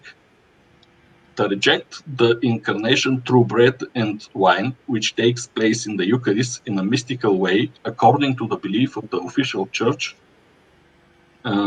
they think this new incarnation is expressed through the recorded gospel and apostolic books. To participate on Christ means to follow his teaching. Cosma also cites the warning of Apostle Paul, the sacrament to be received with dignity after a person has experienced himself. Otherwise, the body of the Lord cannot be recognized. In the context of the controversy, this sounds like strike to the Bogomils. If they cannot distinguish the body and blood from the simple food, then this is due to their indignity. Cosma reversed the attacks on unworthy priests in attacks on heretics that they themselves were unworthy when they could not distinguish the body. It is remarkable that the identifying of the body and blood with the gospel and the acts of the apostle is also found in sources dedicated to the Paulicians. In addition to him and Photius, or maybe Pseudo Photius, as well as the letter of Patriarch Theophylact from the 10th century. They are also preserved anathemas and abjuration formulae regarding the Paulicians of the 10th century about their unbelief that bread and wine are the body and the blood. But on the other hand, it is notably that previous sources don't mention such teaching of the Paulicians. Whether the Bogomils borrowed this idea from them or got it on their own is hard to say at this stage. Now I come to Egbert from Schönau. He used for the first time the word Cathars, as I know. He devoted a whole chapter on the subject of the Eucharist, but the information about the Cathars' views on the sacrament is relatively scarce. This is due both to Egbert's goal of developing his arguments in the controversy and to the fact that his opponents did not express any sophisticated thoughts on this subject. At the heart of their statements is the skepticism that it is on the human strength to make the body of Christ. They openly admit that they cannot understand how this can happen. On the other hand, we learn that they understood the consecration words of Christ and the anamnesis as a blessing of the bread. They then ate and considered this as a union with Christ. Egbert resents that the Cathars, without any problems, participated in the Eucharist of the Catholic Church. The difference between the views of Cologne heretics and those described by Cosma is obvious in terms of the sacrament. While the former see a rather sober realistic attitude and a material understanding, the Bogomils share a spiritualistic allegorical view of the nature of the Eucharist. The only common element is the perception that bread and wine remain bread and wine. But there is a difference here too. The Cathars perceive that bread and wine are blessed after all, and perhaps because of this, they are involved in the Eucharist ritual of the Catholic Church. 20 years before Egbert wrote his work, Eberwin of Steinfeld wrote a letter to Bernard of Clairvaux describing two groups of heretics in Cologne. One of them consecrated her meals and drinks daily, using the Lord's Prayer. Thus, they become members of the body of Christ. This ritual could perform only the so-called electus, which was ordained following the example of the apostles, and this was considered as a spiritual baptism by fire. Most likely here is the connection, was made connection with the Pentecost. Fire is like a kind of baptism for the apostolic ministry. This group is similar in its understanding of the Eucharist to the Cathars of Egbert. The second group of heretics insisted that the Catholic Church had lost its power to consecrate because their priests, laid by the Pope, had been corrupted and thus fallen away from the apostolic succession. The views of the Cologne heretics on the sacrament show clear differences compared to those of the Bulgarian Bogomils of the 10th century. In the conclusion, I would say follow the genesis of the Eucharist. Views of the early Bogomils could be explained as a mixture of several elements, tendencies of spiritualistic understanding of Eucharist, also a tendency to an allegorical interpretation of the Bible, the dissatisfaction with the religious practice, and a conscious need for religious renewal, which may have found adherence mostly among monastic circles. It is not coincidence that the founder of the Bogomils is a priest, that Cosma pays particular attention to critical trends in monasticism. Cosma himself testified to the Bogomils that they often quote the scripture, try to convince others by holding the gospel in their hands, in that they consider themselves as very good experts in the writings. Of course, this does not exclude the influence of ideas from other heretical movements or on old mythologies. Perhaps the influence of mythology increases at the latter stage when the movement spreads to more ordinary believers who are ingesting more mythological images. Regarding to the heretics alone, there is no tendency to allegory or spiritualistic understanding of the sacrament. Even in the contrary, it is relatively material. Perhaps their motives were a mixture of realistic attitude toward sacrament and dissatisfaction with the moral state of the church clergy. My hope is that if future studies will be paid more attention to the views of the Bogomils in light of theological problems, which have sparked discussion at the different times in the church, such as the veneration of the icons, the role of the Old Testament, the baptism, and so on, then a deeper knowledge of the early Bogomils and their ideas can be gained not only as a mythology, but also as a theological system. Thank you for your attention and patience. Thank you, Vladislav. Thank you to all participants within the frame of this session. So definitely the session was dedicated to relations between Bogomilism, Eastern dualistic movements, and Catharism on the West. So now I would like to invite for discussion. As I can see, there is a question on chat.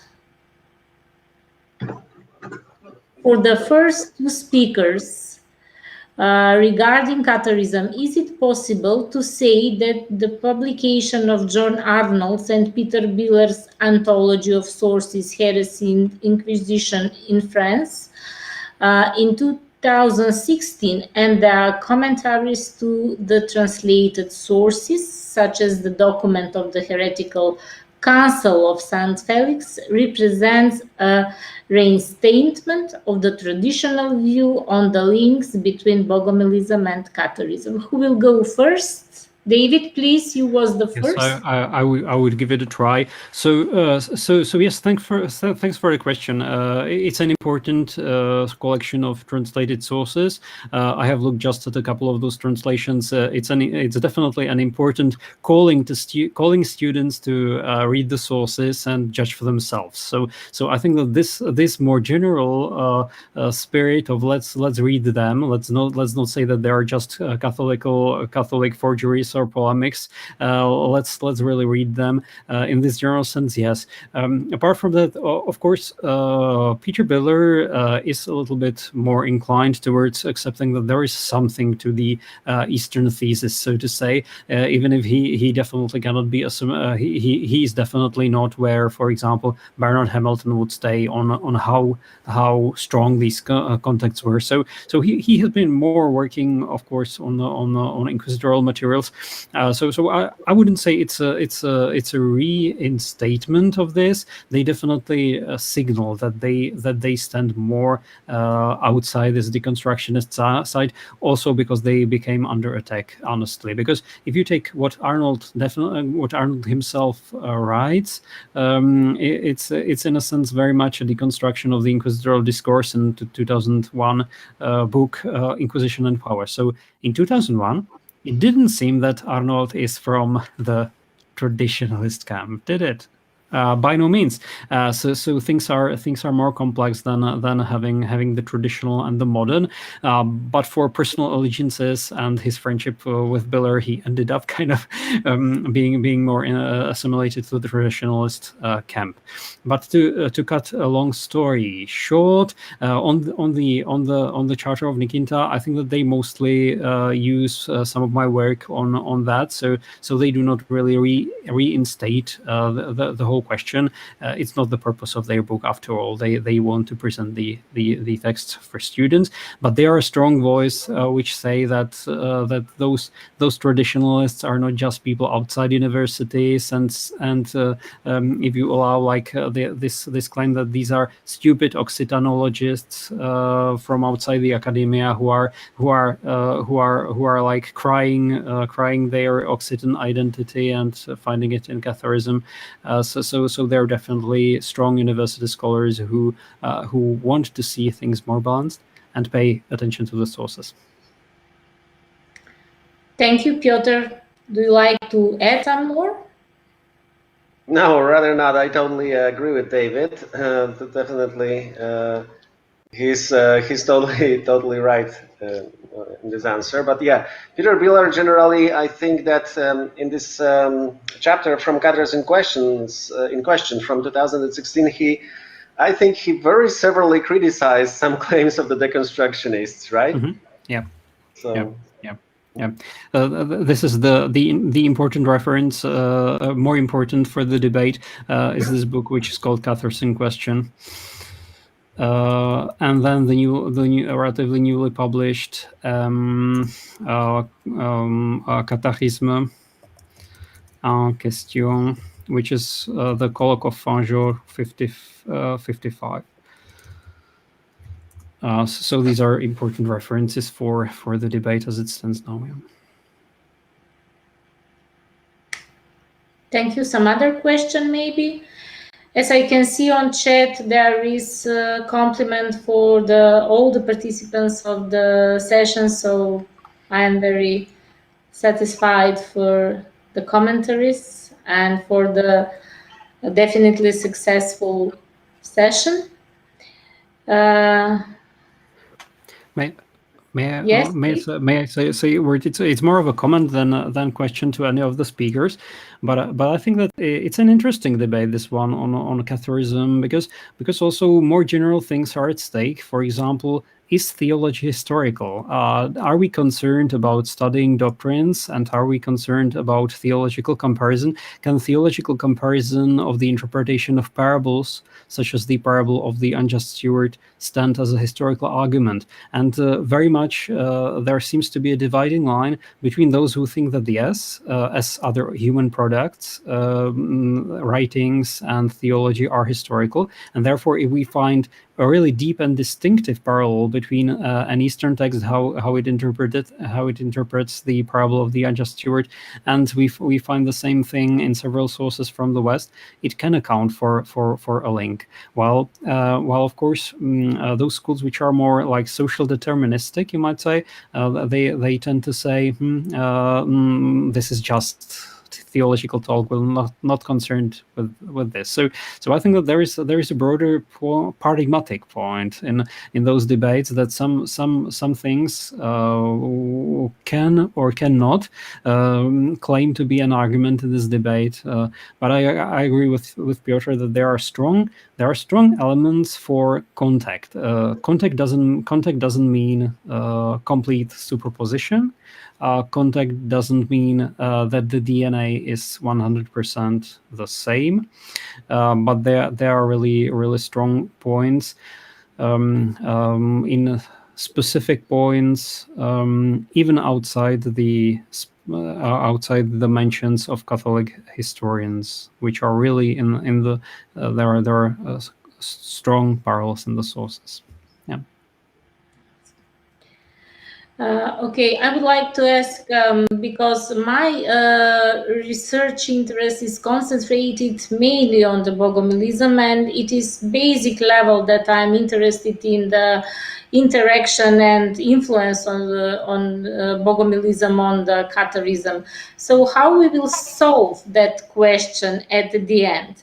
When we speak about Catharism, we will treat it only as an authentic movement characteristic for the West and for the mentality on the Western people, or there is influence from Bogomilism as well as from the older heretical movements from East.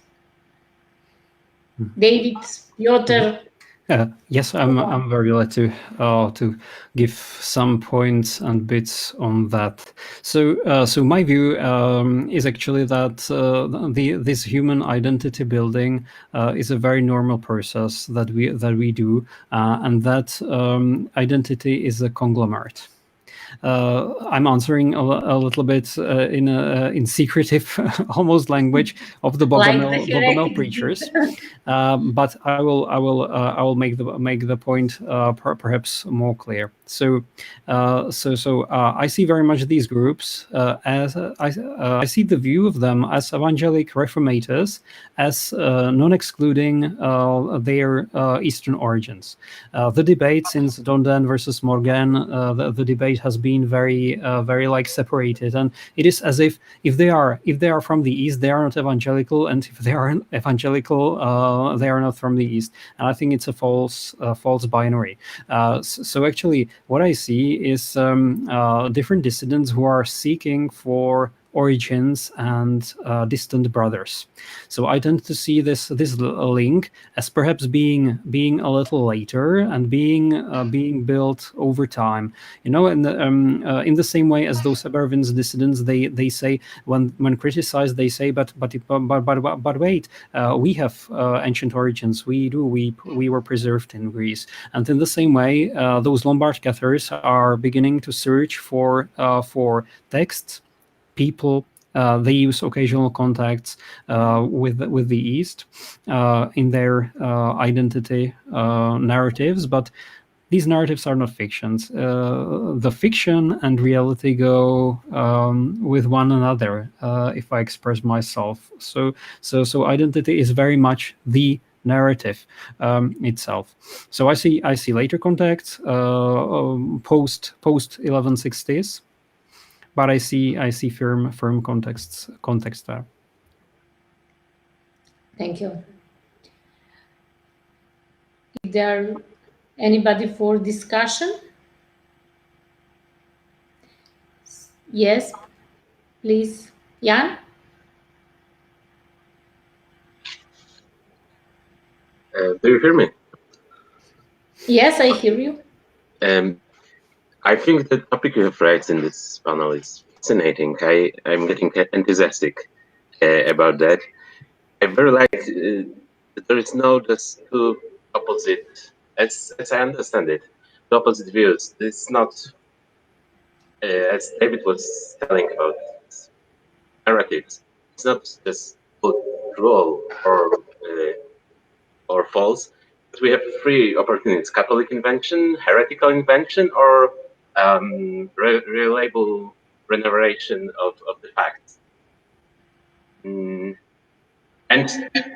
we as historians, what we do, we are trying to find what in the story is a Catholic invention, what in the story is heretical invention, and what is reliable. And there are these three elements parallel in this story.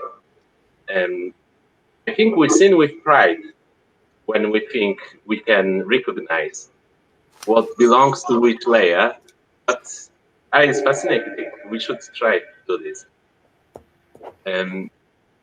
What makes me even more enthusiastic is that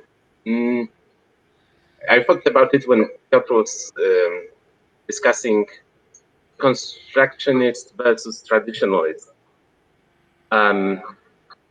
Take just one approach, this or this, but I will say what I'm doing now, studying Bogomilism. I'm now studying Ultimates of Predilectos, which I think is not reliable, but it doesn't mean that Ultimates of Zygabenos is not reliable. So my point is that maybe one text is pure invention, but he was using real text, isn't it? Maybe to one text we should take the constructionist approach to other traditional approach. Mm-hmm. And I have just one more specific, concrete commentary to Piotr's paper. When you said about Satan as unjust steward, There's one next link in this chain between Bogomils and Katas. It's Bosnian heretic. I think this topic was raised in the marginal glosses in Bosnian Gospels, Bruto and Srećković Gospel. I think you may find this heretic idea there as well. And it will make your argument even more strong. Thank you. From Balkans to Western Europe, more stops on this way. Thank you for your paper. Thank you. So if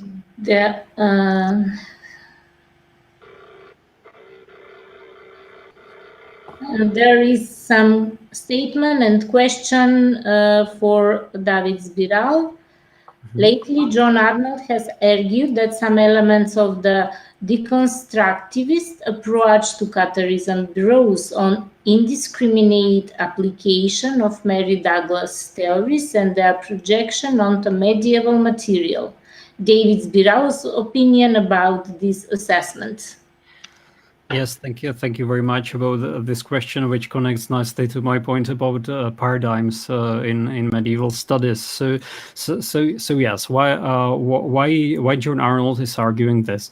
It's mostly because Robert Moore, who has since become an advocate of this very deconstructionist strand and its lately rediscovered father, he argued as soon as in 1987. In his seminal book, The Formation of the Persecuting Society, that there was a huge and power-laden construction of heresy in Western Christendom 1000 to 1300.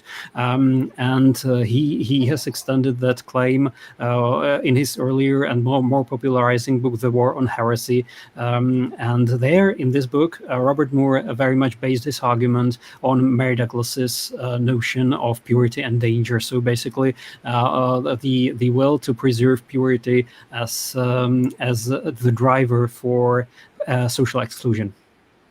So this is how, for those who haven't been so interested in Robert Moore's work, that's how Mary Douglas appears on the scene. So what John Arnold tries to do is to see the theoretical foundations of this strand and pinpoint it as an origin. I don't have the exact passage in mind, I have to confess, but if it's as it is summarized in the debate, I would say it's slightly, even if John Arnold is my friend, I would say it might be a little one-sided in the sense that there are other sources of this. Mary Douglas is more marginal. Mary Douglas's theory is, I think, more marginal than the general post-colonial and postmodern discourse in the social sciences and therefore also in history, which was instrumental in defining the strategy of like liberating those who were subject of power, which was operating through language or through discourses, if you will. So I see a more important and more general theoretical and paradigmatic foundation in this turn to language and turn to how language actually doesn't describe but construct realities, and that these realities are always bound with power. So it's some kind of diffused Foucauldian, Michel Foucauldian influence on historiography, which has been widespread in the US and wherever, which attracted attention to the fact that power is not just in weapons and in high politics, but power is a function of each relation. So I like that. I like that part, but it has gone a little bit too far in this sense. Thank you. Any more question or statements? If there are no question, I would like to say something like conclusion. Definitely, we had a very interesting session, interesting papers, new methodological approaches concerning the reconstruction of issue of heresies. In this occasion, I would like to thank to Jan personally about organizing this conference. Then to all the participants, and let's hope that the situation with pandemic soon will be overcome, so we will see each other in person and have a chance to exchange personally our new statements, new methodological approach. In the meantime, we will continue, I hope, with our cooperation, because for our happiness we have developed technology, and through the technology skills we can communicate it and exchange ideas. Thank you one more time to all of you. Thanks a lot for an interesting session. Jan, I hope the next session is, as it's in the program, at 6 o'clock. Yes, within half an hour. Okay, okay. Then we will continue then. Thank you one more time. Bye. Thank you. Goodbye. Thank you.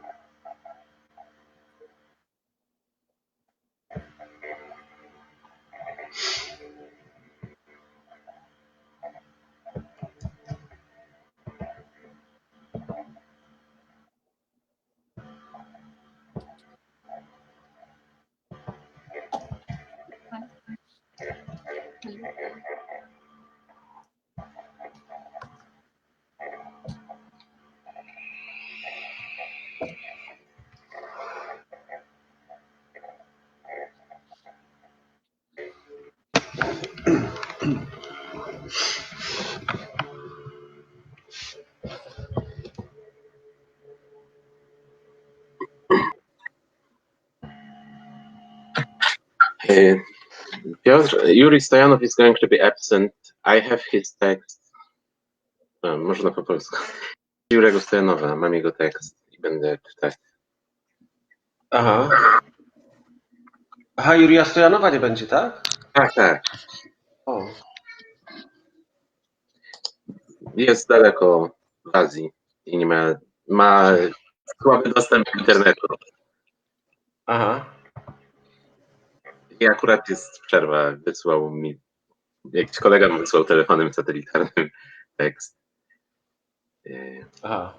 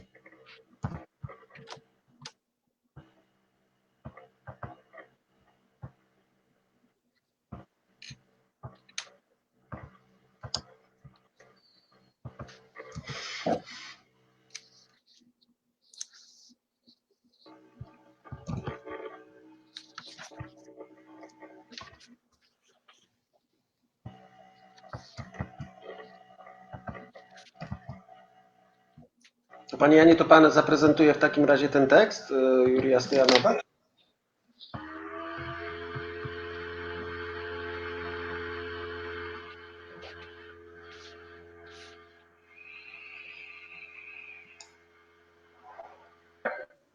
Tak, będę go czytać.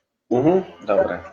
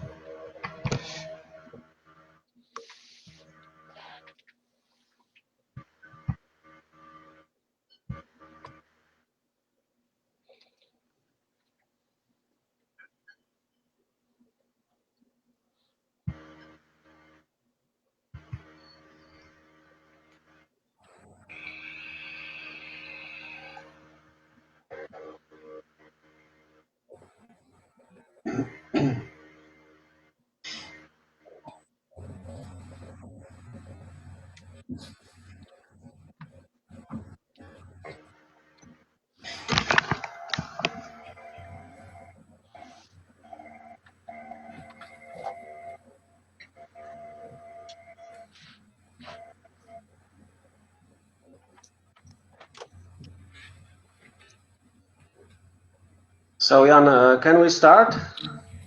Yes. First, okay. So let me welcome all the speakers and the participants of this session. I received already the information from Jan that Yuri Stoyanov will be absent today, that he couldn't have a connection with us. So Jan will present his presentation. So now let's start with the first presentation by Chiara Di Serio, entitled Customs of the Brahmans and Other Barbarian Peoples in the Byzantine Chronicles. Chiara, the screen, because not the floor, is yours. Okay, okay, thank you. And how can I share the slide? I don't see all the slides, but only the first. Okay. Now I see all the slides. Okay, thank you very much. First of all, I would like to thank the organizers of this international conference, and I am very happy to be there with everyone of the attendees and all the participants to this event. Then my contribution for this conference is on a topic that I studied during my PhD course, and this is one of a subject of my doctoral thesis. I start so. From the ancient world, we have several Greco-Roman texts on the lifestyle of barbaric populations. The Greeks and the Romans reflected extensively on the traditions of alien peoples and interpreted them from their point of view. Geographers and ethnographers like Herodotus, Strabo, Diodorus Siculus, and Plinius have devoted long paragraphs to the description of areas such as Persia, Bactria, Caucasus, India, and to the habits of their inhabitants. The Roman ethnographic production, in particular, left a long-lasting legacy to the following late antique and medieval periods. This brief research focuses mainly on the reception process of the immense quantity of ethnographic material of Greek origin concerning the community of the Brahmans and other ethnic groups in some Byzantine chronographies. The main text that will be here analyzed is the Chronicle by George the Monk, a Byzantine writer of the 12th century, who wrote of the 9th century, who wrote a sort of monastic chronicle according to Alexander Kazan's definition.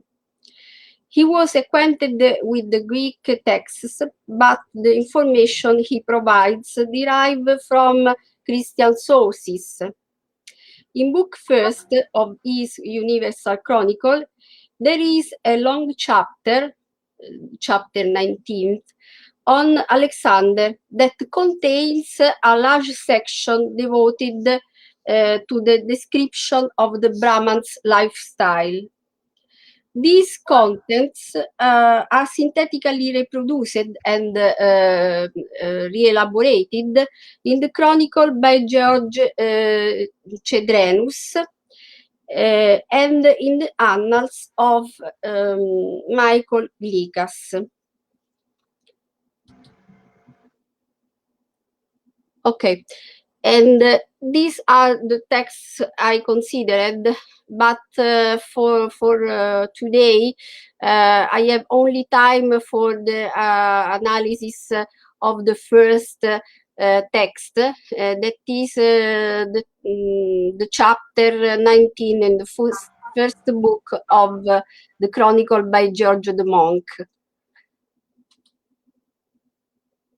So the information in George de Moncks' passage on the Brahmans appears in a synthesis of a treatise attributed to Palladius, De Gentibus Indiae et Brahmanibus. However, the first part of this section differs from Palladius' text because it provides new elements. And I quote here the translation by Richard Stoneman of this passage, but I summarize the text.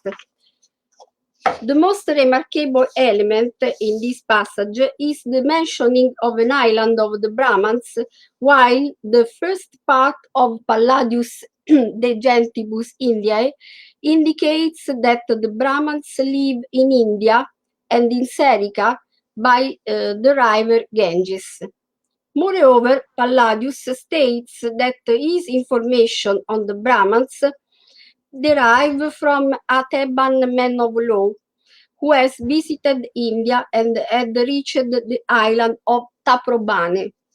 The Theban had provided the following information about this island. This is where the Macrobians live and also the seat of the great king of the Indians. In the nearby islands, there is a special magnetic stone. 5 long rivers flow there. The production of fruit is incessant, and the tall Indian nut trees grow there. Finally, the inhabitants of the island feeds on milk, rice, fruit, and use the skins of local sheep and clothes.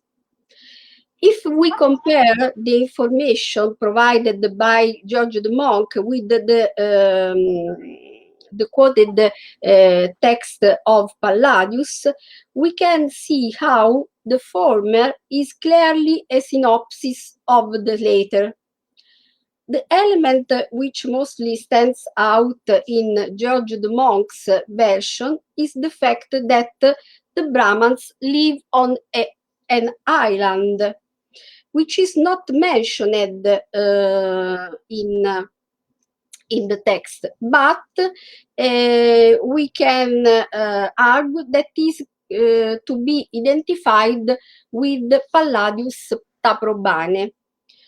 This geographical displacement is important because it is often reported in the medieval tradition, especially in texts such as medieval encyclopedists like John of Salisbury and Ranulf of Egden. For instance, we find it in the Byzantine writing of the Alexander Romans, the so-called Recension Epsilon, which can be dated back to the half of the 7th century or to the 8th century. This Byzantine version of the Romans presents the episode of Philon, a friend of Alexander, who explores an island which is placed right opposite the easternmost limit of the territory reached by the Macedonian king. This episode in the Recension Epsilon was reworked in the later Recension Gamma, in which we also find the interpolation of Palladius' thesis. In general, the passage from George de Monck, although is not original for his derivation from Palladius, is interesting because it is a synthesis of all the relevant ethnographic information on the island where the Brahmans live. Specifically, George de Monck provides a list of features about the territory, the people, and the animals that live there. His narration follows an old model of Greek ethnographic literature. In fact, the first part of Palladius' treatise is already organized as an ethnographic text which reports a journey made by a third character who narrated his experience to the author. But George de Monk's summary lists all the details that refer to the cultural divide between the Western world and far-off populations like the Indians.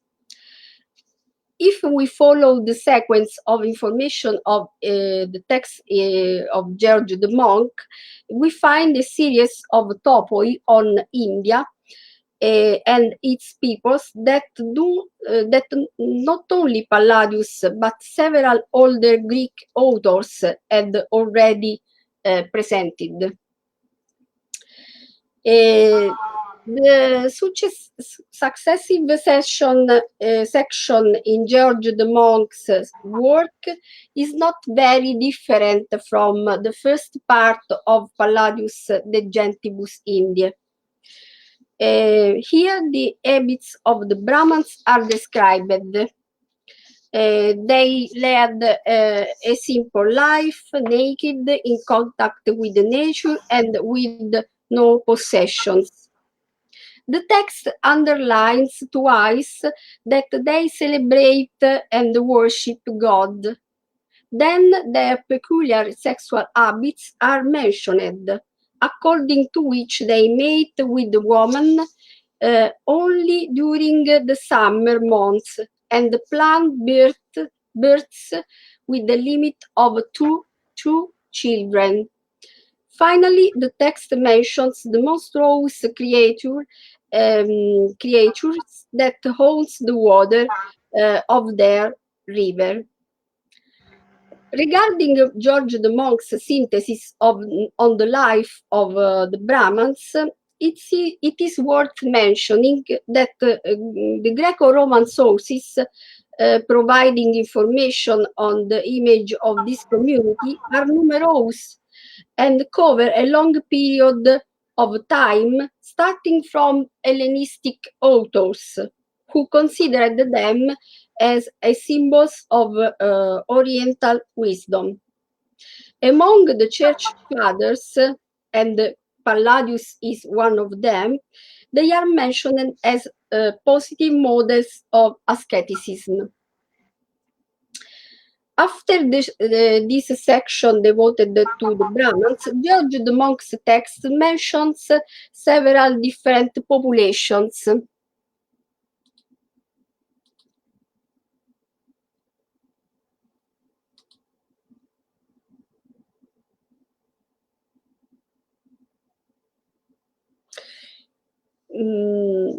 And classifies them according to their peculiar habits.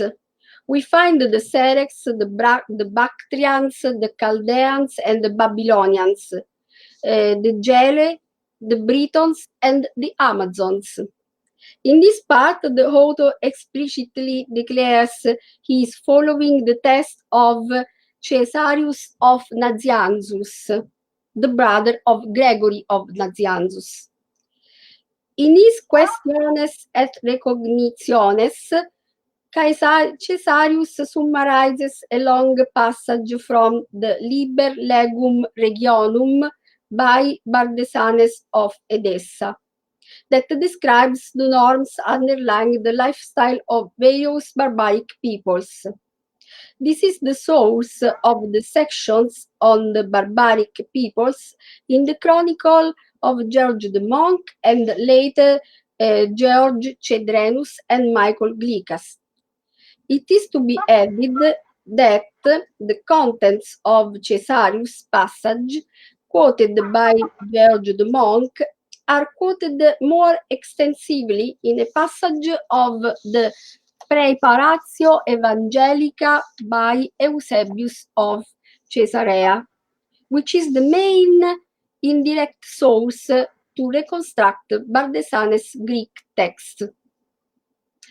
In the passage that George the Monk quotes from Caesarius, we read that every country and every population has written nomos,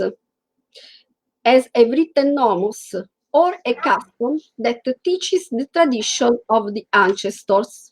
And these words are followed by a list of peoples whose habits are introduced. Now I have to summarize the contents of the text. The first population he mentioned is that of the Ceres. The Ceres are not often mentioned in Greek sources, and we know just a little information, just a few information about them. I go quickly. Then after the Ceres, we read about the Bactrians and the Brahmans. And these populations, such as the Ceres, are presented in very positive terms. It was quite common among the Greek and Christian authors to describe the Brahmins as vegetarians and non-drinkers. In George the Monk's successive passage, however, the Bactrians and the Brahmins are compared to other Indians who are murderers and commit every type of crime. They have endeavored the foreigners who happen to go there. This type of representation reproduces a typical scheme of Greek ethnographic literature, which often attributes to the same population commendable and noble qualities, as well as terrible and disgusting habits. It is worth noting here that Herodotus himself attributed the wild customs to the Indians, while Ctesias defined them as extremely honest. Another population in the series of barbarian people is that of the Chaldeans and Babylonians. This description is thoroughly negative due to their terrible customs. This is in line with the tradition of the Christian apologetics, who discredit them because they are considered the champions of idolatry in their interest in astronomy and every kind of divination. All these activities question the belief in a single God. To this purpose, we may mention, for instance, the criticism of Aristides of Athens. In the old Greek tradition, the Chaldeans are often described as the inventors and the best experts of astronomy. But this attribute, this custom, is not always a negative one. For instance, we can read a passage by Diodorus Siculus, who praises the Chaldeans for their wisdom. In the long quotation from Bardesanes' Liber Legum Regionum in Eusebius' Praeparatio Evangelica, the crime of incest with the mothers is attributed to the Persians and the Magi. The same element is in Greek authors like Herodotus, but it must be said that Christian authors refer this custom also to other populations, especially from the East. Another people we find in the series of barbarians described by George de Monk are the gele. Gele is they are characterized as a community where male and female rules are reversed. In this description, we find an image of an utopistic community where women and are dominant because they have the power. This feature is part of the popular way in which Greek ethnography represents Eastern populations as a reversed world. And such stereotype is confirmed in Herodotus, who places the Gele near the Scythians, and by Diodorus Siculus, who says that the women among the Scythians are as strong as men and are expert warriors. In Greek ethnographic literature, but also in other genres of literature, we have many examples of these characterizations of Eastern peoples. It is sufficient to remember that we read about a great number of Oriental queens who play a role usually attributed to men. The most famous are Semiramis, Nitocris, Atossa, and Artemisia. The last, not the last, it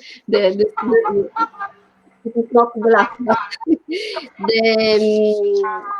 another population, another people we find in the chronicle by George de Monk is that of the Britons, and they have a strange sexual behavior because many men sleep with a single woman and many women sleep with a single man. But this tradition is also in Cassius Dio and Caesar. I go quickly.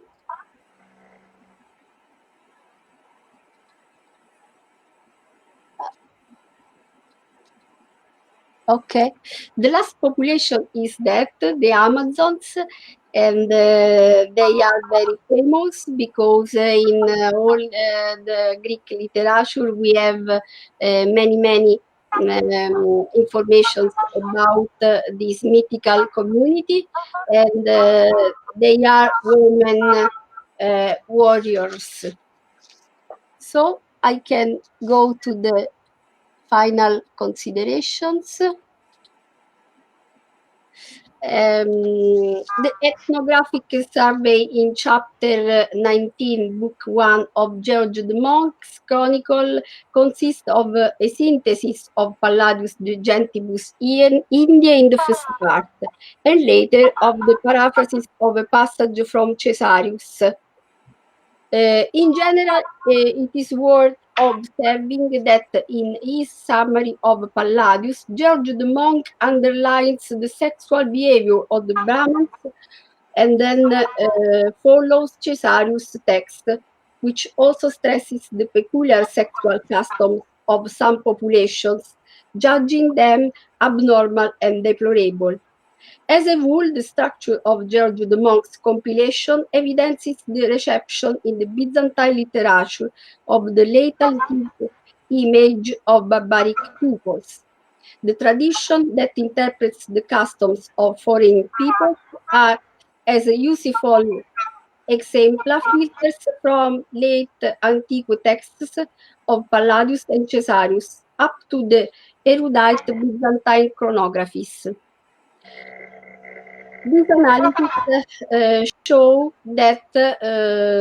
that George de Monc's survey is not original, as it reworks Caesarius Nazianzus' text, which is in turn based on Bardesanes' Liber.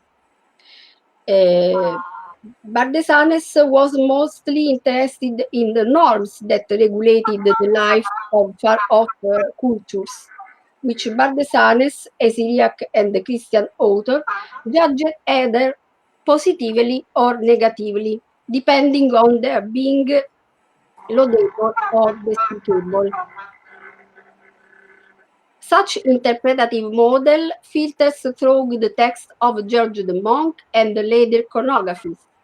The ethnographic section of George de Monk testifies of a reception process of much older narrations, whose reworking can provide the key to understand cultures who are far away both in time and in space.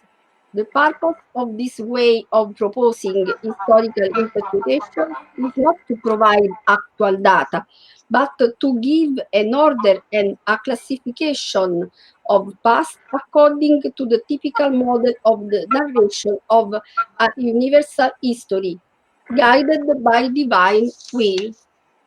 The organization of the contents in George de Mont's chronicle occurs within a vertical scheme of interpretation of events that are deterministically represented in a fixed past in order to give it a continuity on the present. George de Mont's survey is a significant example of this type of organization of documentary material. The ethnographic framework on alien and non-Christian populations is placed within the geographical expansion occurred under Alexander's reign, thus assuming the function of illustrating habits and norms of an alien reality, which differs from the Greeks and later the civilized world in general.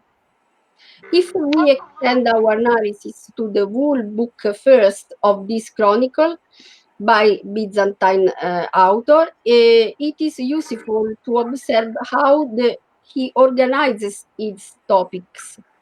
After the account on Adam's genealogy, he narrates the events concerning the Assyrian kings, then the foundation of Rome, and finally the reign of Alexander the Great. Therefore, the topics in book first are arranged in such a way as to illustrate the world history before Christ's incarnation. It is a primordial history where historical and mythical characters appear together and where the norms of Christian civilization are not yet at work. In this framework, the description of far-off peoples with their extraordinary and uncommon lifestyle finds its rightful position. Well, that's all. I finished. And this is a short bibliography about the topic. Thank you very much to all. Thank you, Chiara, for this interesting presentation. And now let me invite Martina Czechova from Czech Republic. Yes, good evening. I will try to share my screen. Yes.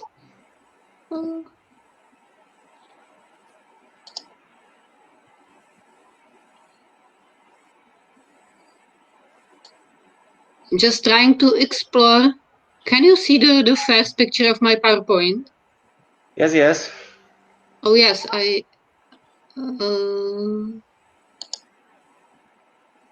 yes, it goes slowly. I'm sorry. Now I can understand it. All right. So good evening again. At first, I would also like to thank the organizers for admitting my paper into this session and also for preparing this conference so carefully. My long-term research focuses on the city of Crimean Kherson, and today I am going to talk about Kherson as a place of banishment. More precisely, I will have a look at several of the personalities sent to Kherson to exile, and I will name some examples of what influenced the attitude of the local people towards the exiles. At first, however, I think it is necessary to introduce Kherson itself, because to know its unique geographical location and its position within the Byzantine Empire is crucial for understanding the course of events and happenings.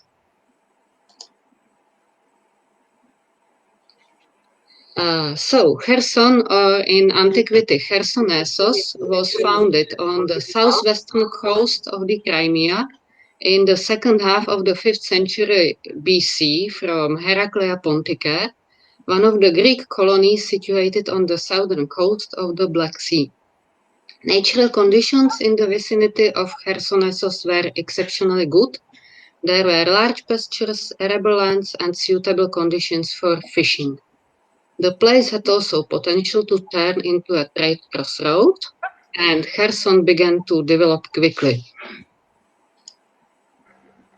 In late 4th century BC, it became the main exporter of grain from the western Crimea. Thanks to it, the city was flourishing and extensive building occurred there. One was the theater, the mint, temples, private houses, and also today non-existent agora were reconstructed or emerged.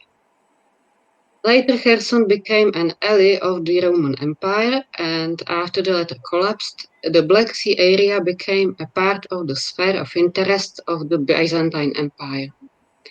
Kherson was the northernmost East Roman territory, and therefore particularly important from the strategic point of view. The tasks of Kherson were to maintain good relationships with barbarians of the north. The Crimea was a frontier zone, and if the Byzantine foreign policy failed, only the Black Sea would separate the capital, Constantinople, from an attack of enemies. This geographical location meant that Kherson was strategically important for the Byzantine Empire. On the other hand, the separation from the capital by the Black Sea meant that the people of Kherson could have felt that they perhaps did not entirely belong to the empire, and thus they could have had autonomous tendencies. The separation by the sea also meant that Kherson was considered to be a suitable place where to send people to the exile. Banishment was quite a common way how to get rid of opponents or rivals of all sorts. Basically, reasons of sending to the exile were either political or religious, and very often both political and religious, due to the close connection between the church and political decisions. In my research, I gathered nominally up to 20 people banished to Kherson, but today I will focus only on several of them. That means on some of that persons who were sent to Kherson because of their different persuasion and how they were admitted and treated by the Chersonites.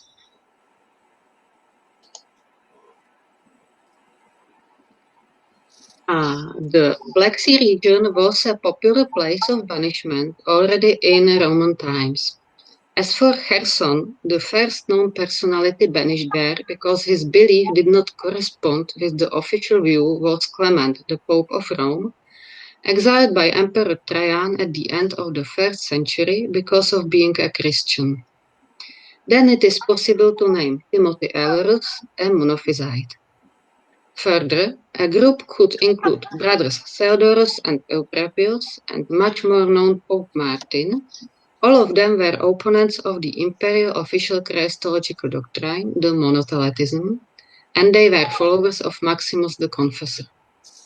Finally, quite a few iconoduloi, that means opponents of the official doctrine of iconoclasm, were either sent or even flew to the Crimea. Now I would like to say more on Timothy Ellerus.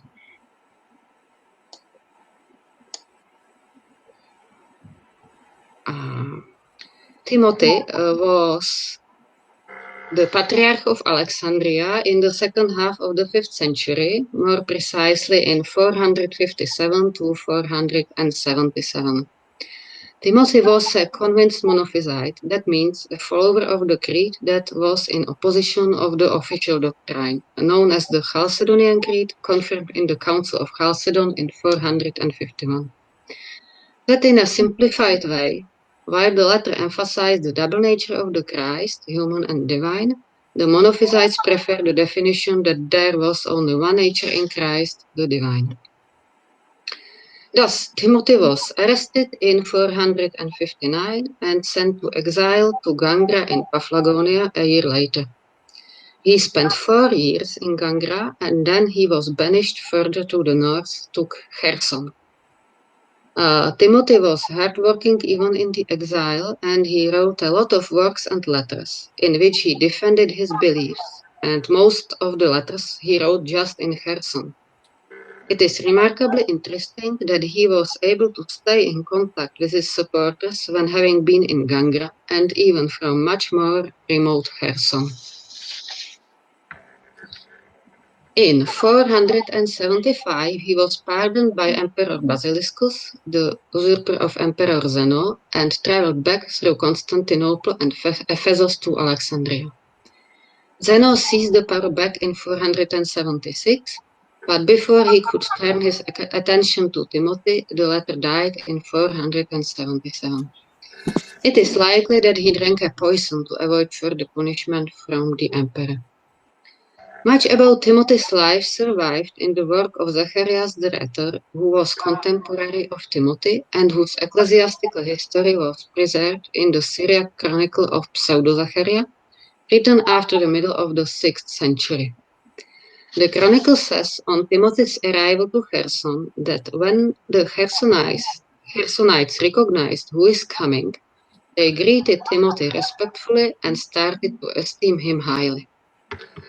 What a difference against other cases, the well-known Pope Martin and brothers Euprepius and Theodoros, Martin's fellow heretics. Pope Martin was banished to Kherson in the mid-7th century. Like Timothy, also Martin was an official opponent of the imperial Christological doctrine, this time of the monotheletism, the teaching that Christ had only one will, which took in the human and divine wills. Prior to banishment, and after being elected the Pope, Martin summoned the Lateran Synod, which condemned not only the monotheletism, but also the newly issued Typos, an imperial document that prohibited discussing the matters of monotheletism. Emperor Constans II, provoked by this act, insisted on arresting Martin and sending him to Constantinople, which happened in 653. In the capital, Martin was accused of conspiracy and supporting the Arabs in Sicily. He was nonetheless not allowed to discuss the real cause of his seizure, the religious matters. Martin was condemned to death, but instead of the execution, he was sent to Kherson, where he lived for 2 years until his death in 655. Like Timothy, also Martin wrote letters from Kherson. We know about 2 letters, and both are full of complaints on lack of food, terrible living conditions, and pagan neighborhood. Theodorus and Euprepius were banished to Kherson a little bit earlier than Martin, but out of the same reason. They were followers of the greatest opponents of monotheletism, who were Maximus the Confessor and Pope Martin himself. Euprepius, the younger of the brothers, was a disciple of Anastasius Apocrisiarius, one of the most known followers of Maximus the Confessor.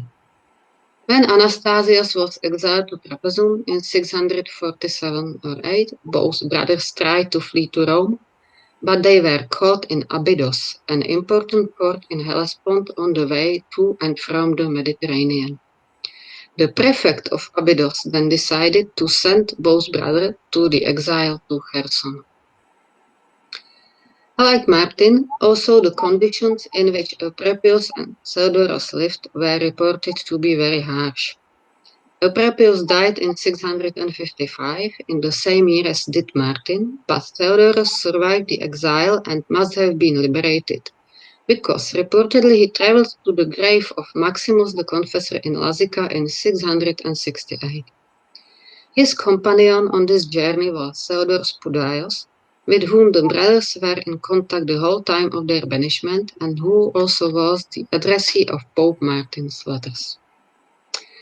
Now, let's have a look at similarities and differences between Timothy and Martin, Theodorus, and Eupropius.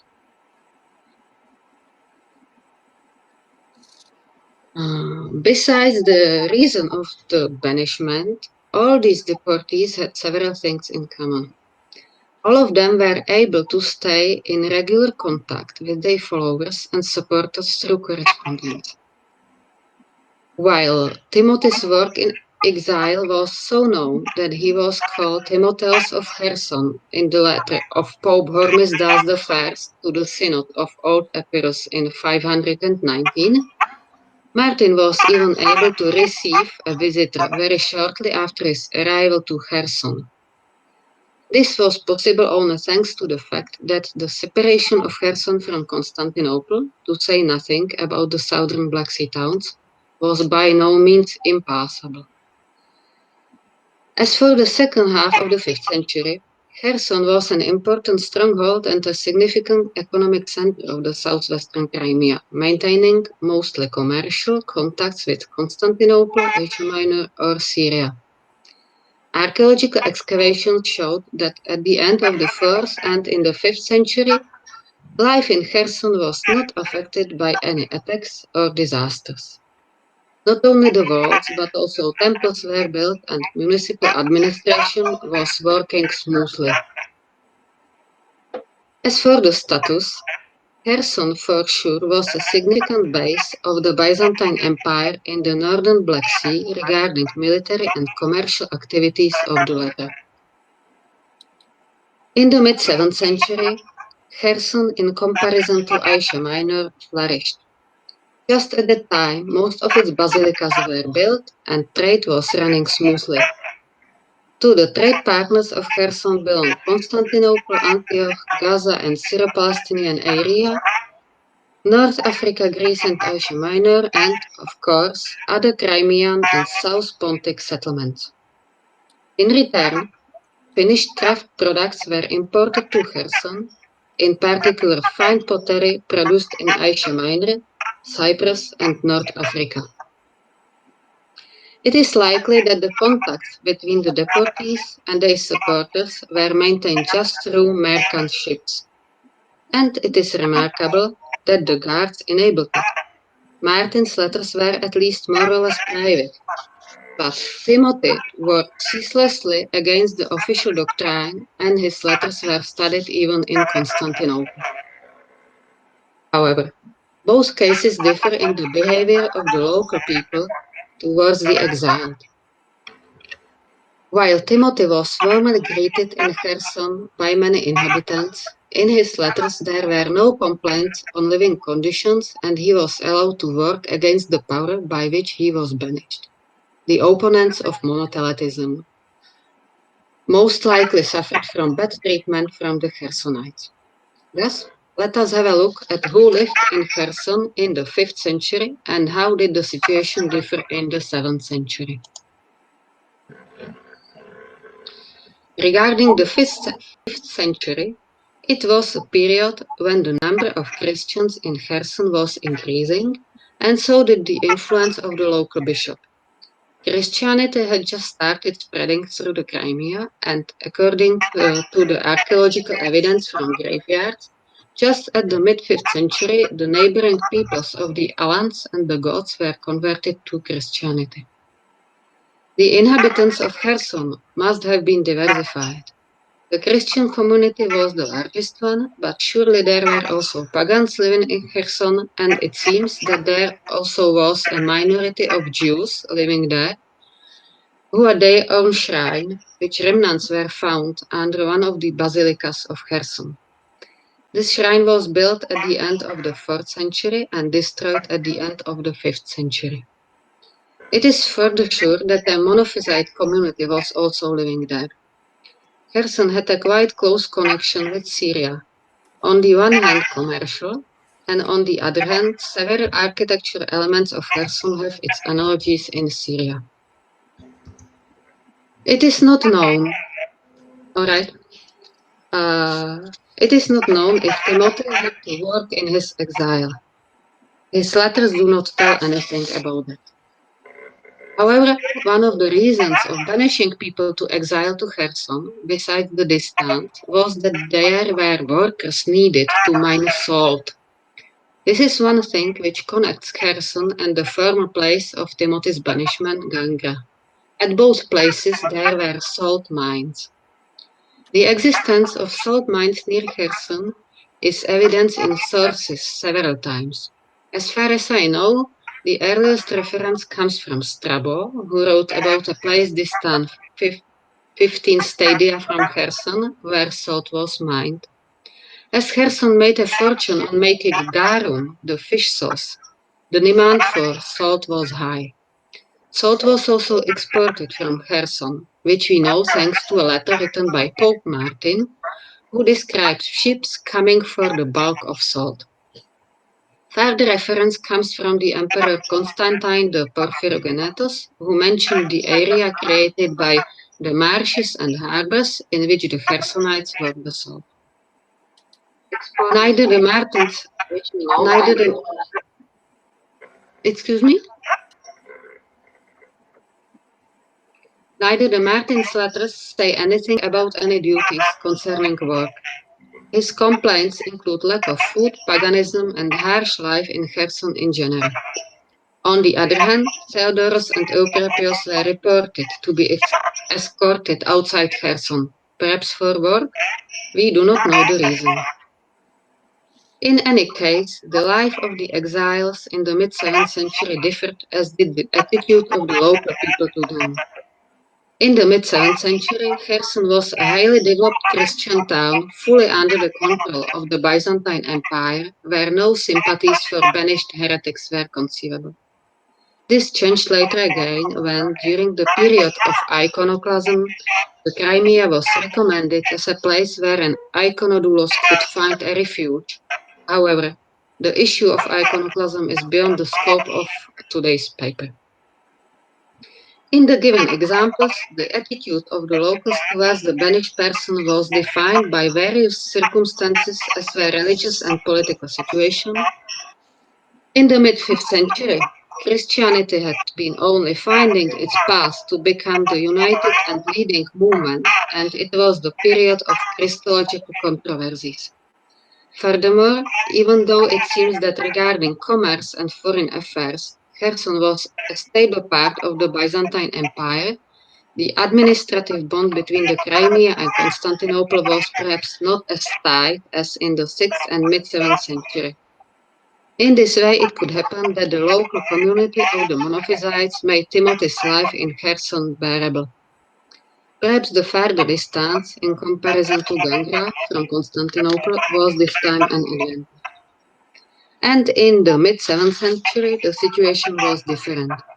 The power of the emperor undoubtedly reached fully as far as to Kherson, and his orders were executed.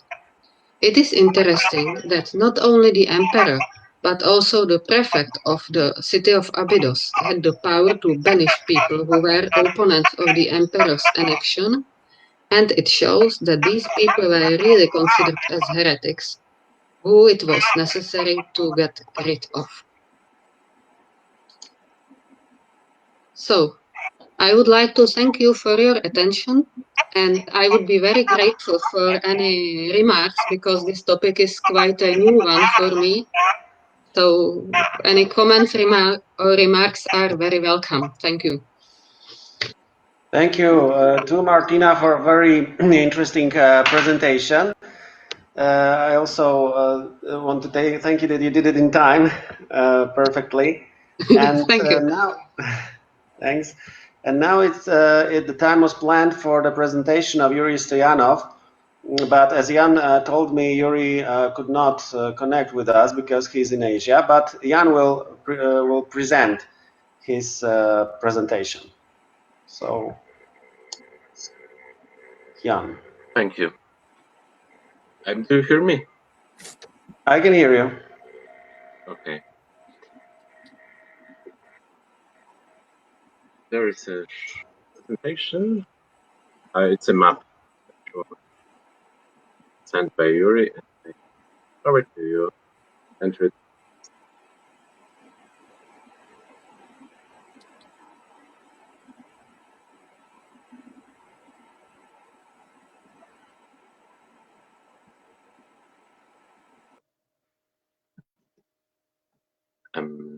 Christian heretical participation in the rebellion of Berkluge, Mustafa and Sheikh Bedreddin, reprising the evidence.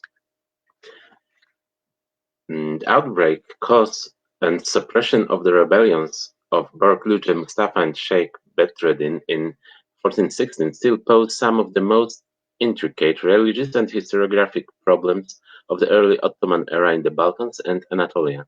The uprising broke out in the aftermath of the turbulent period of the Ottoman interregnum and civil war, following the defeat by Timur's Mongol army of Bayezid I's Ottoman forces at Ankara in 1402.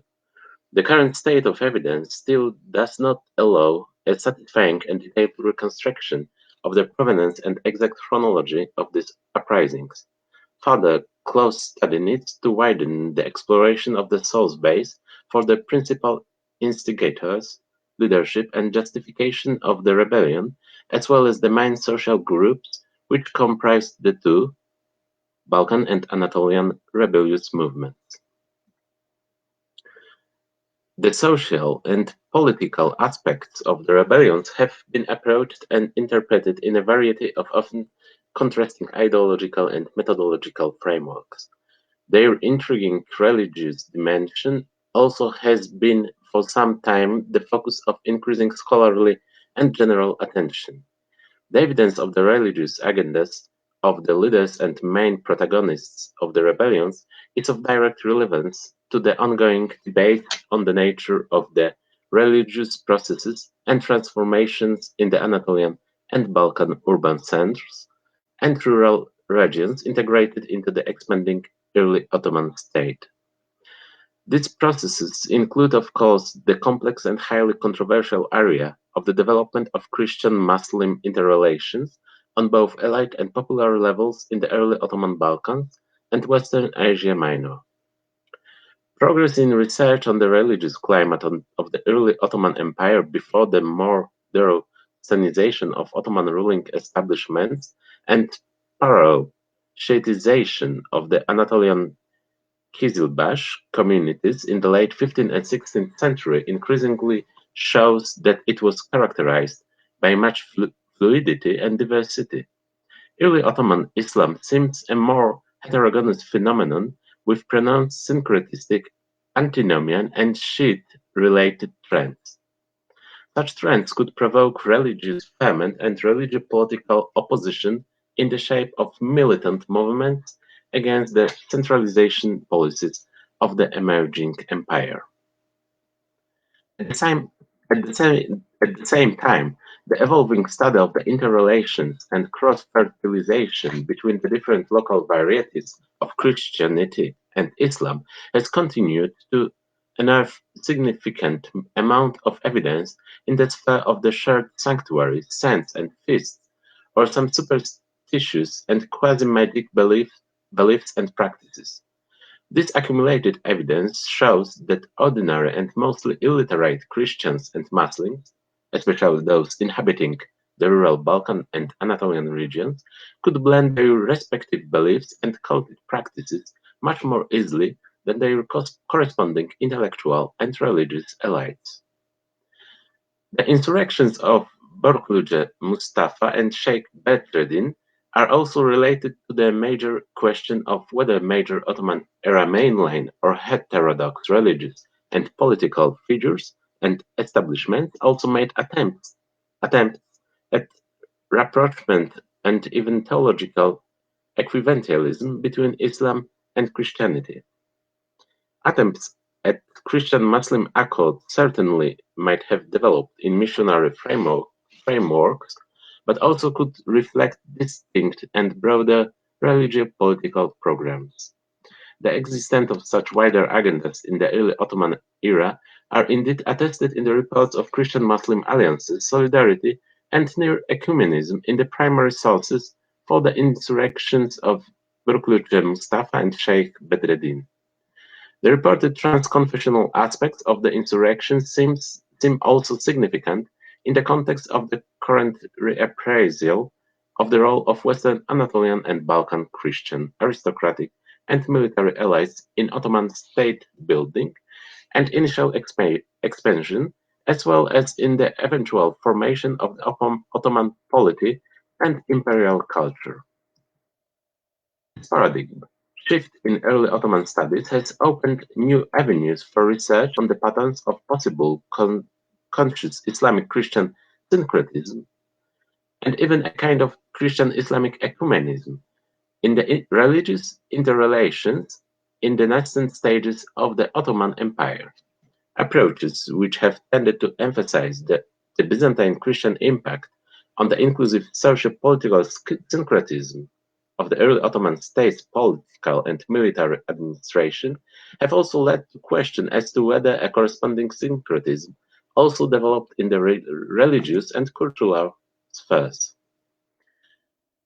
The study of the preceding Seljuk era in Anatolia has already extended beyond the written word into areas of material culture such as art, architecture, inscriptions, coinage, etc., to explore the chronology and nature of Christian-Muslim coexistence, interaction, and symbiosis during this period in much greater depth.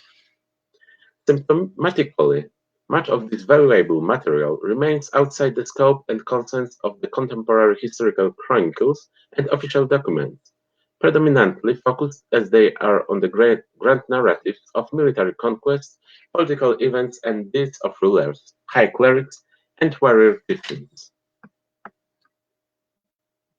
At the same time, the Christian-Muslim accord and alliances reported during the Colloquia Mustafa and Sheikh Bedreddin uprisings have been seen as going much farther than the Christian-Muslim symbiosis of the Seljuk era, which was largely based on coexistence. This new kind of Christian-Muslim concord clearly transcended the mere fraternization of Christian and Muslim participants in the rebellions along social lines.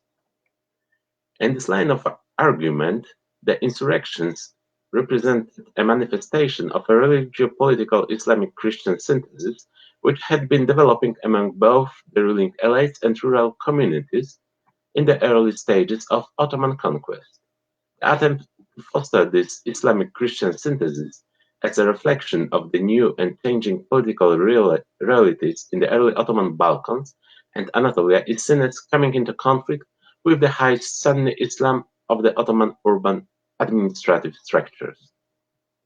The latter emerged victorious from this conflict, and in the following decades, during the successive reigns of Murad II and Mehmed II, imposed further centralization and a stricter social and religious order of institutionalized Sunni Islam. While an attractively structured theory which draws on recent developments in the study of primary written sources and records of the material culture of the early Ottoman era, the proponents of this theory admit that it remains a highly speculative alternative to the construction of early Ottoman political and religious history in the later Ottoman sources. Furthermore, the evidence of the Sheikh Bedreddin rebellion in the Balkans is insufficient to allow a conclusive reconstruction of the Christian participation in its organization and abortive cause. Hence, the direct and circumstantial evidence of Christian involvement in the Colloquia Mustafa insurrection in the Anatolian Aegean coastal area acquires even more importance, though the local Anatolian characteristics differed in a number of important respects from the northeastern and eastern Balkans theater of Sheikh Bedreddin's armed rebellion. Both early and current research on Burgluce Mustafa uprising have focused and spent much effort on identifying and reconstructing the social, socio-economic, political, and religious realities behind the account of the insurrection in Ducat's Historia Turco-Byzantina. Ducat's account refers to the ideals of communal property, voluntary poverty, and Christian-Muslim equality advocated by the rebels, as well as its messianic and prophetic aspects. Indeed, the history of the study of the Burgluce Mustafa insurrection displays an obvious tendency to project modern political and social concerns and agendas on the motives and goals of the insurrection. This is especially visible in cases where Burgluce Mustafa's movement is regarded as entirely or predominantly a manifestation of a violent peasant anti-feudal protest triggered by the socio-economic conditions and socio-political conflicts during the early Ottoman conquests and the Ottoman interregnum period. This approach has been most forcefully advanced in the institutionalized Marxist historiographies of the Eastern Bloc or in contemporary politicized leftist ideological schemas. The possibility that Sheikh Bedreddin and Burgluce Mustafa could have joined and later transformed rebellious social movements which were already in progress in the Balkans and Anatolia, initially as participants and not principal instigators, cannot be ignored. In this case, the revolts and their objectives were not necessarily linked to their personal beliefs and agendas. Analogous evolution of socio-political engagement could be indeed discerned in other popular uprisings, which were not necessarily triggered by social and economic crises and conditions. However, the evidence of Sheikh Bedreddin's travels in Anatolia and the Balkans, and his accumulation of associations with major political regional players prior to the insurrection, thus suggests that he was already involved in the establishment of a network of anti-Ottoman alliances. There are a number of indications that Sheikh Bedreddin's rebellion was related with the simultaneous revolt of the Ottoman prince Mustafa IV, and that Sheikh Bedreddin's Anatolian travels and designs represented an endeavor to form an anti-Ottoman political alliance with the Lord of Smyrna, Cunhat, and the Anatolian emirates of Karaman and Germian. This network of anti-Ottoman alliances clearly possessed a coherent political program which underpinned the rebellion from its onset. The evidence of Burgluce Mustafa's role in the Anatolian revolt betrays some of the obvious traits of charismatic leadership cultivated by him, prophetic claims, miracle-making, etc. These traits find obvious analogies both in contemporaneous Europe and in earlier oppositional, especially Shiite, movements in the Islamic world, which does not diminish the social dimension of the Burgluce Mustafa uprising, but indicates that it may be difficult to isolate its social from its religious and political features. The decades preceding the uprisings witnessed social change, growing forms of protest of the urban and rural poor, as well as anti-aristocratic tensions and violence in the Western Anatolian and Balkan regions controlled by the Ottomans, the Aegean Emirates, and fractured Byzantium. Further study of the socio-political developments are undoubtedly of great importance for understanding the social provenance, composition, and aspiration of the Burgluce Mustafa movement. Such emphasis on the socio-economic dimension of the insurrection, however, should not downplay or ignore the growing cumulative evidence of the various written and material cultural records attesting their religious features and, in the case of Sheikh Bedreddin, their dynastic aspects. The socio-economic approach alone cannot account for the complexity and diversity of this evidence, including the participation of the Torlak mendicant dervishes in the Burgluce Mustafa revolt. Arguments for parallels between the social religious utopianism of the Burgluce Mustafa and Sheikh Bedreddin movement on one hand, and their Byzantine contemporary Georg Gemisus Platon on the other, also will need a closer analysis. A growing amount of evidence and research indicates that the aspirations for Christian-Muslim solidarity and equality articulated in the sources for the Borkulca Mustafa and Sheikh Bedreddin movements need to be explored and contextualized in the wider framework of the evolving trends towards Christian-Muslim theological and religious political accord during the 15th century. Arguments that the Borkulca Mustafa and Sheikh Bedreddin uprisings represented the high point of a movement towards Islamo-Christian synthesis need to integrate the diverse data made newly available regarding the nature, tensions, and trajectories of Islamo-Christian syncretism and anti-syncretism. The same applies to the evidence and investigation of the fortunes of those major and originally Christian families and figures who took an active and crucial part in the early Ottoman conquests and power struggles, including those of the interregnum period.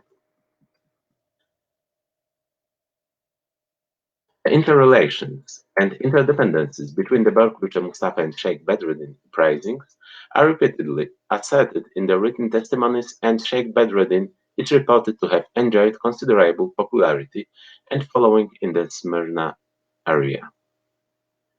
The comparative survey of utopian, universalistic, prophetic, messianic, and egalitarian ideas in the sources for the Borkulca Mustafa uprising and the teachings of Sheikh Bedreddin thus needs to be further widened.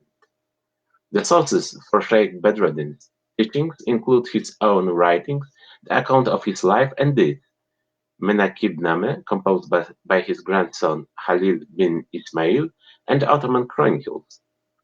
Sheikh Bedreddin's works have been partially explored with mixed success for notions anticipating the radical agendas of the uprisings, but due to the continuous Ottoman formal censor of his writings, not all of them have been preserved, and a number of them still may await rediscovery.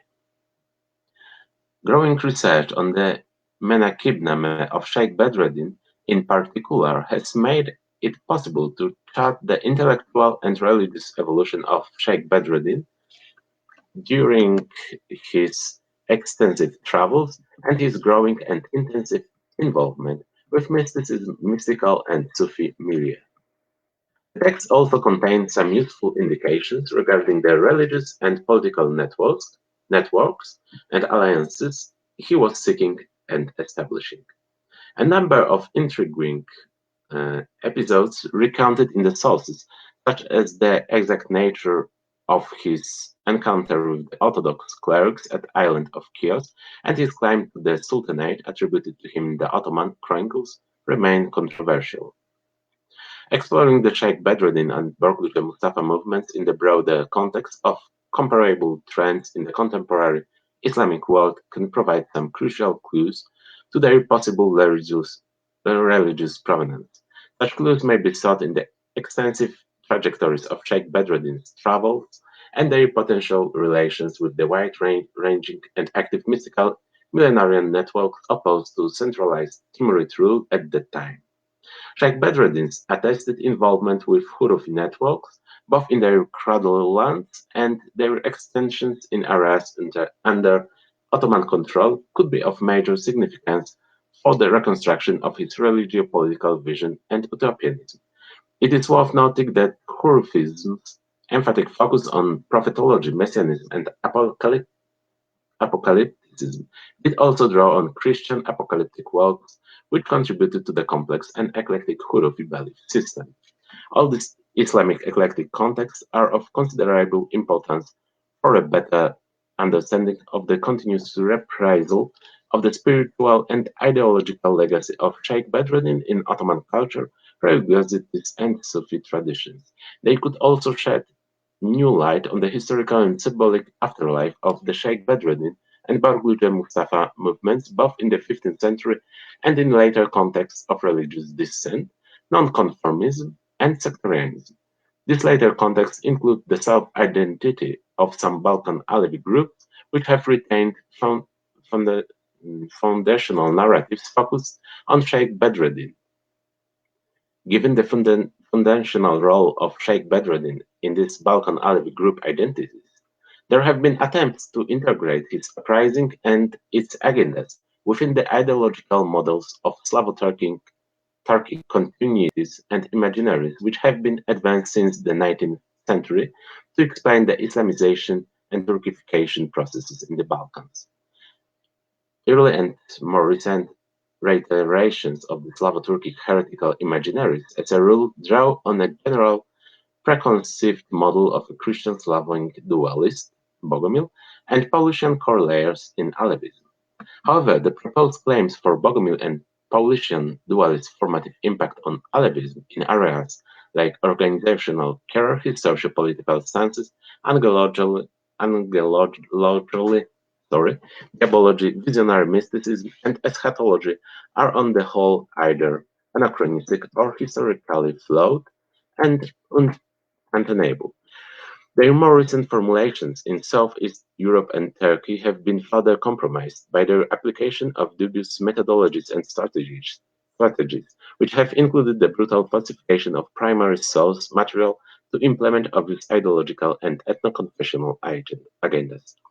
Suffice it to say that the various invectives against Sheikh Bedreddin alleged heresies did not include accusation of anything approaching theological dualism, while his own writings remain emphatic about the tenet of the oneness of being. On the other hand, Colloquia Mustafa's teaching of the communal use of property is reported in the Duka's account of the rebellion, and according to one of its possible interpretations, it reflects the Islamic apocalyptic traditions on the sharing of wealth and abolishing of poverty in the end times.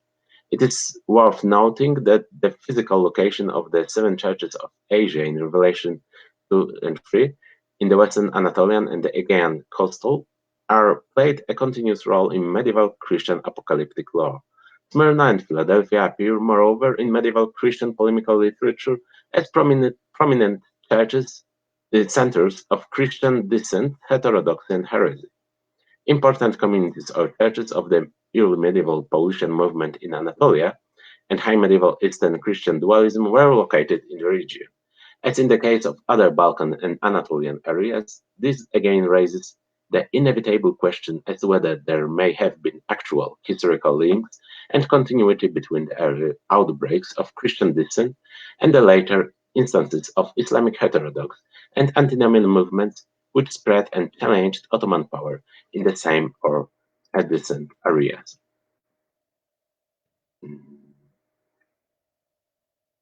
The 14th century, the Aegean coastal area remained a rather active contact zone of shifting coalitions, front lines, and geopolitics involving the extant regional Byzantine aristocratic and military allies, Muslim and Christian frontier warriors, early Ottomans and their Christian allies, and the Turkish Maritime Emirates.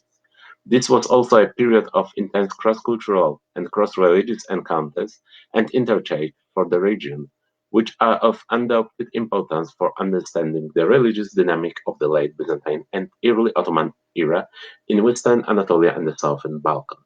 The Ottoman conquest in Anatolia and the Balkans had already triggered the last phase of Byzantine historical apocalypticism and imperial prophecies, which were replayed with pronounced eschatological expectations and deepened the increasing sense of major spiritual crises and dilemmas, especially but not only in the rapidly shrinking Byzantine dominions. Recent research has drawn attention to the potential contribution of contemporary Western apocalypticism to the religious ferment of the period in the Aegean coastal region via the import of sectarian and dissident offshoots of the mendicant orders, mainly the Franciscans, who had been subjected to censure and persecution in Italy. Such groups which adopted and fostered extreme forms of Franciscan Joachimism were reportedly establishing missions and colonies in the East Mediterranean, Near East, and Caucasus, including the Aegean coastal zone and islands. Franciscan Joachimism had emerged under the impact of radical forms of the practice of the Franciscan way of life and evangelical poverty, and also developed a vigorous critique of the papacy, accompanied by eschatological and millenarian speculation. Eventually, this apocalyptic ferment contributed to the emergence of movements such as the followers of Fra Dolcino in North Italy, in which an apocalyptic understanding of history was reinforced by radical programs of violent opposition to church and state authorities, legitimizing military action and armed rebellion. Indeed, some of the tenets of the Dulcinian movement invite close parallels to those of Barclay Mustafa rebellion: egalitarianism, collectivism, communal use of property, violent opposition to the contemporary political status quo.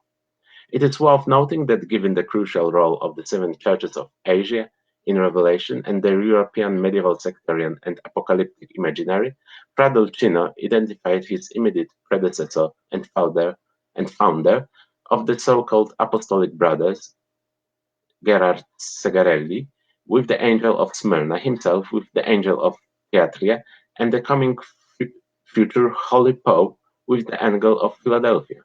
The presence and roots of similar offshoots of heretical Franciscan Joachimists in the 14th century, again coastal area, and their potential input in the religious and ideological and cultural struggles and syncretisms during this period will certainly need further close scrutiny. This line of inquiry may not only further confirm the apocalyptic nature of the ideals of communal property and voluntary poverty practiced by the Barclay Mustafa movement, but also indicate that the uprising of Sheikh Bedreddin and Barclay Mustafa were in some way part of a wider wave and networks of descending movement, social religious agitation, protest and utopianism, which extended from parts of Catholic Europe to the Balkans and Anatolia in the late Byzantine and early Ottoman periods. Thank you for your attention. I'm sorry I couldn't shorten this text, and I have had it for fast. I have no occasion to train reading because I have got it 2 hours ago. Thank you, Jan. Thank you for presenting this interesting text of Yuri Stoyanov. And now, let me invite the last speaker today, Julian Wood, with a presentation to fight the schism with the Surah, the Islamic lexis of Christian image debates in the 9th century Syria. Thank you very much for the introduction and inviting me to give a paper, and thank you all for putting this together, even if it's in interesting circumstances.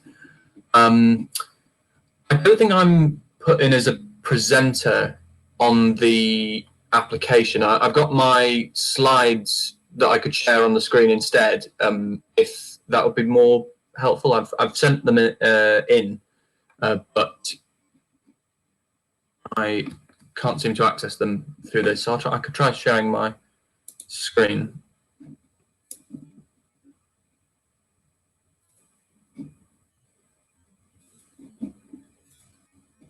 I hope everybody can see that. It's visible. Well, that's good. Thank you. If you have any problems, please do let me know. Right. Well, thank you all for coming. Basically, today I would like to talk about the combating of the heresy of iconoclasm and image phobia in what I suppose we could call a post-Byzantine context. The legacy of patristic and further Byzantine philosophy in Islamic Syria in the early 9th century. And I'm going to be zooming in on one particular figure and his way of approaching the problem of apologies for image veneration. And I'm going to sort of try and open up how he might actually have used Islamic thought to combat Islam's pressure on fellow Christians to stop venerating images. So my focus today is going to be on this figure here, Theodore Abu Qurra. He's this post-Byzantine Christian. He is the bishop of Haran, a Melkite Chalcedonian Christian. So he is in full communion with the Byzantine Church, active,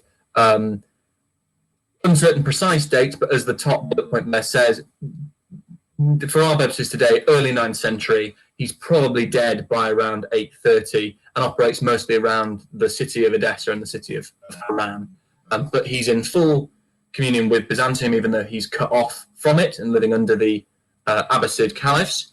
And he's a very firm Chalcedonian, so believes in Christ's, one person with two natures, the divine and the human.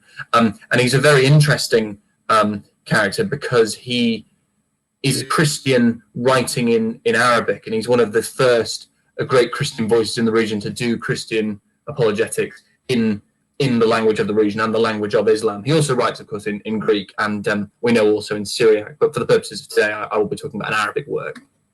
And this work is this treatise on the veneration of holy icons, probably composed, as I say there, about 799 to 815, and it's a treatise or a tract, a piece of theological discourse to expound points of religion. It's actually an Islamic format of text. But this is reflective of the situation in which he finds himself. He is part of this majority Christian community, but under political dominance from a different religion and having to justify his place. I'll talk about this in the next slide. But the text is a defense of the practice of image veneration, famously that engulfed Byzantium in the previous century, in the 8th century, and then also re-emerges actually in Byzantium between 815 and 843.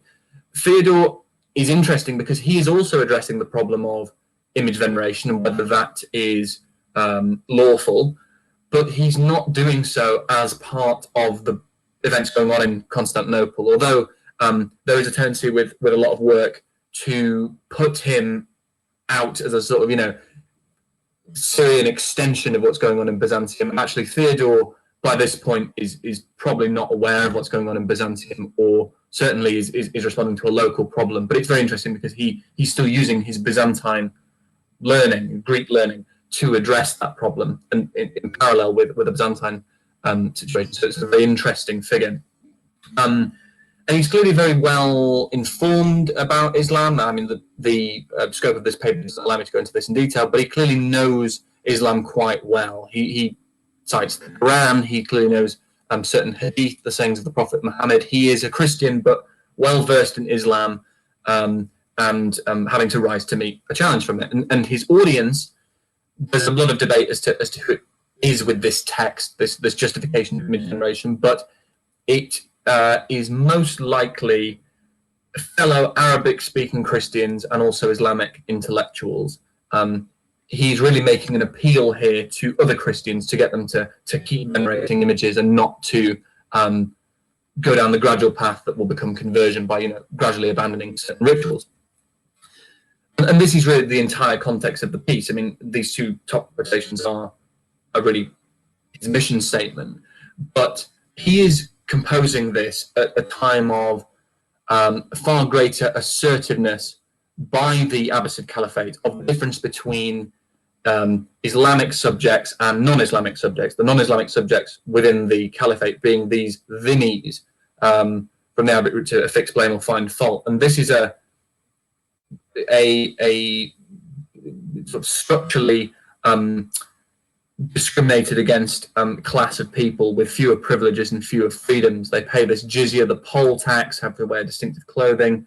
And although the application of this status of lesserness, if you like, is uncertain before Theodore's period, during his period, the treatment of non-Islamic subjects within the Caliphate becomes more uniform and becomes more severe in a negative way. The Abbasid caliphs, as part of their legitimation of rule, begin to use Islam as part of their justification of ruling, and part of that is to denigrate the elites who aren't Muslim. So, for example, especially well-born Christians and people like those who Theodore is going to write to, and he is writing because at the time, under these pressures, the basic event is the slow drip of conversion. And conversion, as these two citations, Christian Sana and Jack Tanus have pointed out, conversion is not an overnight thing, a complete wholesale, switch from Christianity to Islam, or anything like that. It's a gradual shedding of outward signs, and often for a range of reasons that aren't just religious. If you can get socioeconomic advantage by claiming to be a Muslim or submitting to Islam, that will get you out of paying this horrible tax and being persecuted, then that becomes very attractive in this period. And because religious membership is often demonstrated by outward signs as opposed to by full inward thought, you start with the things that are most visible. So, for example, image veneration is a very visible ritual. So if you want to become a Muslim, in inverted commas, you can shed that quite easily. It's one of the first to go. And it's therefore a competitive environment. People are fluid with their affiliations. And so Theodore's treatise is, as I say, an Arabic treatise, mostly to these fellow Christians who are basically in limbo. I will refer to them, I think, in this paper as the Islam pressured audience. And my paper really is just one small note that is a bit of a work in progress with my current master's work, which is his choice of word for icons. I think this is very striking because it's a very charged word in Islam, and I wonder if it's part of his strategy in this very particular context. This is what I'm interested in talking about if we have time for questions. The word surah is a word in Arabic that can mean an image, and it's the modern Arabic word for modern standard Arabic word for photograph, for example.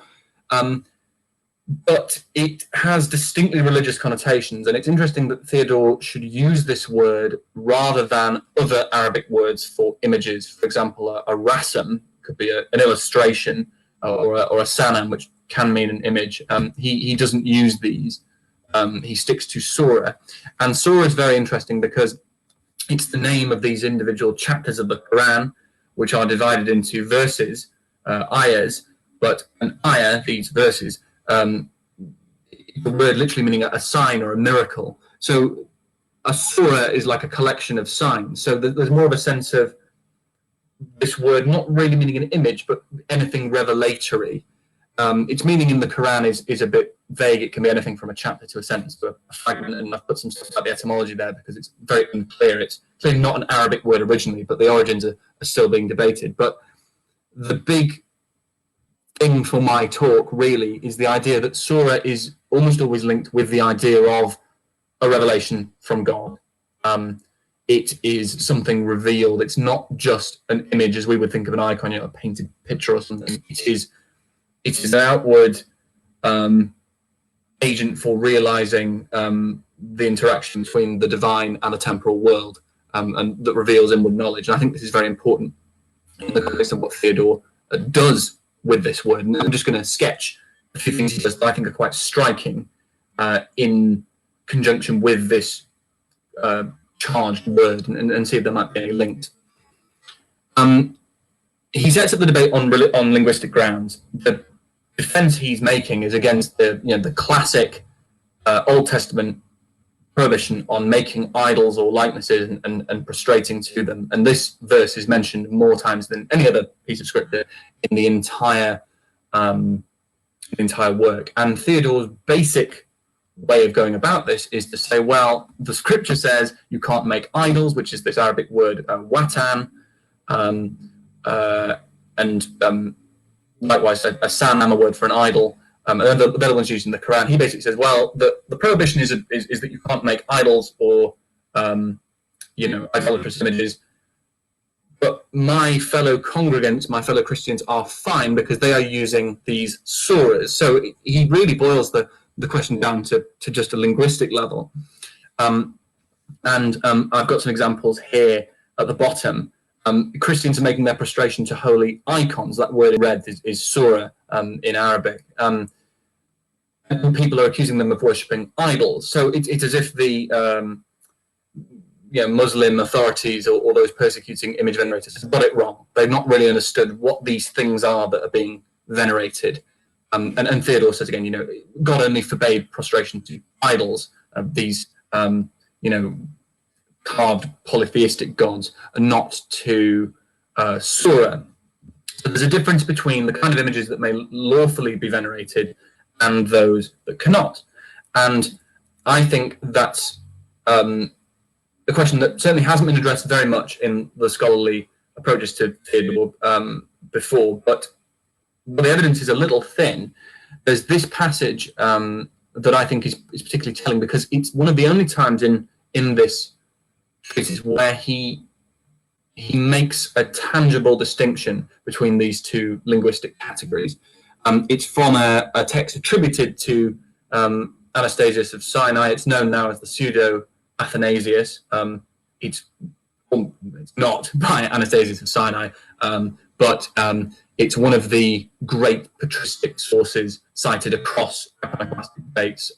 It's used in Byzantium in the iconoclastic debates there as well. And Theodore uses his own translation of it, so particularly important because we can see what words he chooses to use. And at one point, the fictional Duke Antiochus, the main character in this text, asks the saint, essentially, what is the difference between an icon and an idol? God gave the command not to make prostration to works of human hands, so how can we venerate icons? And the saint says that, as this bottom paragraph says, icons or sura are fine, they are different to worshipping idols, because the entire focus of the person doing the venerating when using a sura is on the holy person who's being depicted, so whether that's Christ or the saint. Their mind and their will are solely focused on the subject and not on the material of the icon. So it's not venerating material or matter, and so it's not idolatrous. A sura, this special category of image, is more to do with knowledge of the sacred entity being venerated. If you like, it's more of just a point of focus, and certainly we can see parallels of that with the revelatory idea of the word in Islam. And crucially, he says, for this reason, whenever the surah is effaced, what was formerly an image, and this word can also mean idol, a sanam, is burnt up as firewood. So if the resemblance to the prototype is gone, sorry, there's a fly in my camera there. Whenever the resemblance to the prototype is gone, it's just a piece of wood. There's no need to venerate it. So the connection to the holy prototype is the main focus. And this word from Darasatu, it can mean effaced, but it means literally destroyed. So basically, if you can't tell that the icon is of a person or of a holy person, it's just a piece of wood. So again, it's only sacred and worthy of veneration if it contributes to this idea of revealing the existence of a holy being elsewhere. So it's sort of continuing the revelation. And I feel that's very important in the context of the word surah earlier. I find this very striking because Theodore uses the word surah in a way that's quite different to other previous writers about images. He talks about it almost like a category. It's not really an image in the sense of, a votive image or anything like that. It's a category of thing that indicates. And so we see here in these top quotations, he compares images to writing and talks about how icons, these surahs, there's the word every time, are memorials for things to which they point. They are attestations to things, signs, rather than just objects. And so the surah is a mythological tool to keep the revelation of any form of theophany into the world going. Christ appeared in the incarnation, the saints had holy lives, and these surahs, these revelatory aids, keep that going. And the idea seems to be an adapted version of some thoughts in the writings of John of Damascus, who was the great writer about images during the 8th century.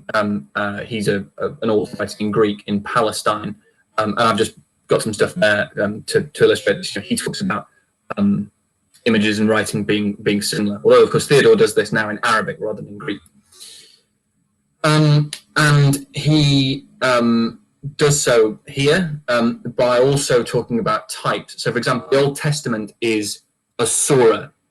It's a precursor of the New Testament and reality, and likewise, saints are images of God. They are surahs of God. They are small foreshadowy indicators that God is active in the world. So he's taken the idea of a debate about images and redefined it using language, and I think using language in a way that reflects possibly the Islamic definition of the word. And this seems to be an elaboration of a particular idea by this previous iconophile, John of Damascus, who in one section of his famous treatises on images uses the Greek icon in this way like a category. The rest of his treatises are having the word icon literally meaning a painted picture, but John of Damascus uses icon like a category of thing that indicates. It doesn't just have to be a picture, it can be, any paradigm or sign.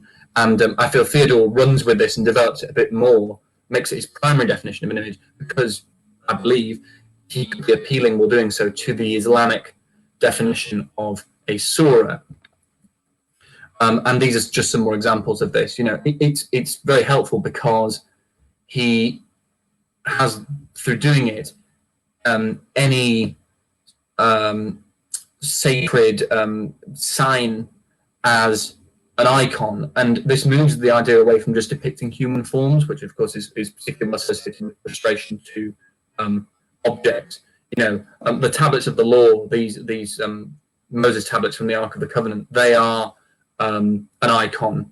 The Lamb of God was an icon.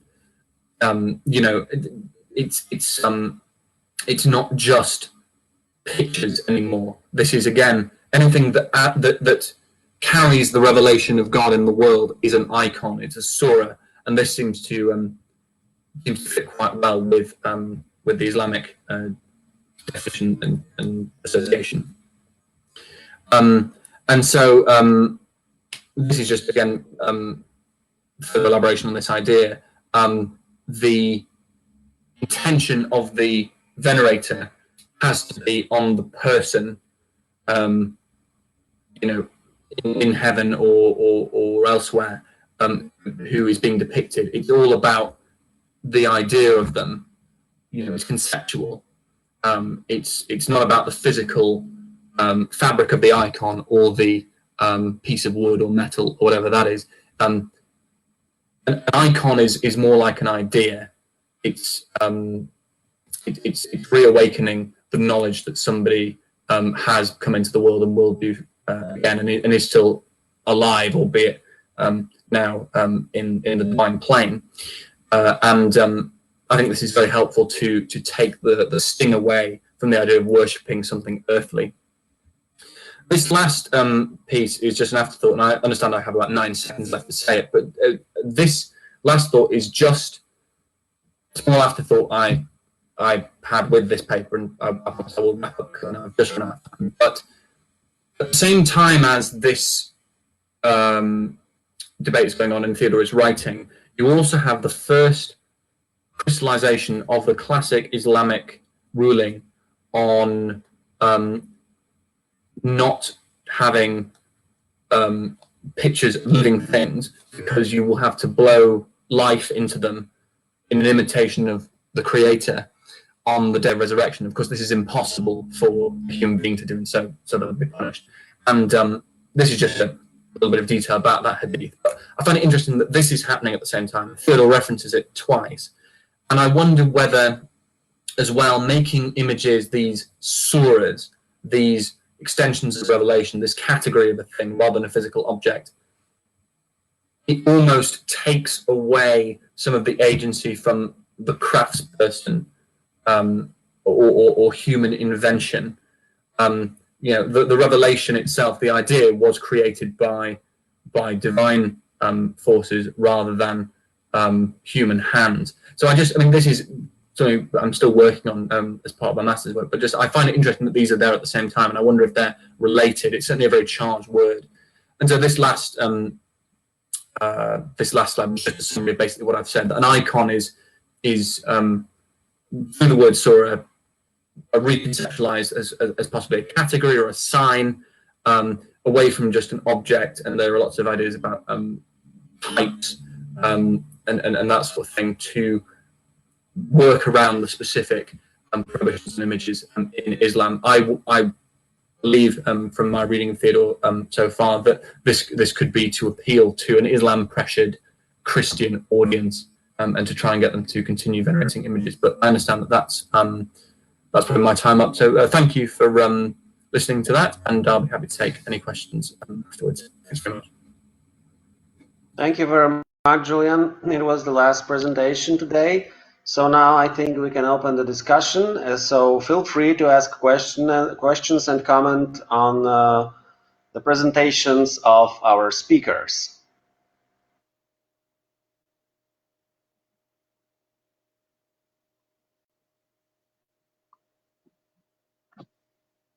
Are there any questions?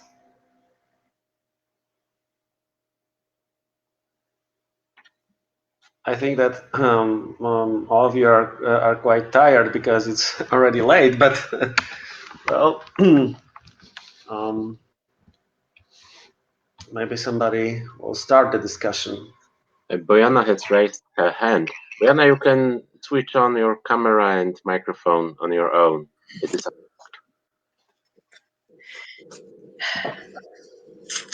Oh, right now I will switch the. Sorry. So, hello everyone, and thank you for the lovely presentations. I enjoyed them all. Yes, so I liked each and every one of them. I thought they were very important, including the Yuri's presentation. I'm sorry, he's not here. So what I wanted to say to Martina, for example, because she said she would appreciate any advice or anything. So Martina, I really like the topic, and because I'm interested in Hersones, especially from the point of view of this cross-cultural contacts and maybe. So I think your topic is important, and because Hersones as the Black Sea region was really important in the transmission in contacts and from early Middle Ages to later Middle Ages, and so I think it's really important. I wanted to ask if you have any more precise information on the pagans you mentioned. You mentioned pagans. Yes. I see. I did mention pagans in connection with the middle of the 5th century. Yes, that they were still living there. Yeah. And well, I don't know precisely what to say, because for sure there were pagans there at that time, because the Christianization was not completed at that time. And if I remember well, Justinian wrote that there are still pagans and that the Crimea needs to be Christianized more. Yes. And then I know that Constantine the philosopher also wrote about pagans in the vicinity of Kherson, but perhaps these were the like the barbarian tribes of Crimea. Thank you. That's what I think. Yeah, okay, thank you. Yes, I think the Scythians were there, so it's really important, all those barbarian tribes who come and then they meet Christianity, they come in contact with Christianity, and then you have also heresies, some heresies like the audience, for example. It's not very known, but yes, in contacts with the Christianization and the barbarians. All right, thank you very much, Martina. Good luck. Thank you. Thank you.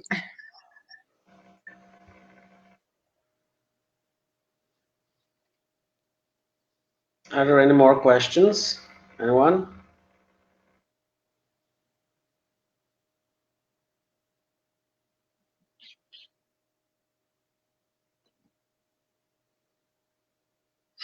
Yes, Professor Printing, yeah? I can't hear you. Please turn on your microphone. Again, Jan, what's the problem? Professor Printing, please push the button in the middle bottom.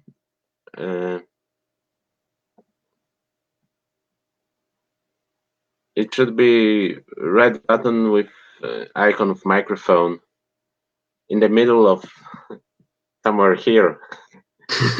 Now I see. Can you hear me now? Yes, perfect. Yes, now we can hear you. With me, yeah. Also, I would like to thank Martina for her talk, and I have not substantial news to tell, but I think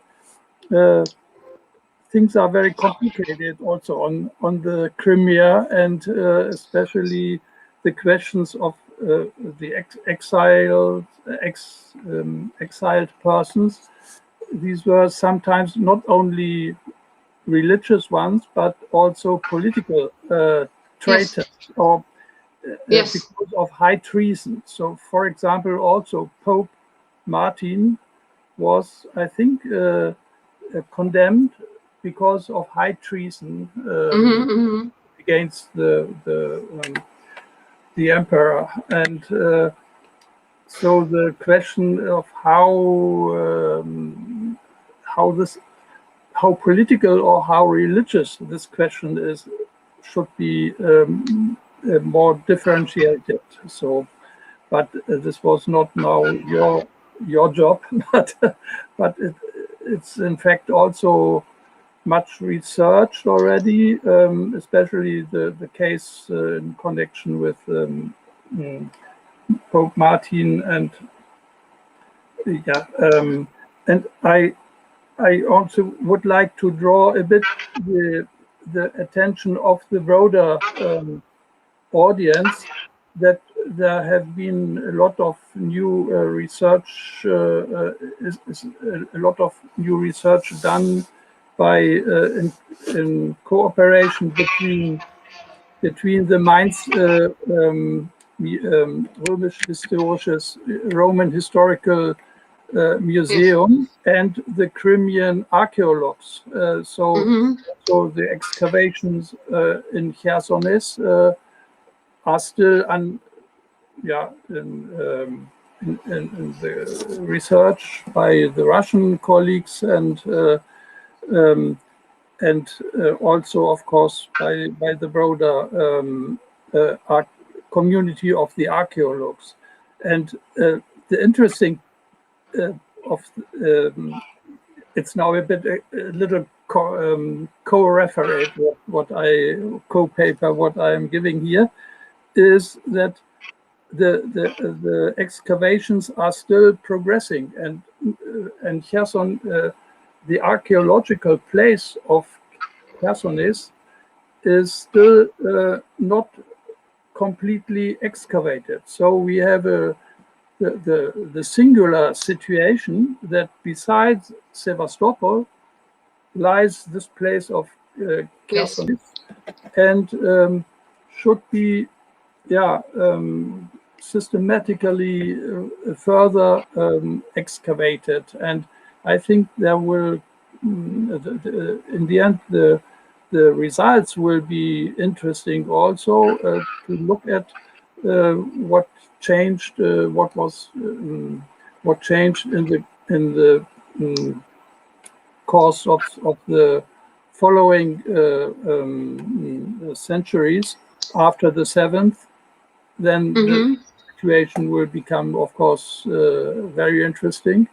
But this early situation, this early centuries, from 5th to the 7th century, it is perhaps still remains a bit in the dark. What was in order to be more precise in the interpretation of the excavations. So this is in fact a difficult topic what you have chosen, and yeah, this only. Yes. Thank you for your presentation of the state of a general presentation of the state of research. Thank you.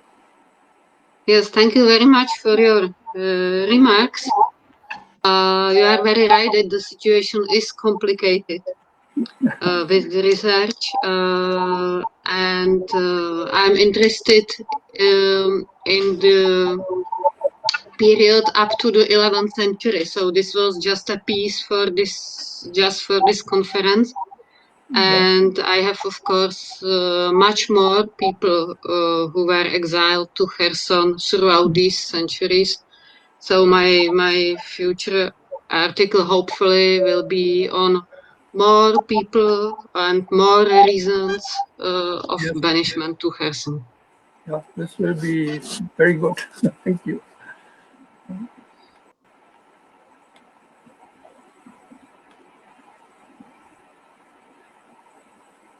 So are there any more comments or questions on these interesting presentations?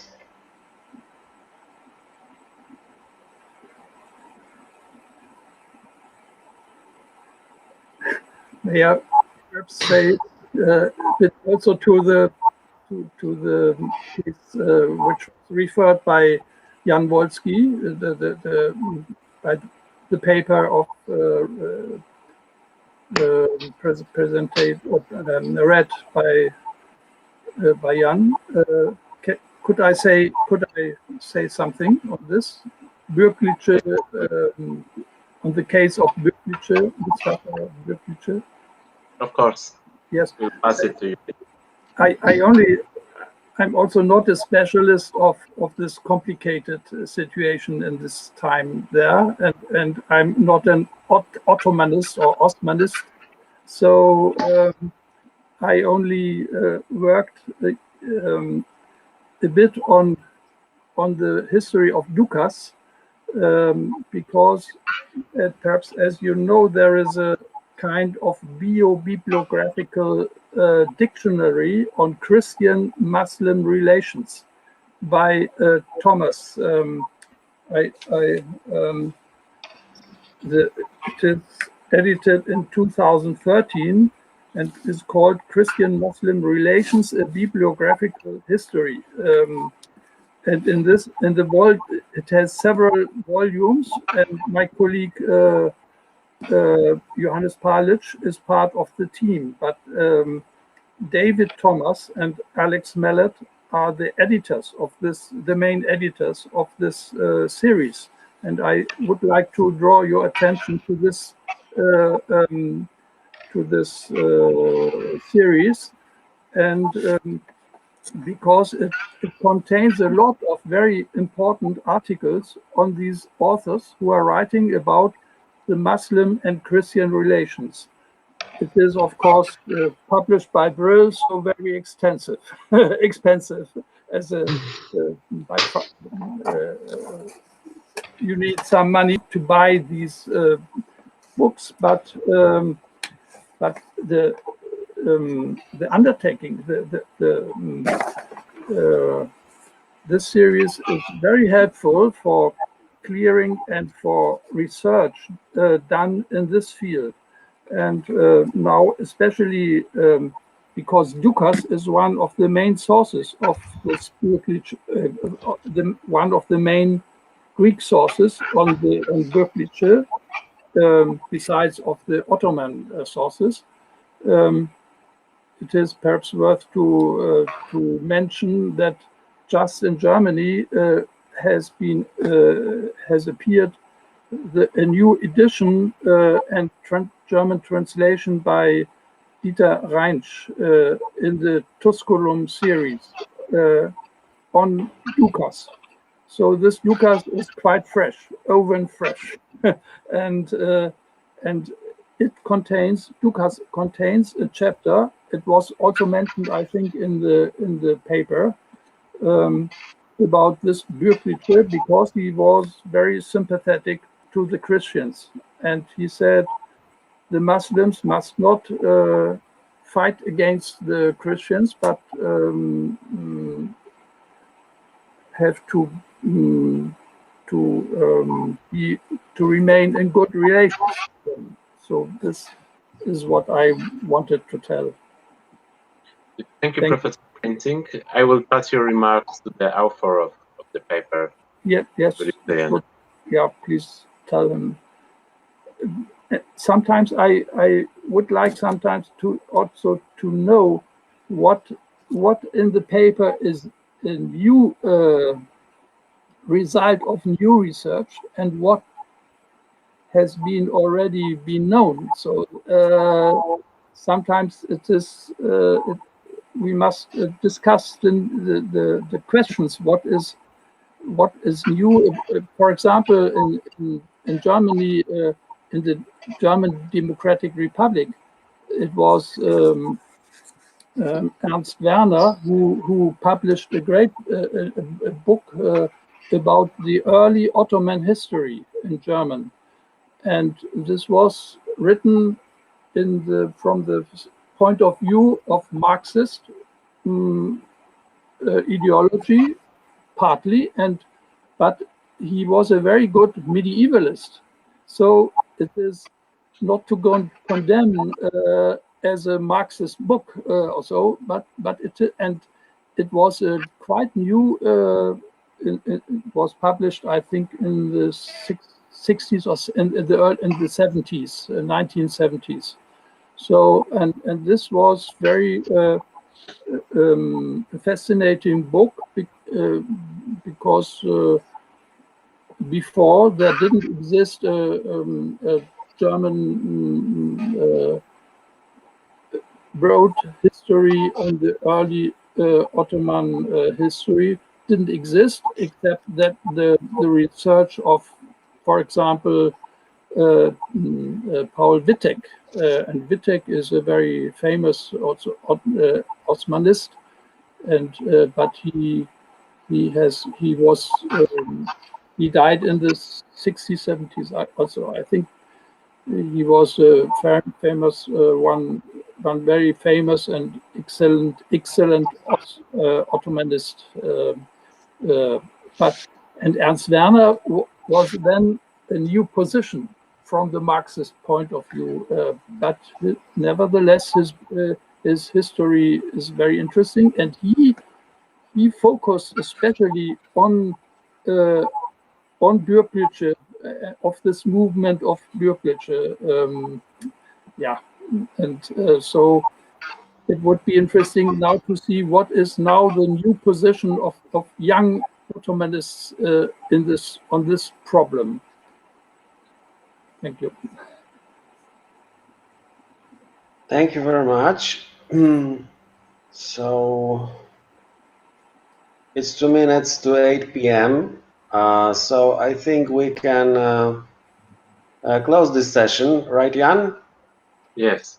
Do you think? Okay, I think that all of us are quite tired. I'd like to thank all the speakers, all the participants, and I think see you tomorrow, right? Thank you. Yeah. Yes, Thank thank you very you. much.